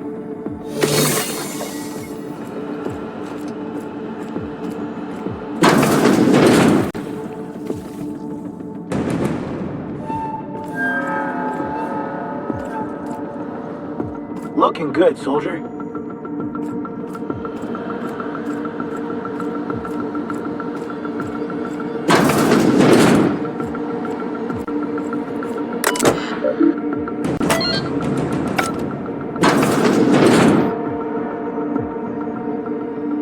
Well, look who it is. I'll be damned. I was prepping the studio for our announcement, and here you are as a bonus.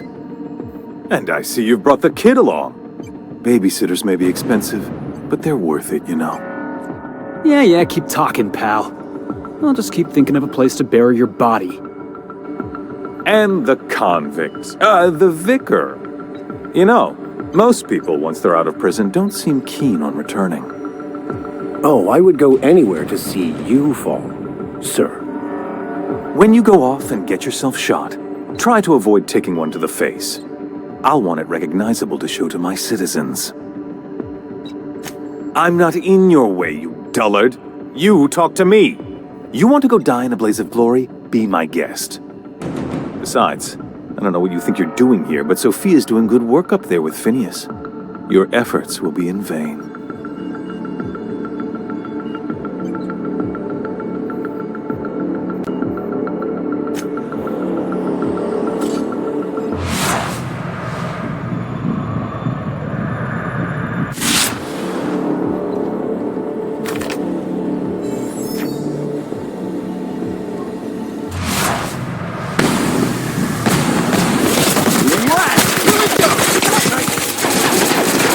Everyone all right?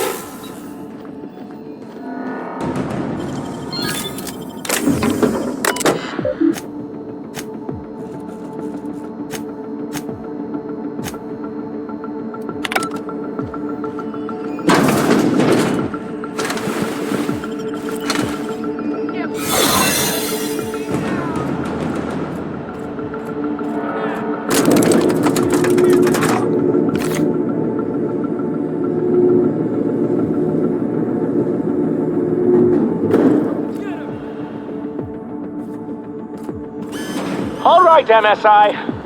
I'm not one for rousing speeches, but the captain needs our help. So get in there and Bus is about to blast fight. the lab coat. A fugitive's a fugitive. Let it go.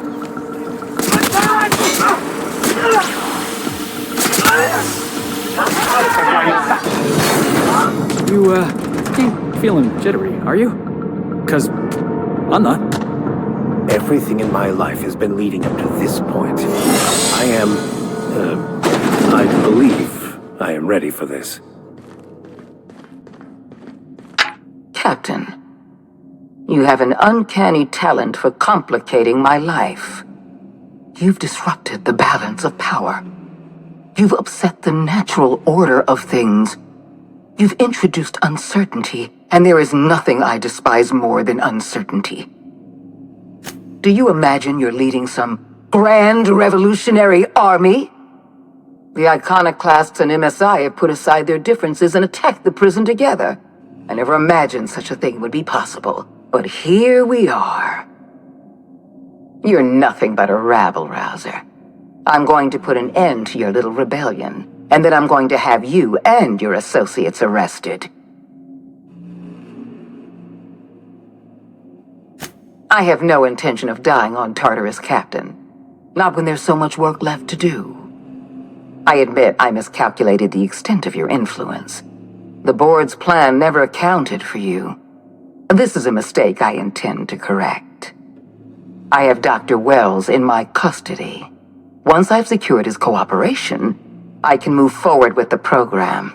I can repair the damage you've done. I can set things right.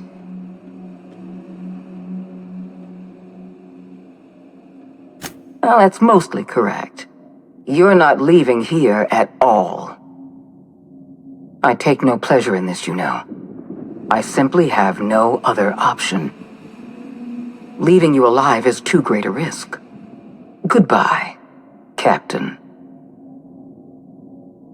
I had a feeling you'd say that. This prison is equipped with an automechanical warden. I've had it programmed to eliminate you on sight and rinse your remains down a drain.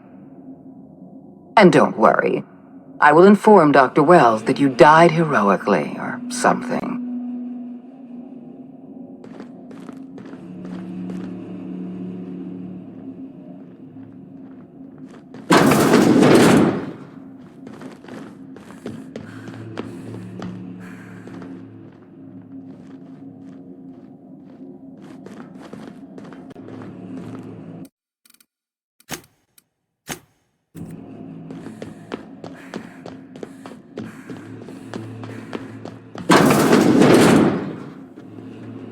Easy does it.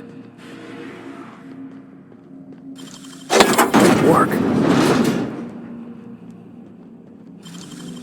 You're a deft hand with a mag pick.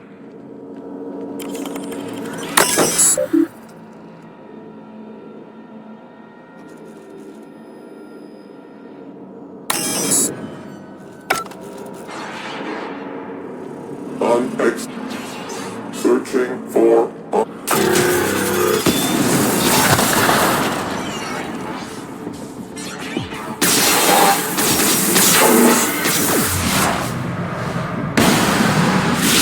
We'll be over quickly.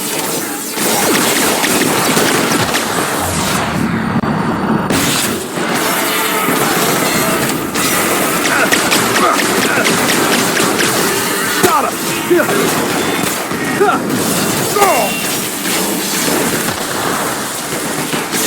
Yeah! That's what you get! Everyone all right?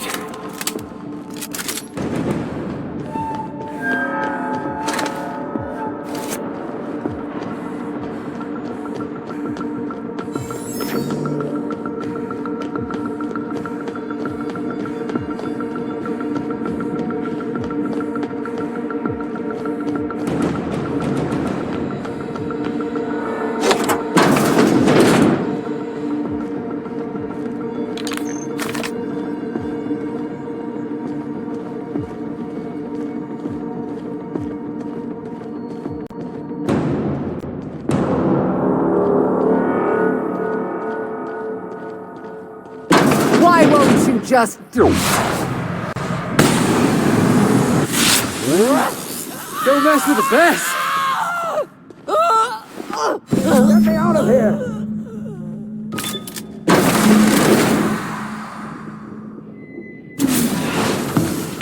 You don't know how glad I am to see you.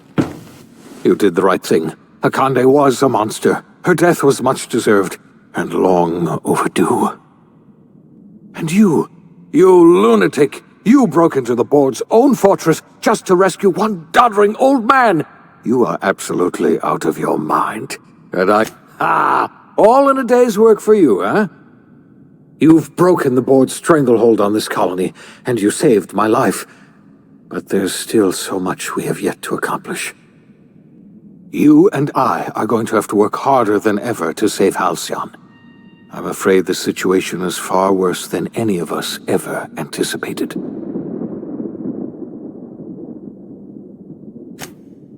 Earth has gone dark. We haven't received a single message in 3 years. There's been no communication, no signals, nothing. 2 years ago, the Earth's Directorate's frigate disappeared on their way back to Earth. We don't know what they discovered when they arrived, or if they arrived at all. Hold on, Doc. Are you telling me the Earth went dark 3 years ago, and the board's just been covering this up? They've been incredibly effective at concealing the truth.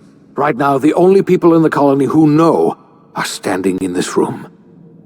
Earth is only an idea to us, but that idea is the bedrock the colony is built upon. If people were to find out it's gone dark, the shock could be too much to bear. I don't want to imagine what'll happen once news gets out. Let's just keep this between us for now.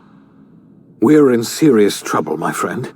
Do you know what this means for Halcyon? We can't rely on Earth for support anymore. We've been cut loose. We're entirely on our own.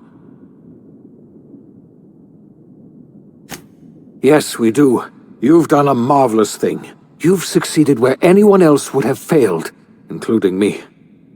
We must begin the revival process immediately, starting with the Hope's brightest minds, and then we're going to fix this damn colony, one problem at a time. We're going to need a leader, and I can't imagine a better person for the job than you. What do you say, old friend? Will you help us?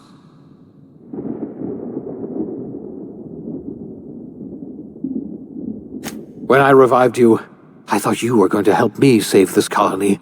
I was wrong. I had our roles reversed, you see. You're the one who's going to save us all. I'm just the one who set you on your path. You're the best thing to ever happen to Halcyon. If you want to take it upon yourself to lead this colony, you have my support. We're not a colony any longer, are we? Our last connection to Earth has been severed, and so we have been set free. Our future is uncertain, and no one knows what tomorrow holds. Exciting, isn't it?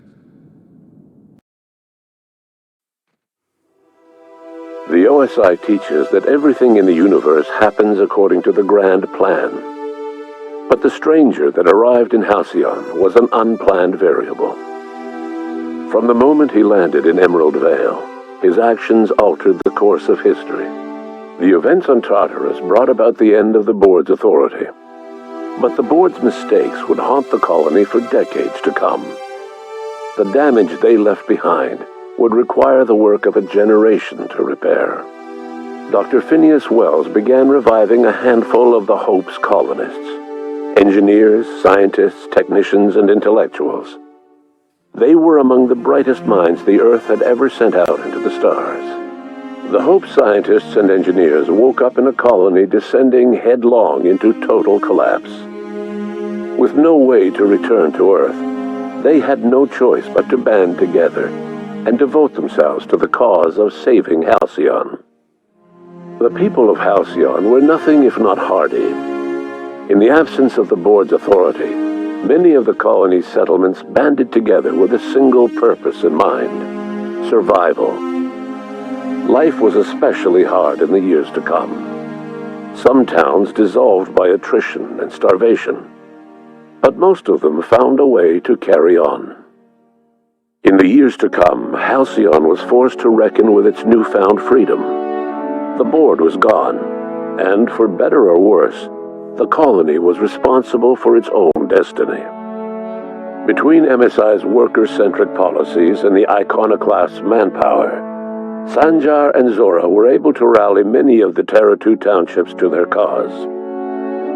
MSI's workforce swelled, and the iconoclasts enjoyed a significant surge in their ranks. The board was too distracted by infighting and internal politics to stop MSI from becoming a powerful corporation and a refuge for townships that might have fallen through the cracks. Consumed by paranoia, Luya Hagen took Sublight Salvage in a controversial direction, openly accusing board officials of an extraterrestrial conspiracy. One day, an accident at the Groundbreaker's docking bay silenced her forever. Time would tell if her replacement could keep the Sublight family together. The collapse of Edgewater left its workers bereft of any purpose in life. Most of them made their way to Adelaide McDevitt's camp, hoping to ingratiate themselves into her favor. Adelaide accepted only a few to her community. The rest were turned away, and likely died of starvation. Nevertheless, Adelaide's camp grew into a well-established town. Adelaide McDevitt refused to cooperate with the ongoing effort to save Halcyon from collapse. A sympathetic deserter stole a copy of her research and delivered it to the Hope's scientists. It is unclear how useful Adelaide's research was, An optimistic estimate suggests her work may have bought Halcyon another few years of survival. Adelaide would never know. She died that winter. Under the leadership of Junlei Tennyson, the Groundbreaker held firm against corporate influence. The ship's mechanical stability gave Junlei the time to educate a promising generation of engineers schooled in her family's traditions. The future of the Groundbreaker looks promising. The rediscovery of the Hope and the abandonment of the lifetime employment program forced Byzantium to come to terms with some uncomfortable realities about the state of Halcyon. While Byzantines were reluctant to surrender the luxuries they'd grown accustomed to, the board's diminished authority gave them little choice in the matter. Nearly everyone had to learn to make do with less. Some even had to get jobs. It was a dark time indeed. Even the Gorgon asteroid, though a distant enigma to most of Halcyon, felt the aftershocks of your actions. The destroyed Adrenatime synthesizer became a symbol of the board's cruelty, and a rallying point for Wells and his scientists as they sought to build a more humane, ethical Halcyon.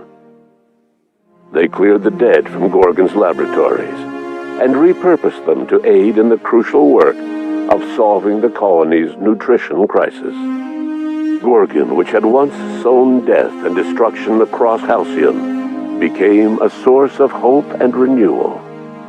The Gorgon Project's final explosive end was bittersweet for Olivia Ambrose.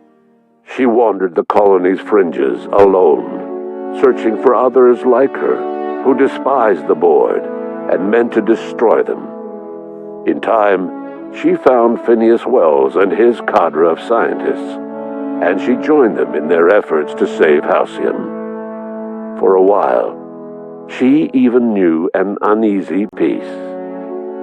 But for all that, Olivia found purpose in Wells' project. She was always haunted by the memory of her daughter, Minnie, who hadn't lived to see the better world they were building. She never did forgive herself for the horror her work had wrought on Halcyon. But she remembered fondly the daring captain who'd put an end to it at last. In spite of everything, the Gorgon asteroid remained a sobering reminder of the potential for progress and disaster in humanity's most ambitious efforts. The Rizzo's company in Halcyon dissolved after the collapse of the board. Needless to say, the launch of Spectrum Brown was indefinitely delayed. A stockpile of Spectrum Brown remains buried deep beneath the ruins of the old distillery, abandoned to time and attrition. With the dissolution of the board, Ruth Bellamy found herself without the two constants in her life, Byzantine culture and her sister Belinda. In the face of this new reality, she struggled to find a direction for her life.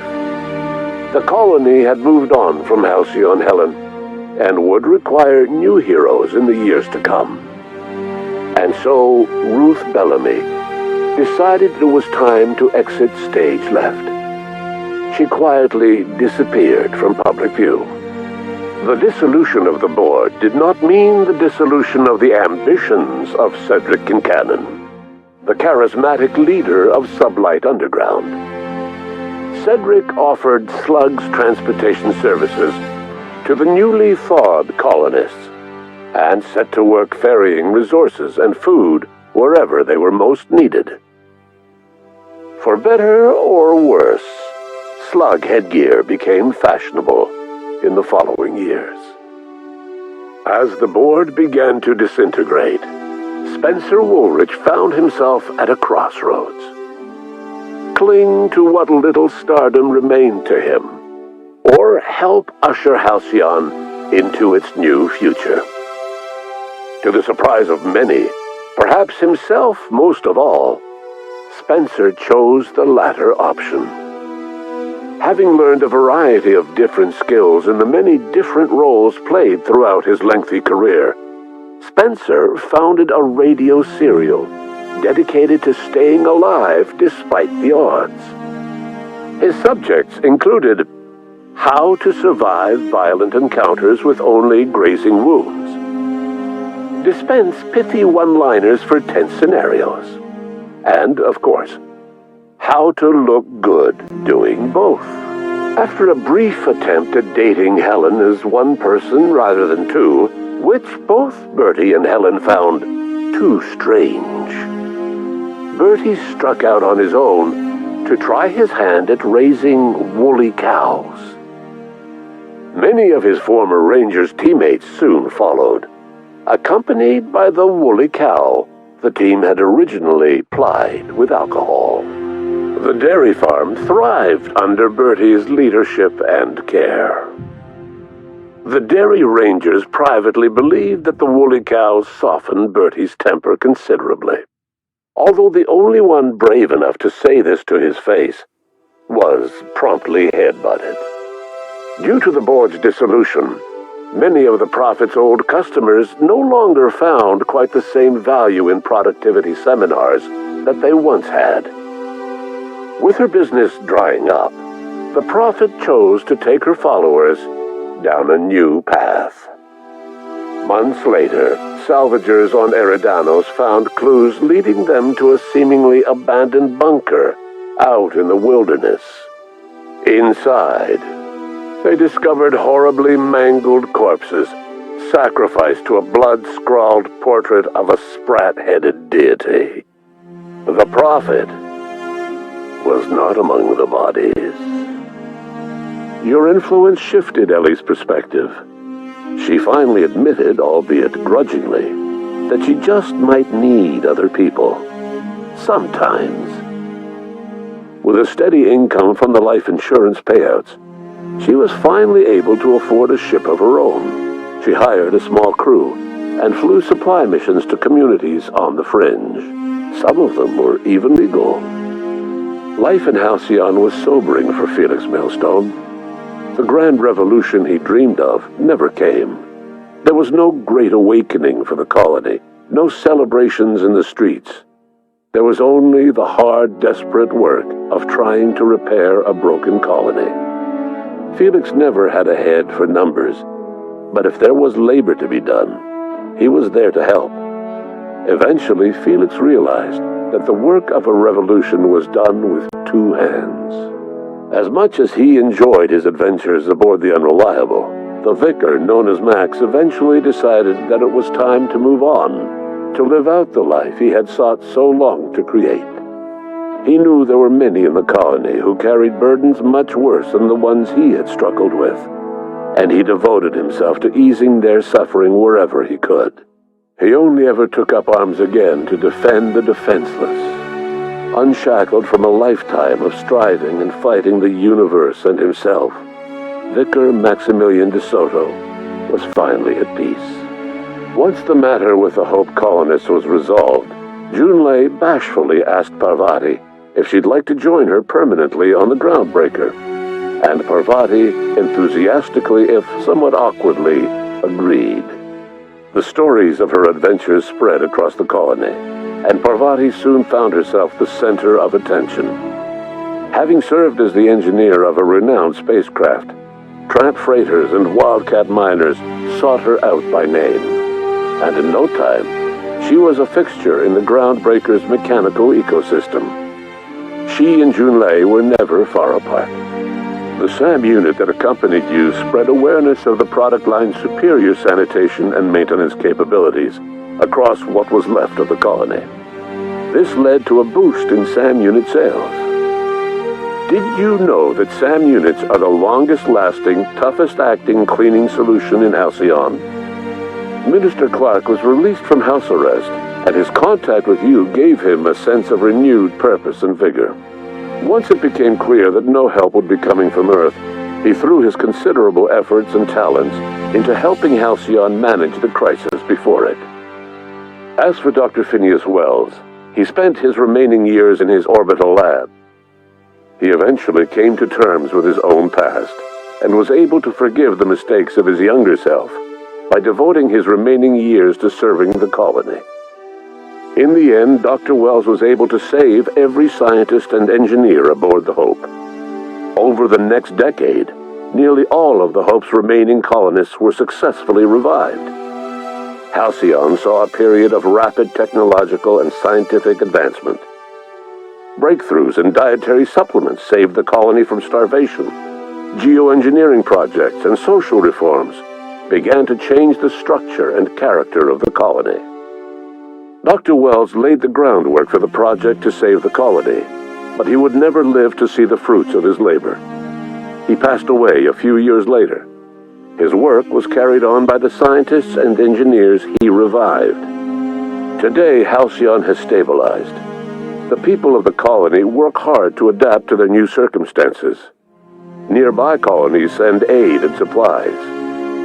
Life will never be easy in Halcyon, but for the first time in its history, there exists a sense of real, genuine hope about the future. And what about you, the unplanned variable in the history of Halcyon? Long after Wells passed away, you carried on his work with more energy, determination, and brilliance than he could ever muster. The years that followed were hard, but Halcyon survived by the efforts of the Hope's most promising colonists, the greatest of which was you. No one knows what's happened to Earth, and no one knows what the future has in store for Halcyon. All we know for certain is this: the name of the Unreliable and that of its intrepid captain will remain the subject of countless stories for years to come.